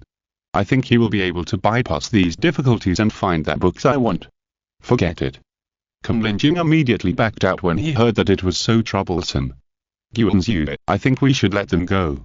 After all, it's about mending the sky, so we have to be foolproof. I'm just afraid that they will cause trouble after they go back, Chen Yuanzhu complained secretly. But think about it carefully. Although Lily is thoughtful, she has our child in her belly at this time, so she will never betray me. Yingyan has always been noble and proud, and she is definitely not ashamed of doing anything two-faced. After careful consideration, Chen Yuanzhu finally realized that from the moment he entrusted the task of smelting the heaven-fixing stone to the ladies, he was destined to trust them, otherwise, the previous things would make him look like an idiot. Okay. He quickly showed an attitude of trust your employees and said readily, I'll see you off. After sending Zhu Yinglyan and Shilili away, Chen Yuanzhu returned to the underwater cave and could not help but sigh. In his original plan, as long as he could collect 6 pieces of heaven-fixing stone fragments, and then do this and that, and this and that, he could turn them into heaven-fixing stone to repair the sky. Now it seems that this and that is actually quite troublesome. What's going on? Shouldn't the 6 fragments be fused together after they are collected and fly directly to the sky to repair them? After turning unrealistic thoughts in his mind for a while, Chen Yuanzhu looked at the 5 colored stone fragments in the furnace again. Compared with the initial angular shape, the fragments in the furnace have now adhered to each other, forming a kind of you and me and you shape. It seems that the smelting is indeed nearing the end. Just as he was thinking this, he suddenly felt something pressing against his back. Cheng Yuanzhu, junior brother. Zisu's voice sounded from behind, I have some questions to ask you. Chen Yuanzhu was immediately startled, guessing that it was senior sister who was holding a sword against him from behind. If the next answer was not satisfactory, she would hiss him from front to back, and blood would splatter. Ask, senior sister. He said calmly. You, Zisu said hesitantly, only to hear Chen Yuanzhu suddenly say decisively. Loved. Zisu. No. She wanted to laugh a little, but soon she turned stern and said coldly, I now know that the reason you went to Shushan under the pseudonym Ling Yunpa was to seize the fragment of the heaven-repairing stone from the immortal Changmei.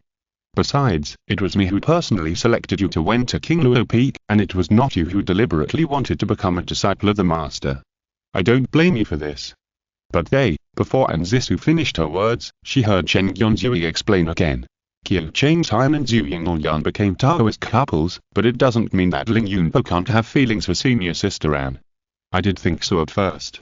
It's not because I'm shameless, but as a multifaceted spy, I have to cut my heart into 3 parts all the time. In Kunlin, I play the role of Qiu Cheng Tian, and in Penglai, I play the role of Luo Yan, so I can't consider Ling Yunpo. He sighed and said, Senior sister, I have failed you in this regard. Zisu remained silent, but her heart was shaken violently. Of course, she knew what a multifaceted spy meant.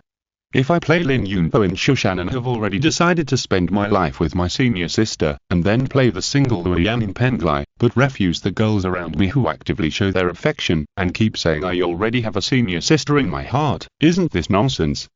When playing Luoyan, I have to consider Ling Yunpo's character setting, then I will be discovered in a minute. When Zisu thinks back to the fact that his junior brother already has a Taoist partner in other sects, he is still angry, annoyed, and distressed. He is angry that he has so many rivals in love, and annoyed that his junior brother has kept it a secret until now. The subtle emotion of distress is hidden the deepest, but it is the pity and sympathy for his current embarrassing situation under the condition that the junior brother is helpless. Others who make up the sky ascended to heaven on the spot and were regarded as the most holy by later generations. My junior brother made up the sky, but he went through life and death, treading on thin ice, and in the end he was deserted by everyone, and even the closest people could not forgive him. What kind of reason is this? Even if you admit that you have betrayed me, what can you do? Zisu said sadly, now that the matter is done, can I still kill you, or kill them? They are innocent, please don't hurt them, senior sister. Chen Yonzhou noticed that the hard object on his back had not yet left, and immediately guessed what his senior sister was thinking. He said with a dead heart, "Please kill me, senior sister.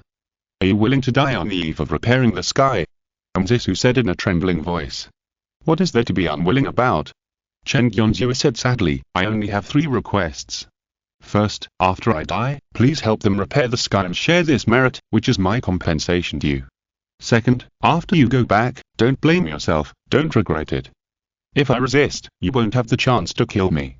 I'm willing to die, and the fault is not yours." Zisu looked at him in a daze.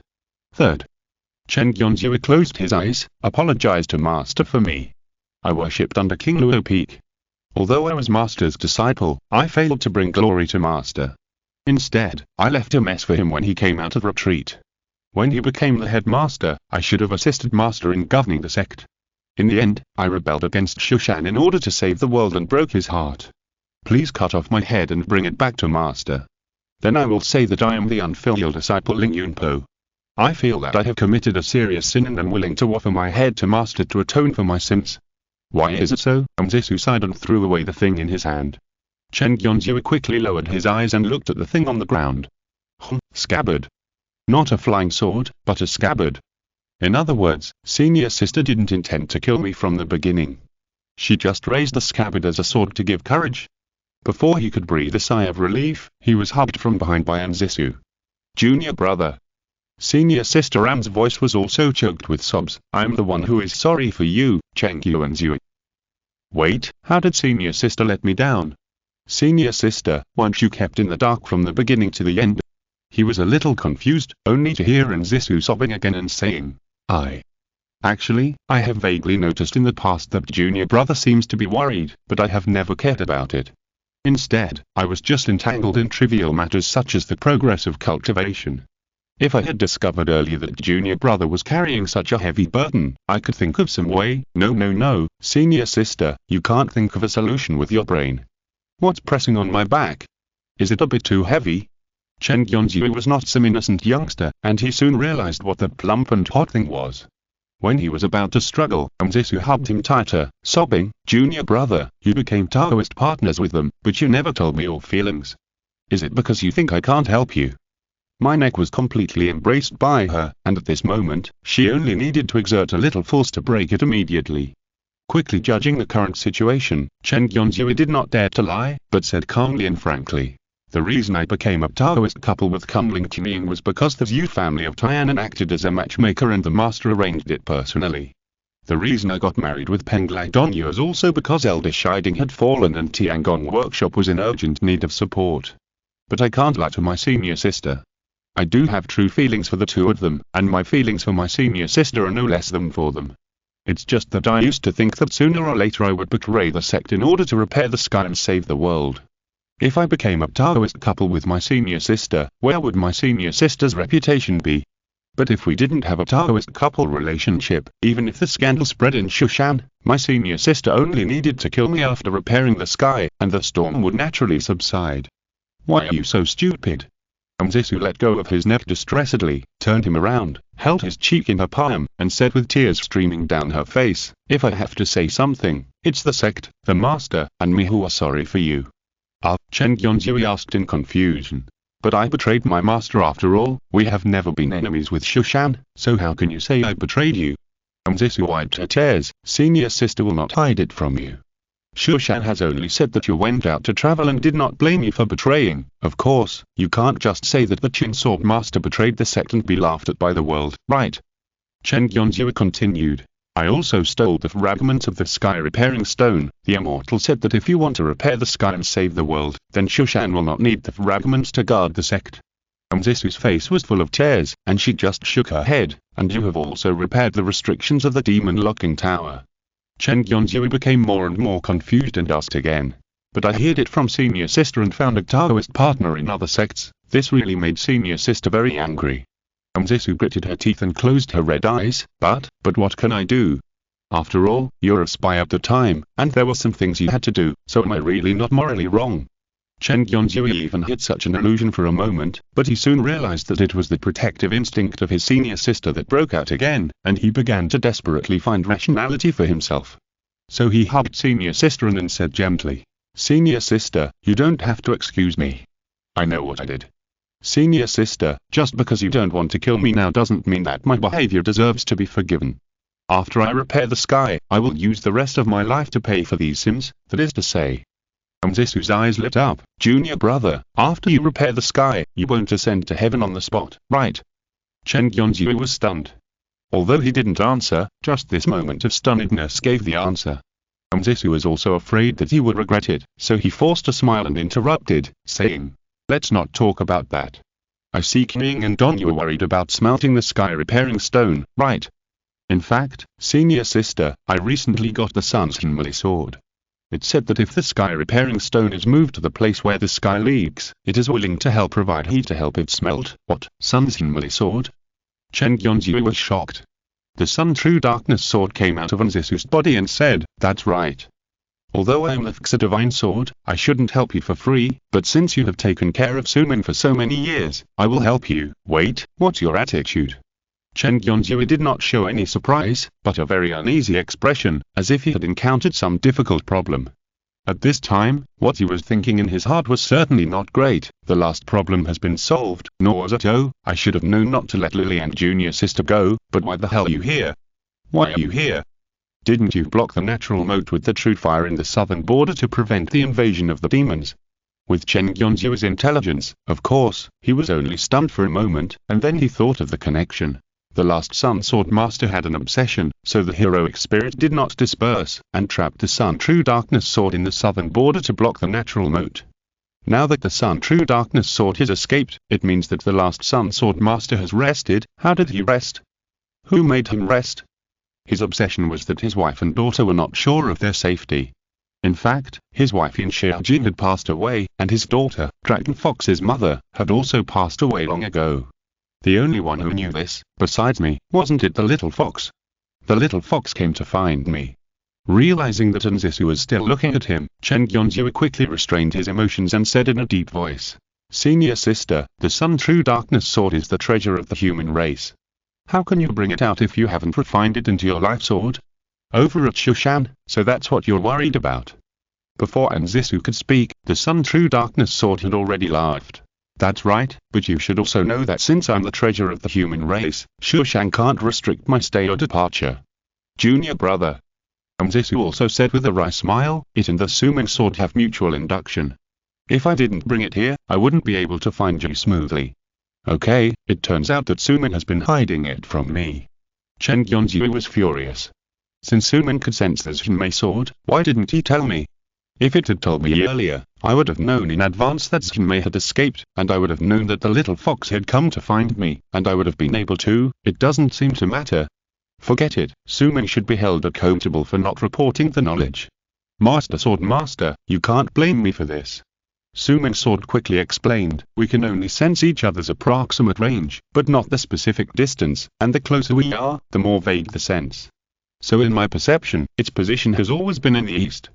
Who knows if it is in the southern border or has run to the East China Sea?" "Shut up. Chen Yonzhu scolded it. "I'll settle the score with you later." Chapter 1070. Ticket to Sky Throne. If I think about it now, senior sister is indeed the easiest to deal with among all the ladies.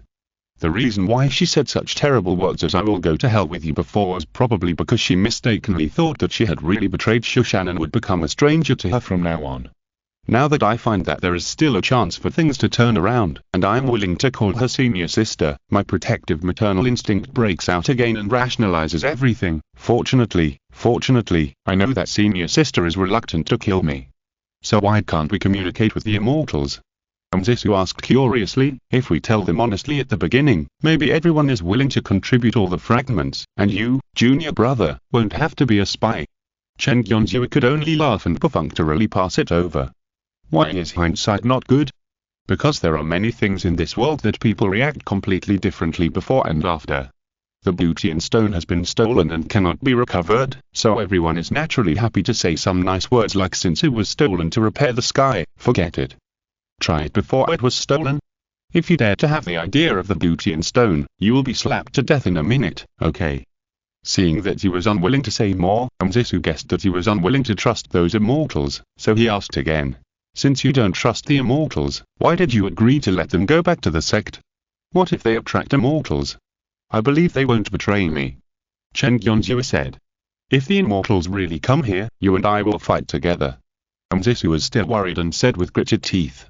If they really attract immortals, what's the point of fighting? Just take the beauty and stone and teleport to escape. Chen Gyonzhua secretly complained. Senior sister seems to be in a good mood today, he said casually with a smile. Zisu was slightly startled, and then smiled bigly. Of course, she would not tell Chen Gyonzhua that she couldn't help getting angry when she saw the two people from Qingdongyu. Now that they have all left, her thoughts are finally clear. Speaking of the matter of mending the sky, I would like to confirm with the Sun True Darkness Sword. Chen Gyonzhua continued, the smelting of this sky-repairing stone requires extremely high heat. If it is moved to the place where the sky leaks, can the True Darkness Sword provide enough heat? Of course. A voice came from Zisu's body. How powerful is my Sun True Fire? Don't you believe it? It's not that I don't believe it, I just confirm it just in case. Chen Gyonzhua said calmly, there is also the issue of sustainability. I don't know how long the smelting process will take. Just to be on the safe side, let me ask first, how long can your Sun True Fire last? This statement hit the soft spot of the Sun True Darkness Sword. The magic sword is strong, but without the sword master, it can't last long relying on its origin alone. Unless Zisu continues to provide true energy, it can persist, but Zisu was not the master of the Sun Sword, and borrowing her true energy is not legitimate, which makes the Sun True Darkness Sword subconsciously reject it. Don't worry about this, it's more than enough anyway. Although he was unsure, he still said it. So that's how it is. Chen Gyonzhua understood immediately. This broken sword was able to seal off the natural mode of southern Xinjiang with true fire. In addition to relying on the remains of the last Sun Sword Master to provide true essence, it must have consumed a lot of its own essence. Now it is just staying in Senior Sister and borrowing her true essence for a few days.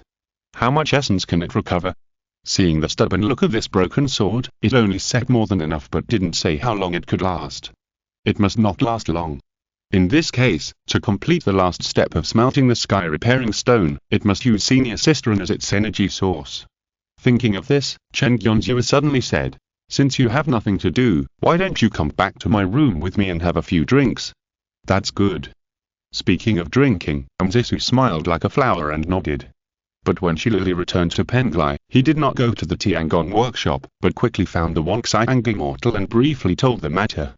She did not mention many specific details of the smelting of the beauty in stone, but only said I was assigned by Jinyun to be responsible for the main smelting work and but Kumling Qing and Shushan Jingxiao have also come here.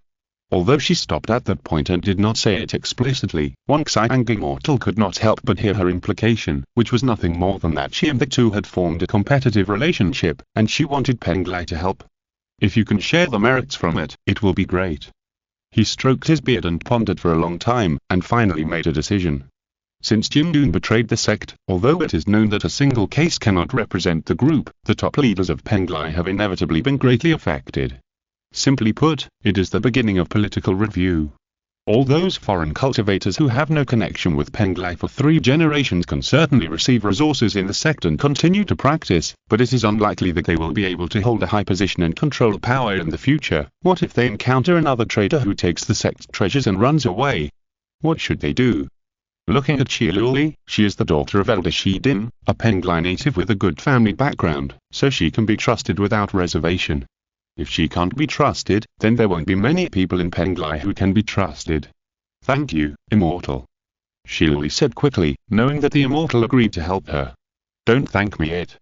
Wangxiang Immortal interrupted her and said, since you have been decided to be the successor to the headmaster, the sect will definitely trust your judgment. But you must remember one thing. After Jinyun fixes the sky and becomes a saint, it would be best if he can stay in this world to protect the sect. If he cannot stay and is allowed to ascend, then you must strive to maximize the merits that are allocated to you.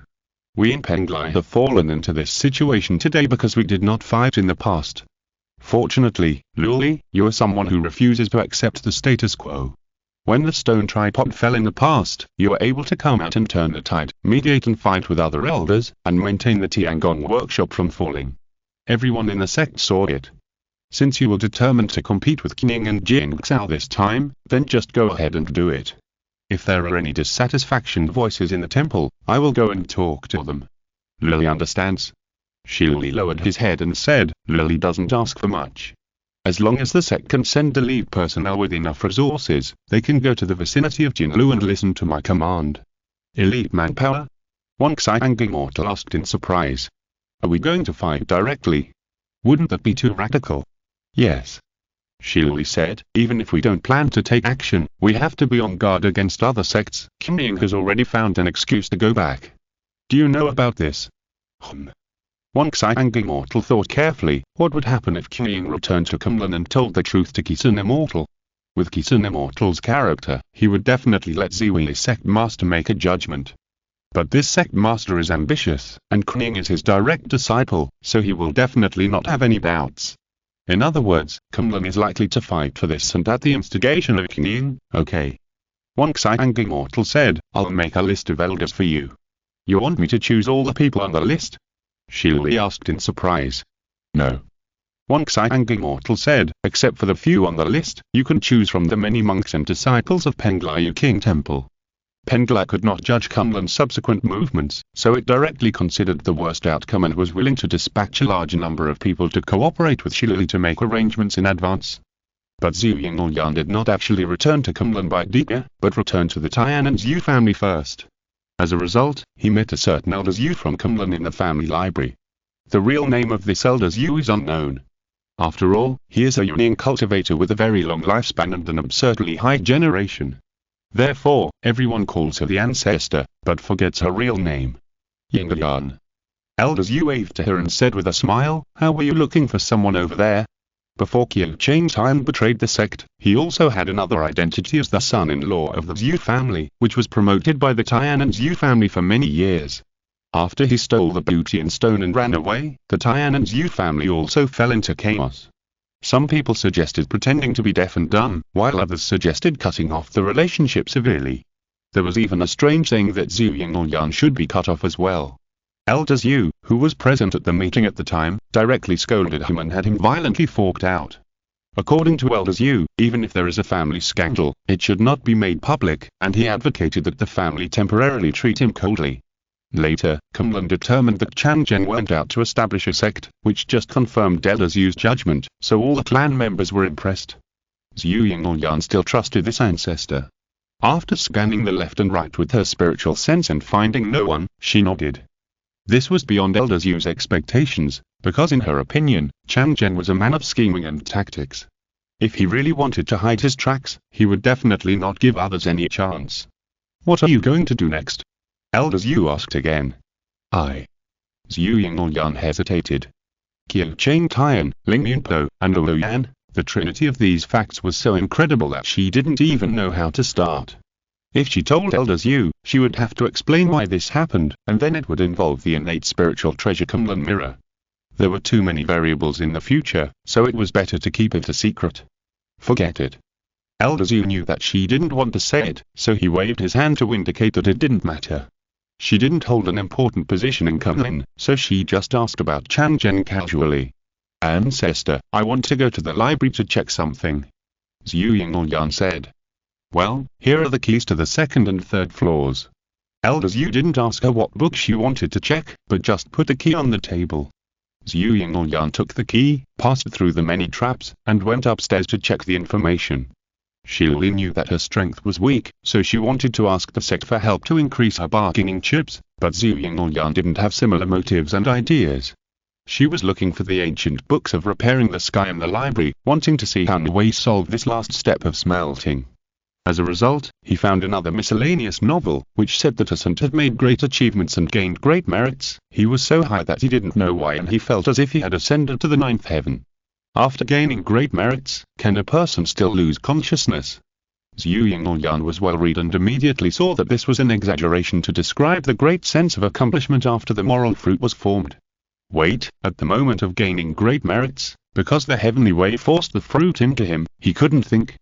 If it was an ordinary saint, he could just find a place to sit cross-legged and regain consciousness after the moral fruit was formed. But if it was like my senior brother, Who wanted to ascend to heaven immediately after the success of repairing the sky? Chapter 1071 Final Battle. Mission begins. After thinking carefully for a moment, Zhu Yingyan became more and more uneasy. It is difficult to think when accepting the moral fruit. Perhaps it is specially designed by the heavenly being. It is the embodiment of the rules of this world, so it will never allow people to break the rules. When the cultivation reaches a certain level, the heavenly tribulation will come as scheduled. This is the rule. To save the people of the world, you must obtain the moral fruit. This is also the rule. There is no way for cultivators to avoid the heavenly tribulation, and the tribulation cloud will chase them wherever they run. There is no way for saints to refuse merit, and their consciousness will be impacted when they bear the fruit, and they cannot stay awake. In normal times, it would be fine. However, now that Chen Yuanzu's merits are too great, it is enough for him to ascend on the spot, so the meaning of the heavenly do seems to be a bit targeted. You have done such a great good thing, I must reward you and send you to the fairy land, you can't refuse. After realizing this, Zhu Yingyan felt cold all over. Is it destined that the senior brother is destined to leave this world? She didn't care about anything else, and hurriedly took the classics and rushed to Kunlin. Arriving at Kunlin Tianzhu and rushing into Yuxu Palace, Zhu Yingyan had already thought of a good excuse. As soon as he entered the lecture room, he immediately said to Ziwi's sect leader, "Master, I have been studying in the clan recently, and there is something I don't understand, so I came to ask for your advice." This was a rare thing. You should know that Ziwi's sect leader has always been lazy, and even the answering of questions for disciples was left to the chief disciple. Who would dare to ask him questions easily? Moreover, it had nothing to do with cultivation, but was just something I didn't understand when reading, so I shouldn't ask. What's the problem? Seeing that Zhu Yingyan was the successor of the sect leader, Ziwi's sect leader decided to show some extra mercy. Zhu Yingyan presented the book and asked, "I don't understand this." Ziwi's sect leader read the description in the book, pondered for a moment, and asked, "Cunning, do you know that there are 3 special methods of ascending to heaven? I would like to hear the details." Zhu Yingyan said he had never heard of it. Taoism has beheading the 3 corpses. Chief Ziwi raised 3 fingers. Buddhism has emptiness, and the human religion has becoming a saint. You must be aware of beheading the 3 corpses. It means cutting off the 7 emotions and 6 desires to achieve the level of celestial beings. The Buddhist emptiness is to practice Deadwood Zen, to the point where the body and soul are completely annihilated, with only a bit of true spirit left. To comprehend the principle of emptiness, one can obtain the fruit of Arhat. Essentially, both of them are taking shortcuts, relying on abandoning lust or the body to reduce the difficulty of ascension. As for the human religions becoming a saint, it's a similar principle. Accumulate merits, collect vows, and finally achieve enlightenment through merits and become a saint. But at what cost? Saint, Zhu Yingyan thought carefully for a long time and was shocked. Saints are selfless. Master Ziwi sighed, what is selfless? It's not just talk. The vows of thousands of holy spirits, the merits bestowed by heaven, your personal consciousness, desires, and memories are nothing in front of them. It's like a cup of water poured into a jar of soy sauce. Will it still be water? How can that be? Zhu Yingyan was completely unable to remain calm. Then, what if there is no vow, but only great merit? Master Ziwi was such a big shot that he immediately realized who she was talking about, and asked with a frown, "Chang Zheng?" "Yes." Zhu Yingyan asked in a deep voice, "What if senior brother only got great merit?" "That's easy to say." Master Ziwi said seriously, "Without the mixing of vows, the consciousness will not be polluted and eroded. If it is only subjected to a large amount of moral wash away, it is estimated that it will lose its nature within a few days, but it can eventually recover." So Zhu Yingyan finally breathed a sigh of relief, but also felt some uncontrollable fear. The reason for her relief was that at least her brother would not be possessed by the power of will and become a selfless saint. What frightened her was that the head of Ziwi had told her that after receiving a large amount of merit, the spiritual consciousness and soul of the cultivator would indeed be impacted for a period of time, as recorded in the book, dizzy and unaware of their own body. Considering that the merit of her brother was so great that it was enough to allow him to ascend on the spot, and his mind was in an abnormal washed state at the time, could he still choose to give up ascending? It's like a person who gets on a car can choose to jump off the car, but what if he is carried on the car while unconscious? Zhu Yingyan became more and more anxious, and could only force herself not to show any strange expression on her face, and continued to ask, "Master, is there any way to allow a person to gain great merit and still stay awake?" Although she looked calm, the head of Ziwi's sect was no less familiar with this disciple than with Qiu Chang's iron. She understood in her heart, and asked leisurely. To gain great merit, one must ascend on the spot. You want to pull him down, right? Zhu Yingyan was struck by lightning, and her expression could not calm down for a long time. Seeing that she was completely stunned, the head of Ziwi's sect could not help but laugh and said, "In the past, Chang Zheng worshipped under me. One day, he suddenly asked me if there was any way to quickly enter the mirror washing stage. Cunning, guess how the master answered him? Disciple does not know." Zhu Yingyan lowered his head and said in a trance. Master asked him at the time, "Have you made an appointment with someone to fight? If not, why are you in such a hurry to achieve success?" Ziwi's sect leader said leisurely, "Then I gave him the purity pill to help him ascend." He finally sighed and said, "It is a dereliction of duty for a master not to tell his disciple when he is in trouble. Now that you have asked me for help, there is no reason for me to hide anything from you. If you want to stop him from ascending, it is simple. His morality will bear fruit, and he will ascend to heaven on the spot, and there will be a vision of 3 flowers gathering at the top of his head. You can break the 3 flowers on his head, and he will temporarily stop ascending. Then you can seriously injure him, so that the power of ascension in his body can be used to heal his wounds, and this ascension will end in vain. As for his recovery from his injuries, I think his realm and cultivation will have recovered. At the time, it has nothing to do with me, you can solve it yourself." Zhu Yingyan finally calmed down, thanked him and said, "Thank you for your help, Master." "Yes." Master Ziwi nodded, "I won't ask you the reason now, but after you bring Chang Zheng back, I will wait to hear you and your wife tell me everything." After that, he waved the 7 treasures whisk, indicating that Zhu Yingyan could leave. Zhu Yingyan was excited and left Yaxu Palace quickly, and immediately flew into the sky on his sword. Compared with the original forcibly competing with the way of heaven, now it is just to injure the senior brother when he ascends. The difficulty is much lower, although it is still very difficult. The senior brother is a first-grade immortal infant. At the moment of his ascension, he has half a foot in the threshold of the Chaos Daluo Jingxian. In addition, he has merits to protect his body. How difficult is it to forcibly injure him? Zhu Yingyan quickly made up her mind and soon returned to the Tian and Zhu family to ask the elder Zhu for advice. Regarding the 3-in-1 identity of the senior brother, she was still unsure whether to tell the sect. After all, Kunlun also has its own attitude and position. If it knows that there is no huge secret organization behind Qiu Chang Tian, will it really send people to seize the Butian stone? Zhu Yingyan couldn't be sure.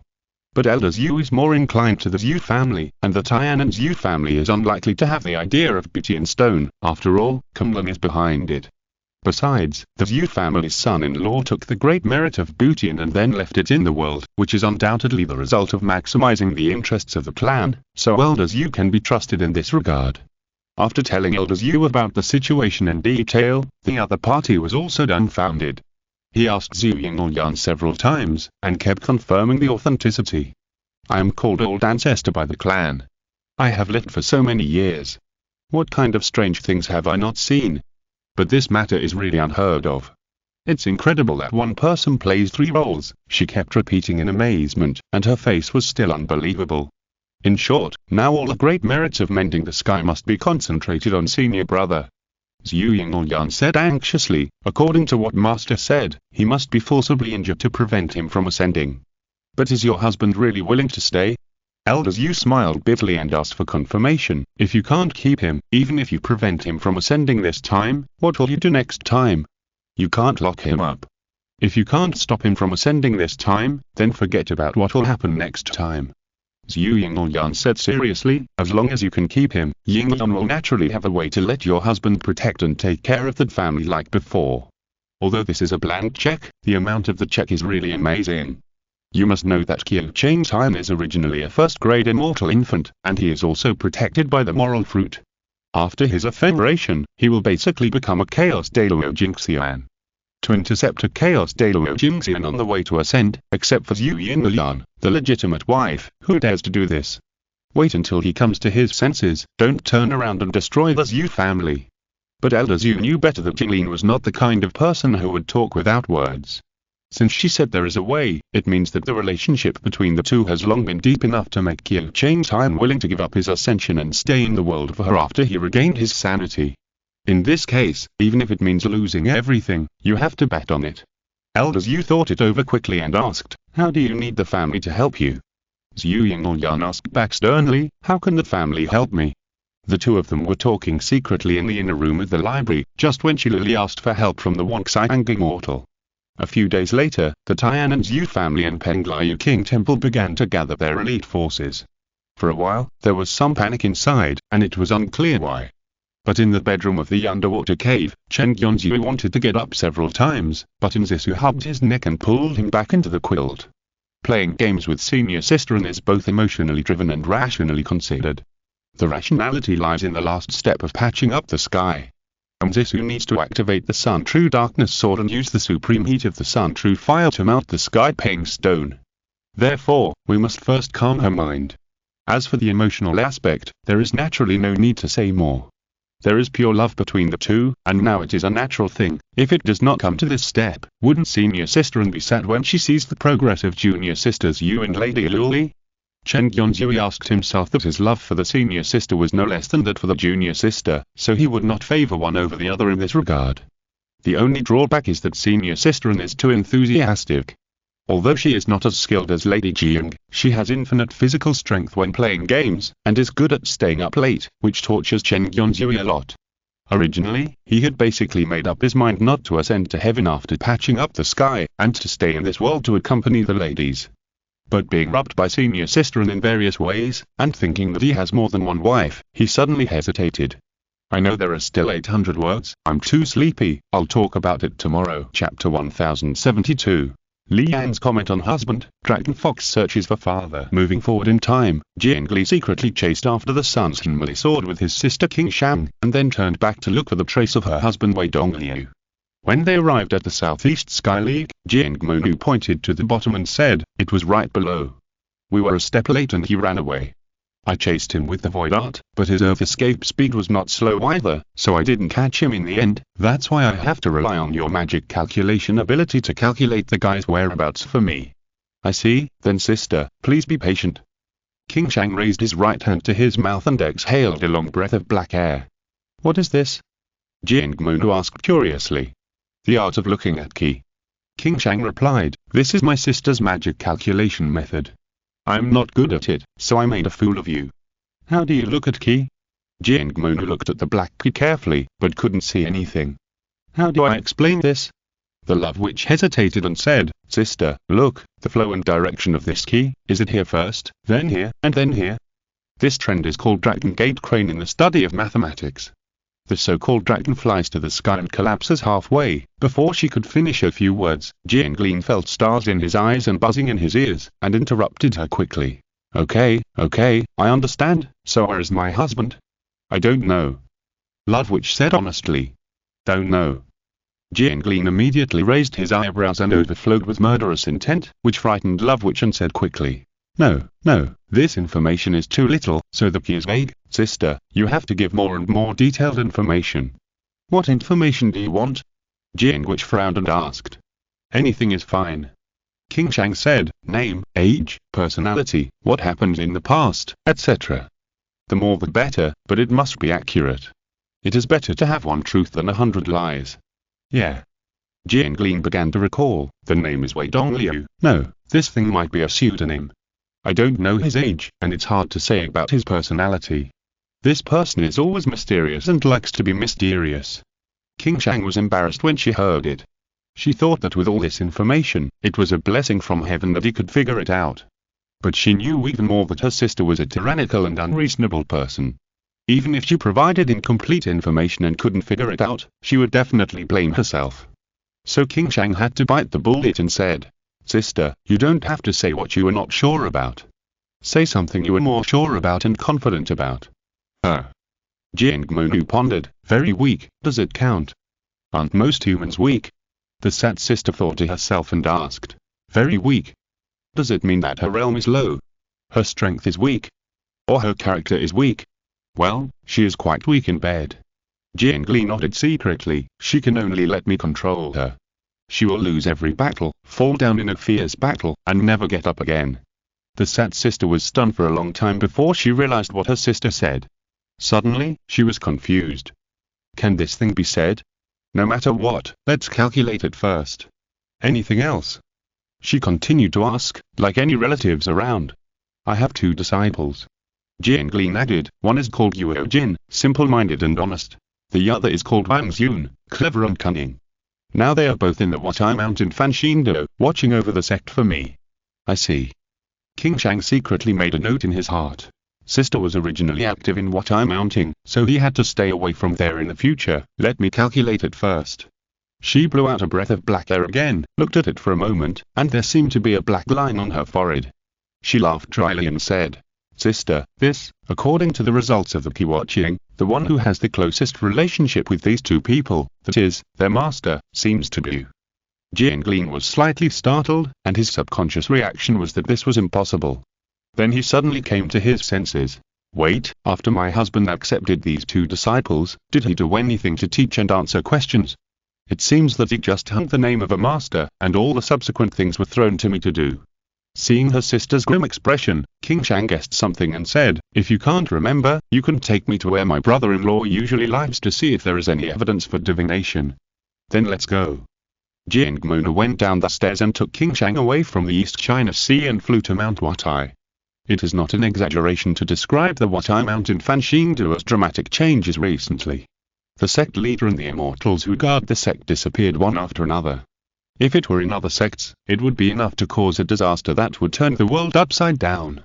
However, Fanshindo has not collapsed so far. The reason is that there is a deputy sect leader with extremely tough means.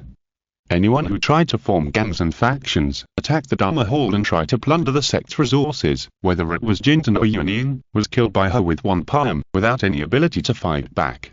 Most of the people in the demon sect were very realistic. When they saw that this matter was impossible, they all stopped their efforts. Some even wanted to persuade him to take the title of deputy leader off the list, but Wang Jun stopped them. Now, most of the government affairs in the sect are judged by Wang Jun and reviewed by Yuo Jin. The former is always smart and can see the petty minds of the people below, while the latter is always steady and will not adopt radical strategies. Therefore, the situation of the life path can be barely stabilized. Jianglin rushed into the hall with her sister, and called Yuo Jin and Wang Jun to her side. Tell her everything you know about your master in detail. She pointed to her sister King Shang next to her, and then drank tea calmly. Yuo Jin pondered for a long time and said, Master is a great man. Jianglin spit out a mouthful of tea, causing King Shang, Yuo Jin and Wang Jun to stare at her. The tea is too hot, she said lightly, wiping her mouth with her sleeve. I'll go make another cup for Master. Wang Jun immediately came out to hand over the ladder, took the teacup from Jiang Moenv, and left gracefully. Yuo Jin. Jiangli said seriously, before you speak, think carefully in your mind a few times and make sure there is no problem before you speak. Is there anything wrong with what I said? Yuo Jin was very confused, but the child was also an honest person, and nodded. I know, Master's wife. King Shang was confused next to him. She had seen that Yuo Jin was not lying, and she also saw that her sister did not think that was the fact. So what is the matter with this brother-in-law? Go on. She asked Yuo Jin with a smile. Master, although many people don't understand, I think he is a great man. Yuo Jin pondered for a moment again and said firmly, my talent for cultivation is extremely poor. If it weren't for Master's support, I would never have come this far. Look at the Fanshindo again. It was originally a mess. The relationship between master and apprentice was strict and clear, and between factions. Among several apprentices, only the most favored can inherit the mantle. But master introduced the system of the Dharma Transmission Hall, which made the Fanshindo have earth-shaking changes. I think no one in the sect can deny this. Wang Jun just came back with tea, and he immediately showed recognition when he heard it. Jianglin also thought about it. Think about it carefully, my husband's decision has indeed brought great changes to the Fanshindo. Apart from other things, just breaking the stereotype of master-apprentice transmission has undoubtedly injected great vitality into the low-level cultivators in the sect, but Jianglin really doesn't want to think about it in this way. After all, apart from this matter, has he done anything else? It's all my fault, isn't it? Anything else? King Shang chewed on it carefully for a moment, and then in his mind, he sketched out an image of a promising monarch who was not particular about trivial matters and had great talents. And let me add one more thing. Seeing that the master's wife's face was uncertain, Wang Jun immediately interrupted and said, Master is a very lazy person. Well said. Jianglin immediately clapped his hands in praise. Master doesn't usually do much. Ban Jun said very tactfully, although I believe that if he gets serious, he will definitely handle it better than anyone else, but he is indeed impatient to deal with political affairs. As the head of the sect, all the responsibilities are shouldered by the master's wife. Jianglin looked at Ban Jun with more and more favor, while King Chang felt suddenly disillusioned, and quickly erased the image of promising monarch in his mind and replaced it with the image of a nobleman who was smart but lazy. Seeing the innocent look from Master's wife, Ban Jun immediately started to list the details. Master usually does not participate in the mundane affairs of the sect, such as daily sect decision-making. Ordinary things will be handed over to senior brother to do. If we ask him for instructions on some more important things, he will be impatient. In the end, we can only ask Master's wife to make the final decision. As for being a master, teaching, imparting knowledge, and answering questions, Master does not do it because he is too busy. We basically ask Master's wife. King Chang was amazed when he heard this. He thought to himself, what do you mean by too busy? He is obviously too lazy. Then your master, who neither handles sect affairs nor teaches disciples, what does he usually do? She continued to ask curiously. Silence. A long silence. Ban Jun looked confused, Jianglin looked thoughtful, and only Yuo Jin still maintained a calm expression, so King Chang cast an inquiring look at him. Although I don't know what master is doing, Yuo Jin said with confidence, but he must be thinking about how to govern the sect and how to improve the important matters of the cultivation world all the time. Well, I also know that you were a complete fool. King Chang nodded after hearing this, and threw all the words of Yuo Jin out of his mind and forgot them. Apart from personality, is there anything to say about strength? After looking at the app for a while again, confirming that what the two said was true, King Chang asked again, for example, the usual skills, fighting style, etc. Just ask me about this. Jiangli waved his hand to signal the two to leave, and then discussed with King Chang again. On the Watai mountainside, because they didn't know about the theft of the Dutian stone, they were still in the dark for the time being, and they had to rely on various demon sisters to cheat to catch up with the progress. As for the Yulongshan Dong Huangdao, Long Hu finally waited for an opportunity, saying that Billy had bribed a deacon and could use the other party's arrangement to sneak into the locking demon tower. Of course, since the restrictions inside the demon locking tower have changed drastically, it is completely impossible to release Emperor Yinglong like last time. In fact, even sneaking in this time would be risky. But Long Hu insisted on going, so Willy had no choice but to use his superb illusion skills to transform with her into low-level disciples in the Foundation establishment realm, and then rush towards Shushan. Entering the sphere of influence of Shushan, they also encountered many sky-patrolling monks along the way. However, the two flew very low and their speed was slow. Seeing that the two had low cultivation, the sky-patrolling monks did not stop them carefully for questioning.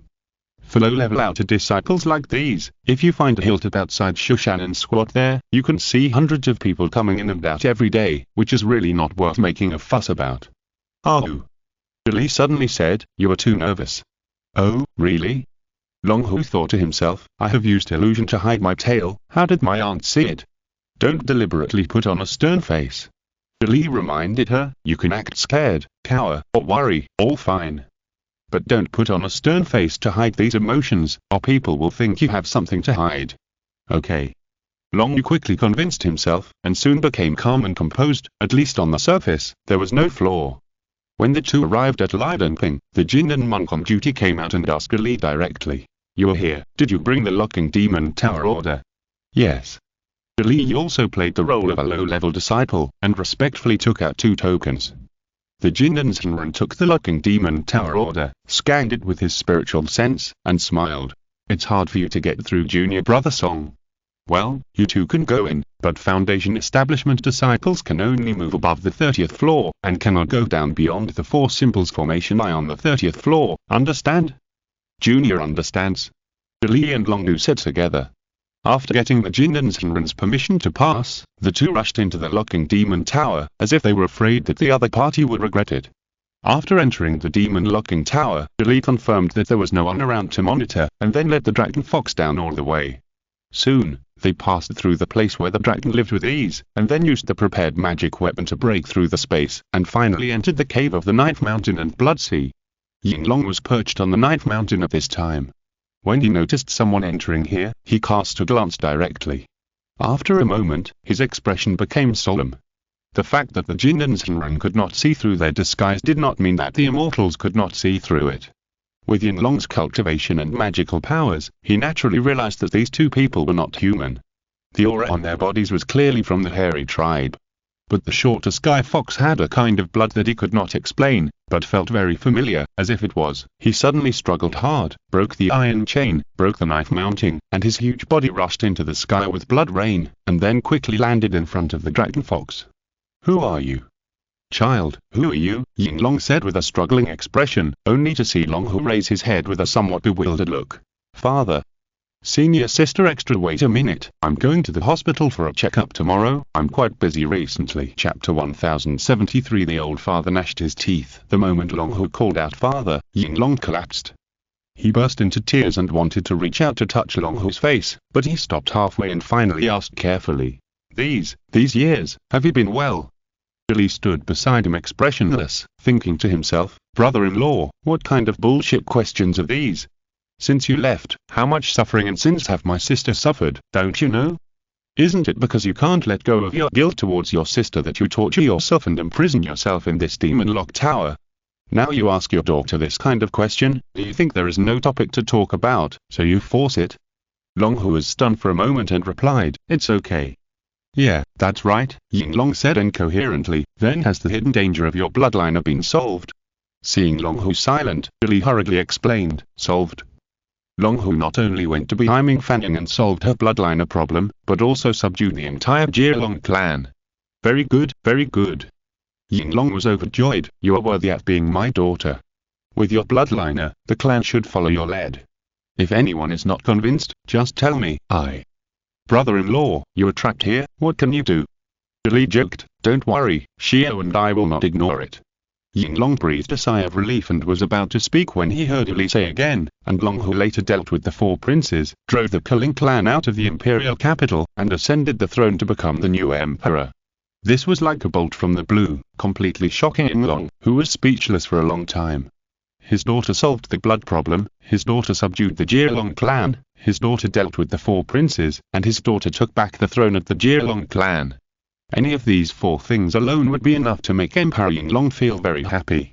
But taking them all together would be a bit overwhelming. After all, in Yinlong's memory, when he led his army to the human world and vowed to break the demon-locking tower to rescue his compatriots, this daughter was still in her mother's belly, and because of the blood conflict, it was not known whether she could be born normally. When he was imprisoned in the demon-locking tower, without seeing the sun, time seemed to have stopped from then on. Time flies, and 100,000 years pass in the blink of an eye. When he came to his senses, his daughter, who was still in his wife's belly, not only grew up safely, but also took back all the glory that was lost in his hands. For the Dragon Emperor, all the suffering and torture of the past 100,000 years seemed to be compensated and rewarded at this moment. "It's nothing." Seeing that his father seemed to want to praise him, Longhu whispered embarrassedly, "I just did a small job, and it was mainly due to the joint efforts of my aunt, Xiao, and the Jialong clan, as well as Longlong's assistance."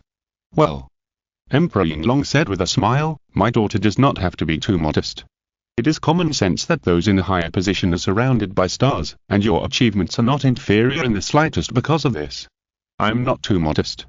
Longhu shook his head and continued, "It is precisely because I have worked hard from the bottom that I can truly feel the hardships and difficulties. If I rely on my own strength alone, it would be absolutely impossible for me to live to this day. Father, I know that you are still brooding over the fact that you abandoned my mother and me, and you are so guilty and painful that you have to torture yourself here. Although my daughter does not have the power to forgive you on behalf of my mother, I want to say, at least I don't think you owe me anything, Father." Yinlong opened his mouth repeatedly, wanting to say something but stopping himself, but in the end he could not say anything. "But father, I do feel the pain of being abandoned." Longyu continued in a low voice, Long, father may not know who Long is. It was he who promised my mother on her deathbed that he would escort me to Beiming Fanning to find a way to solve my bloodline problem. Along the way, we supported each other and fell in love with each other. At least my daughter has recognized him, and her heart will never change, just like the rising and setting of the sun and the moon, it will not change. But after he fulfilled his promise, he took away the fragment of the Gutian stone from my daughter, and then disappeared completely. Emperor Yinglong had a dull expression, as if he had not yet accepted the fact that his daughter had suddenly grown up and was taken away by someone. He only heard Long Hu asking for help in a crying voice. My daughter wants to ask my father for help to find Long Long for her. Since he is determined to find that beauty in stone, he will definitely look for the other fragments. I heard from my mother that the fragment was brought back by my grandmother from the human world in the past, but the human world is full of powerful enemies, and my daughter has never known where to start. Emperor Yinglong finally came to his senses and said seriously, "Since you're asking, how can I, as a father, not agree? Since Long Long dared to betray you, then I will find him for you first, make him kneel in front of you and confess his sins, and then beat him to death, father." Long Hu shook his head and said, "My daughter doesn't want you to kill Long Long. I just want you to keep an eye on him and don't abandon me again." Emperor Yinglong was furious. It was like a person who was dying of thirst in the desert finally found an oasis lake, but a big camel ran over and siphoned all the water in the lake in front of him, so he suppressed his anger, patiently comforted his daughter and said, okay, if you don't want to kill him, then break his hands and feet, stuff him into a vase, make him into a dragon puppet, and let him accompany me day and night. My daughter doesn't want you to make him into a dragon puppet." Long Hu said, not knowing whether to laugh or cry, "I just want him to be intact and promise to stay with me forever." Will it be too easy for him to be intact? Emperor Yinglong thought, okay, then let's extract his soul first and torture him, so that his mind will completely collapse and he will only obey your orders from now on, father. Dragon Fox said angrily, "Don't hurt him. Isn't it better to find him back?" Emperor Yinglong was frightened by his daughter, and it seemed that his mind completely collapsed. It took him a long time to regain his consciousness. Tears streamed down his heart, and he forced a smile on his face and said, "I will listen to you, I will listen to you. So brother-in-law has a way to get out of here?" Li asked worriedly beside him. "Last time I risked my life to save you, you refused to come out. Now that the restrictions of the demon locking tower have been patched up, is it too late for you to regret it?" "Of course." Emperor Yinglong said proudly, "If I hadn't been willing to stay here in the past, how could the demon locking tower track me?" A quarter of an hour later, 3 demons disguised as Shushan monks sneaked out of the demon locking tower and quickly flew away on their swords before the monks on duty discovered them. What's going on? Li couldn't understand it at all. How did he get out so easily? The restriction in the demon locking tower is still dead, after all. Long you saw something. Father has been in there for so long, he must have figured it out long ago. If I'm guessing correctly, what is really locked in the restriction is actually just the dragon puppet created by Father, right? Yes. Emperor Yinglong nodded and said, "Your aunt rescued me last time. Although I deliberately lost to Chanmei and imprisoned myself in the demon locking tower again, I took advantage of this opportunity to see through the last few joints of the demon locking tower's restriction. Since then, the restriction can no longer completely restrain me. I can escape from it at any time by replacing myself with a dragon puppet." In that case, Li couldn't help asking, "Then what is my brother-in-law still doing in there? What can I do if I get out?" Emperor Yinglong shook his head. "My wife and children are separated, and my family is declining. There is no point for me to go back to the East Empire realm.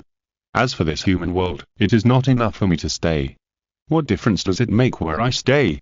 He looked at Long Yu lovingly and said, "Fortunately, we still have a daughter like you. From now on, we, father and daughter, will depend on each other in the world. It's not that my daughter doesn't want to be close to her father," Long Hu said with a polite smile, "but my daughter has found the most important person in her life, and maybe we will have children in the future. Depending on each other is really too pitiful." Emperor Yinglong was struck by lightning, and his teeth seemed to be broken. Long Hu continued to ask, "If we have children, father will love the children very much, right?" "That, of course." Emperor Yinglong said seriously. "Of course the children will love them, but the father doesn't have to, so let's get rid of them." Speaking of the robber named Long, Emperor Yinglong suddenly remembered something. During his long years of self-imprisonment in the tower, no one came to disturb him most of the time. Occasionally, someone would come in unfortunate enough to be killed by him. But there was indeed a relatively unique human race among them, who gained a certain amount of appreciation and trust from him, and received the task of saving his daughter. Of course, Emperor Yinglong just did it by the way, as an excuse for himself to let the other party go. But now, after hearing what his daughter said, it was clear that the human race really succeeded. Otherwise, with the vastness of the Eastern Empire realm, how could he find his wife and daughter? How could there be such a coincidence? After telling Li about the situation, the other party also reacted quickly. Kumlinkyo Chains Iron. Are you sure? Emperor Yinglong frowned and asked. So the damn scum is a cultivator from Kunlin? Yes. Li said seriously, when I was aliasing Tarshan June, I met him in the Locking Demon Tower, and I can confirm it. Very good.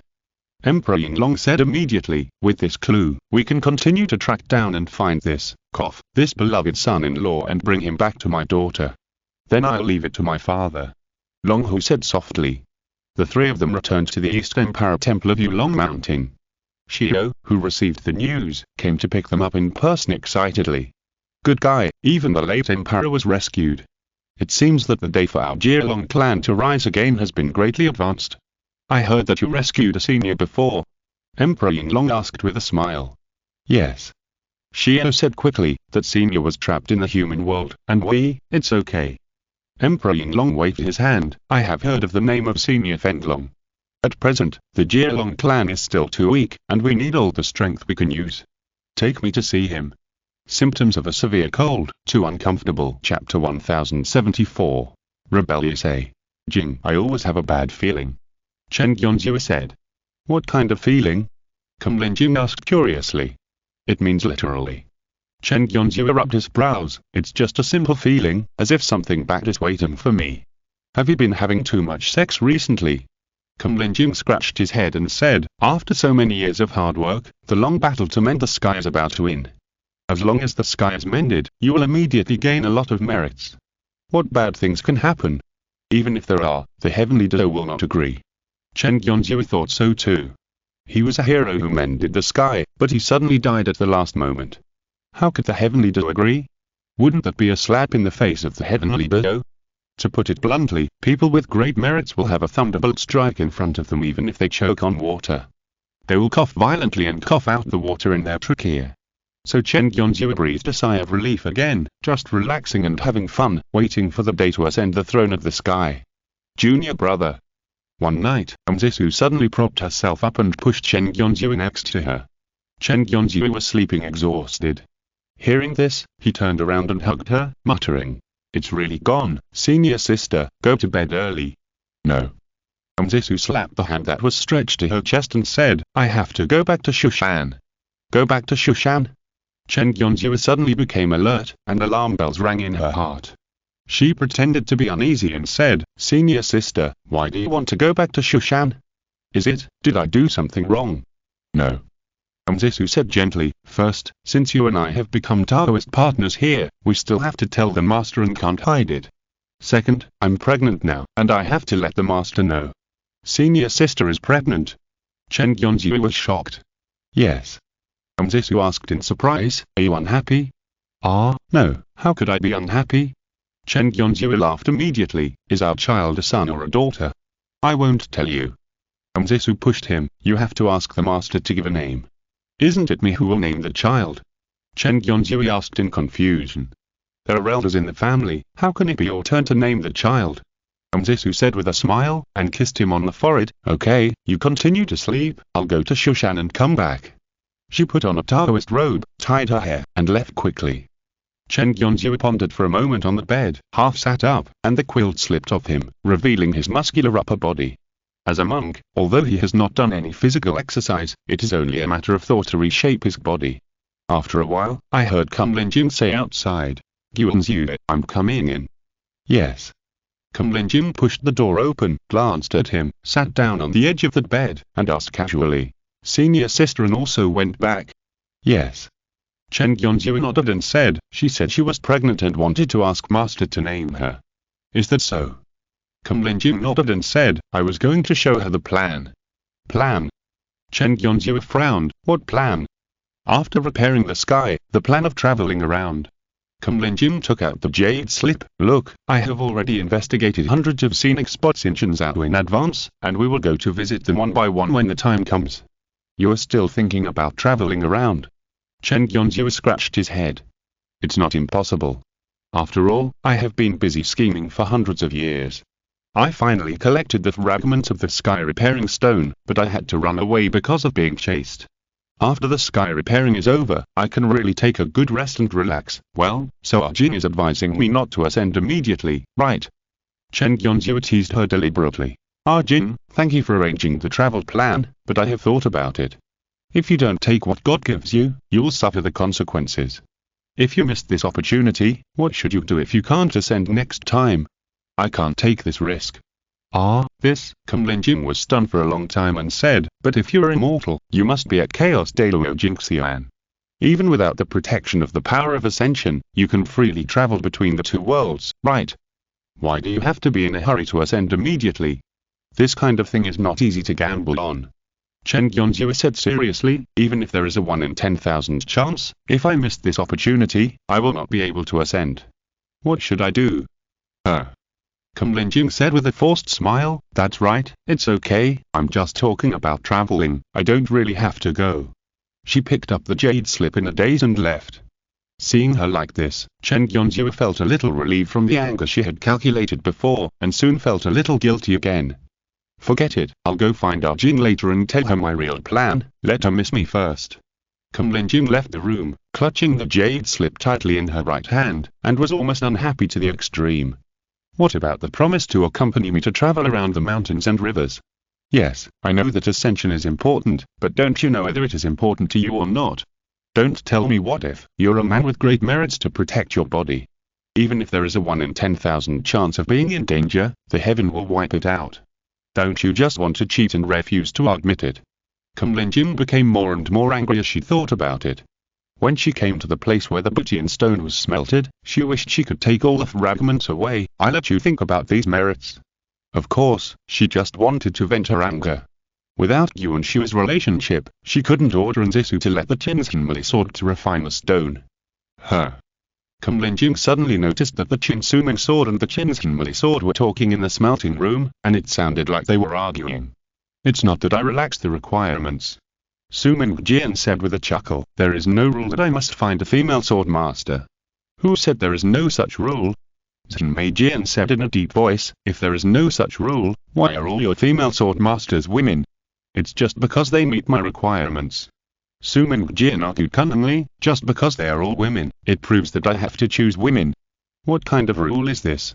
Once I chose a woman, and you said she didn't meet the rules and asked me to give her to you. Zinmei Jian said angrily. That's because she is more suitable for my requirements, not because she is a woman. Suming Jian pretended to be puzzled, so who made the rule that makes you think we have to choose people by gender?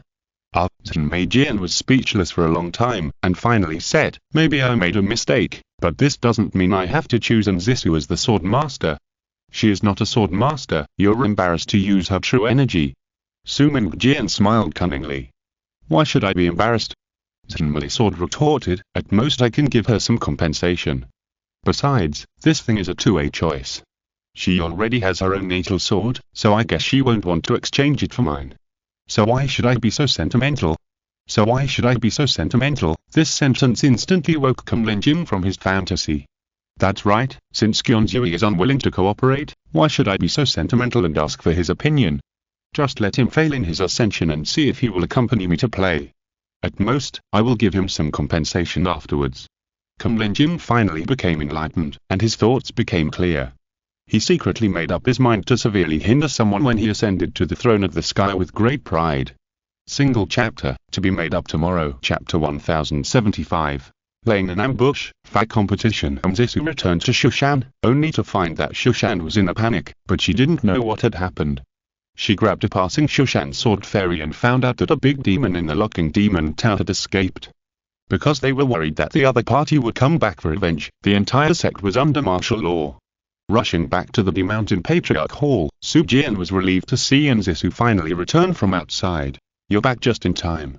Recently, a big demon escaped from the tower. Don't leave the mountain for the next few days, so as not to be attacked and retaliated by the big demon outside. What big demon? Nzisu asked subconsciously. Yinglong. Su Jian frowned and said, this demon has reached the fairy level. Although my Shushan is not afraid of him, if he specifically attacks the lone disciples, it will be a troublesome matter after all. Nzisu nodded. Since it was a fairy-level enemy, there were seniors such as the Longmade Immortal and the Yuan family patriarch to deal with it. By the way, this disciple came back this time, but I have something to tell Master. About a quarter of an hour later, Su Jian felt suffocated.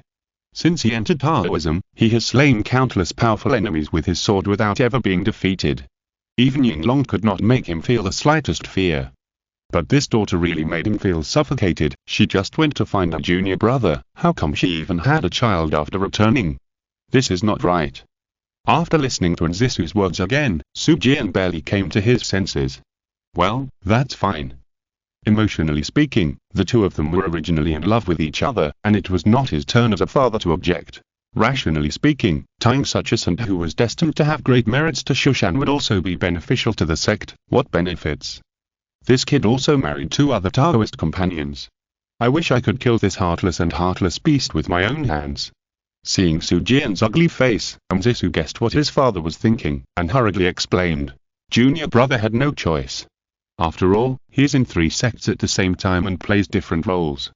It is normal for women to admire him. But Cunning and Dongyu are not easy to deal with. Su Jian said sternly, how can my daughter share a Taoist partner with others, and these 2 people? Who said I want to share with them? Nzisu said in surprise, Master, do you want me to give up my junior brother to them? Father certainly didn't mean that. Su Jian hurriedly explained, I'm just afraid that you will suffer. If you can't accept this kind of thing, you give up on yourself and complain about yourself, and even vent your anger on others, then you'll suffer. Nzisu said calmly, besides, Master has taught me since I was a child that practicing Taoism is to fight against the sky, against others, and against yourself. Will Master complain that God is unfair just because he suddenly has 2 more opponents? That's the truth. On the one hand, Su Jian agreed with his daughter's self-improvement philosophy, but on the other hand, he felt it was not worth it for her. However, since Nzisu had already made up her mind and was already pregnant, he certainly would not force his daughter to break off her relationship with King Fen, so he asked in a deep voice, what do you plan to do next? Let's wait for junior brother to repair the sky first. Nzisu thought about it and said, after repairing the sky, we must try to keep him here, instead of letting him ascend to heaven on the spot. After he stays, whether he returns to Kunlin, Penglai, or Shushan, that one it depends on his ability. Well, Su Jian thought about it carefully, and it seemed that there was no problem. Kim Fen had become a saint after repairing the sky, and it was impossible to keep him by force. In the end, it was still about feelings. Speaking of this, no matter in appearance, figure, personality, or the relationship accumulated from daily interactions in the past, who can compare to my daughter? Su Jian's protective nature broke out, and he subconsciously felt that compared to his own daughter, Qingding and Dongyu are just mediocre women. However, we still have to be wary of Kunlun Penglai, who will become desperate and know they cannot defeat Jing Xiao. At the time, they will send thousands of troops to block their way and take the opportunity to let Qingding and Dongyu trip King Feng away. Thinking of this, Su Jian asked in a deep voice, how many people are needed? After all, they are father and daughter, and they are in sync in this regard. Nzisu also replied, not many are needed, just a dozen good fighters will be enough. You really know how to give me difficult questions. Su Jian said with a smile, how many peak masters are there in Shushan? It doesn't matter if master doesn't give us any. Nzisu said calmly, why should I be afraid of one person? But you can't say that.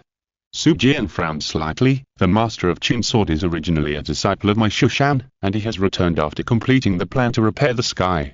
We can't let Kunlun Penglai take him away. It's just that Yinglong has escaped, and it's just that the faction needs to be on high alert. We really can't mobilize too many people. Let's wait until the Immortal comes back. Okay. Nzisu hesitated. What else? Su Jian saw that she seemed to have something else to say. My junior brother and I's child. Nzisu was silent for a long time, and then whispered, Father, won't you give him a name? However, 1,000 miles away from the southeast Yinlu, the Penglai group had already found a small island. Please, seniors, please stay here for a while. Shilli instructed, the whereabouts of the front are unclear at this time, and it is not easy to alert the enemy. I will go alone.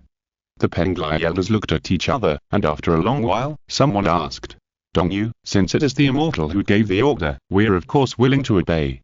But at least tell us who we are going to deal with this time, so that everyone can be prepared. It's not that I don't want to explain. Shilli said with a smile, I'm just afraid that if I tell it in advance, it will make everyone psychologically burdened. Now that you mention it, we already have a psychological burden. Another Penglai elder said with a wry smile, in that case, let's take out our best skills. Everyone present was an elder from various sects. Most of them had received the incense of Elder Shidin, and knew that Shillelagh was about to take over the position of the head of Penglai. Naturally, they were happy to give her face at this time, so they arranged many of their signature methods, whether it was formations, talismans or magic weapons, on the island. Although there is a serious lack of practical experience, when it comes to building a stronghold, fighting a stupid battle, and competing to see who can consume more energy, Penglai King Temple is still not afraid of the heroes of the world in this regard. The reason why Shillelagh chose an island as the garrison on the Penglai side is naturally due to this consideration. Almost on the same day, Zhu Yingyan led the Kumlan elders of the Tian and Zhu family faction and arrived at a location about 800 miles away from the southeast Jinlu. Please hide in the seabed nearby. Zhu Yingyan ordered, I will notify you when the time comes. Okay.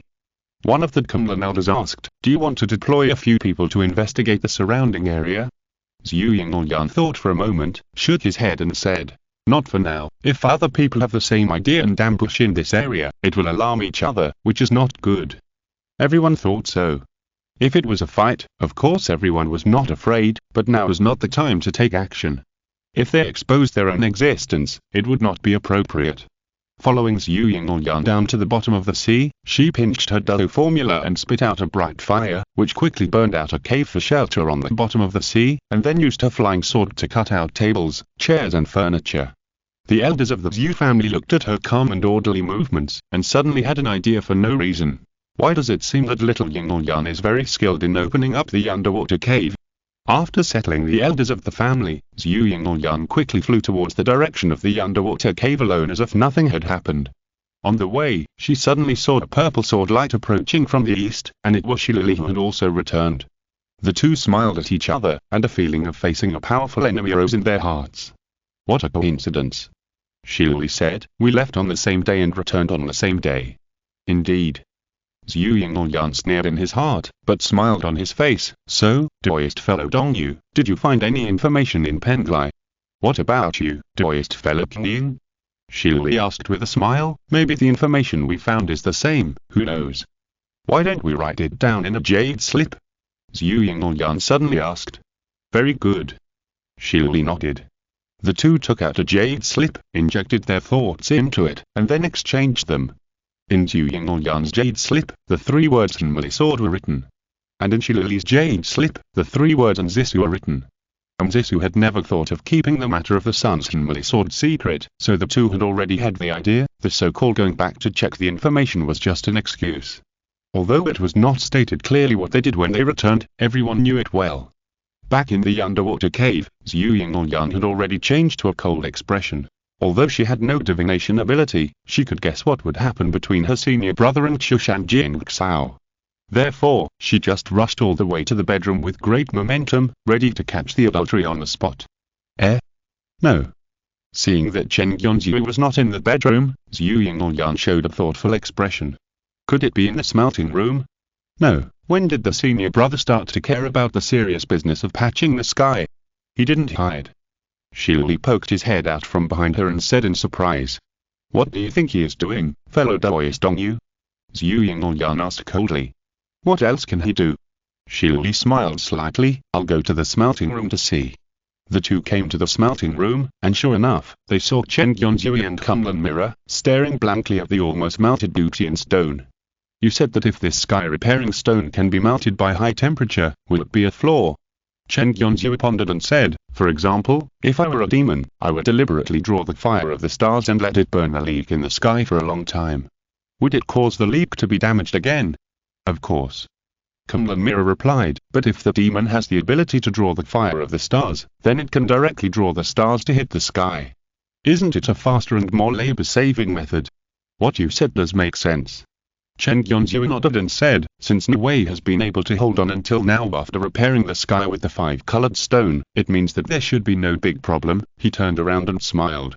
The two ladies are back. Although it was a simple greeting, somehow, both of them felt that the way he said this was a bit annoying. Speaking of this, do you have a way to melt the last step of the sky-repairing stone? Chen Yonzhui seemed unaware and continued to ask. The two looked at each other, and Shillelagh spoke first. To melt the sky repairing stone, you must use a very high temperature flame. Fellow Daoist Qing is worse than me in this regard, so why not let her speak first? Zhu Yingyan cursed in his heart, but said, there is almost no fire-based Taoist method in the world that can be hotter than the earth fire. But there are quite a few magic weapons. Fellow Daoist Donyu was born in the Tiangong workshop. Do you have any opinions on this? Correct one of your statements. Shili said with a smile, with the level of earth fire, there is almost no magic weapon that can be used for one's own use, unless it is an ancient spiritual treasure.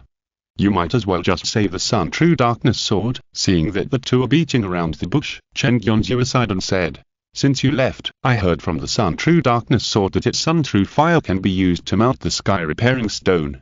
If it is the legendary Sun True fire, I think there should be no problem.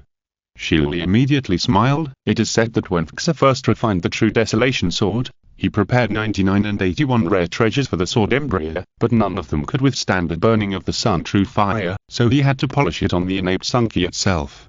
I think smelting the sky repairing stone is not a problem. But it should consume a lot of true essence. Zhu Yingyan also asked curiously, who will provide the corresponding consumption? Is it the Sun True Desolation sword that provides the source?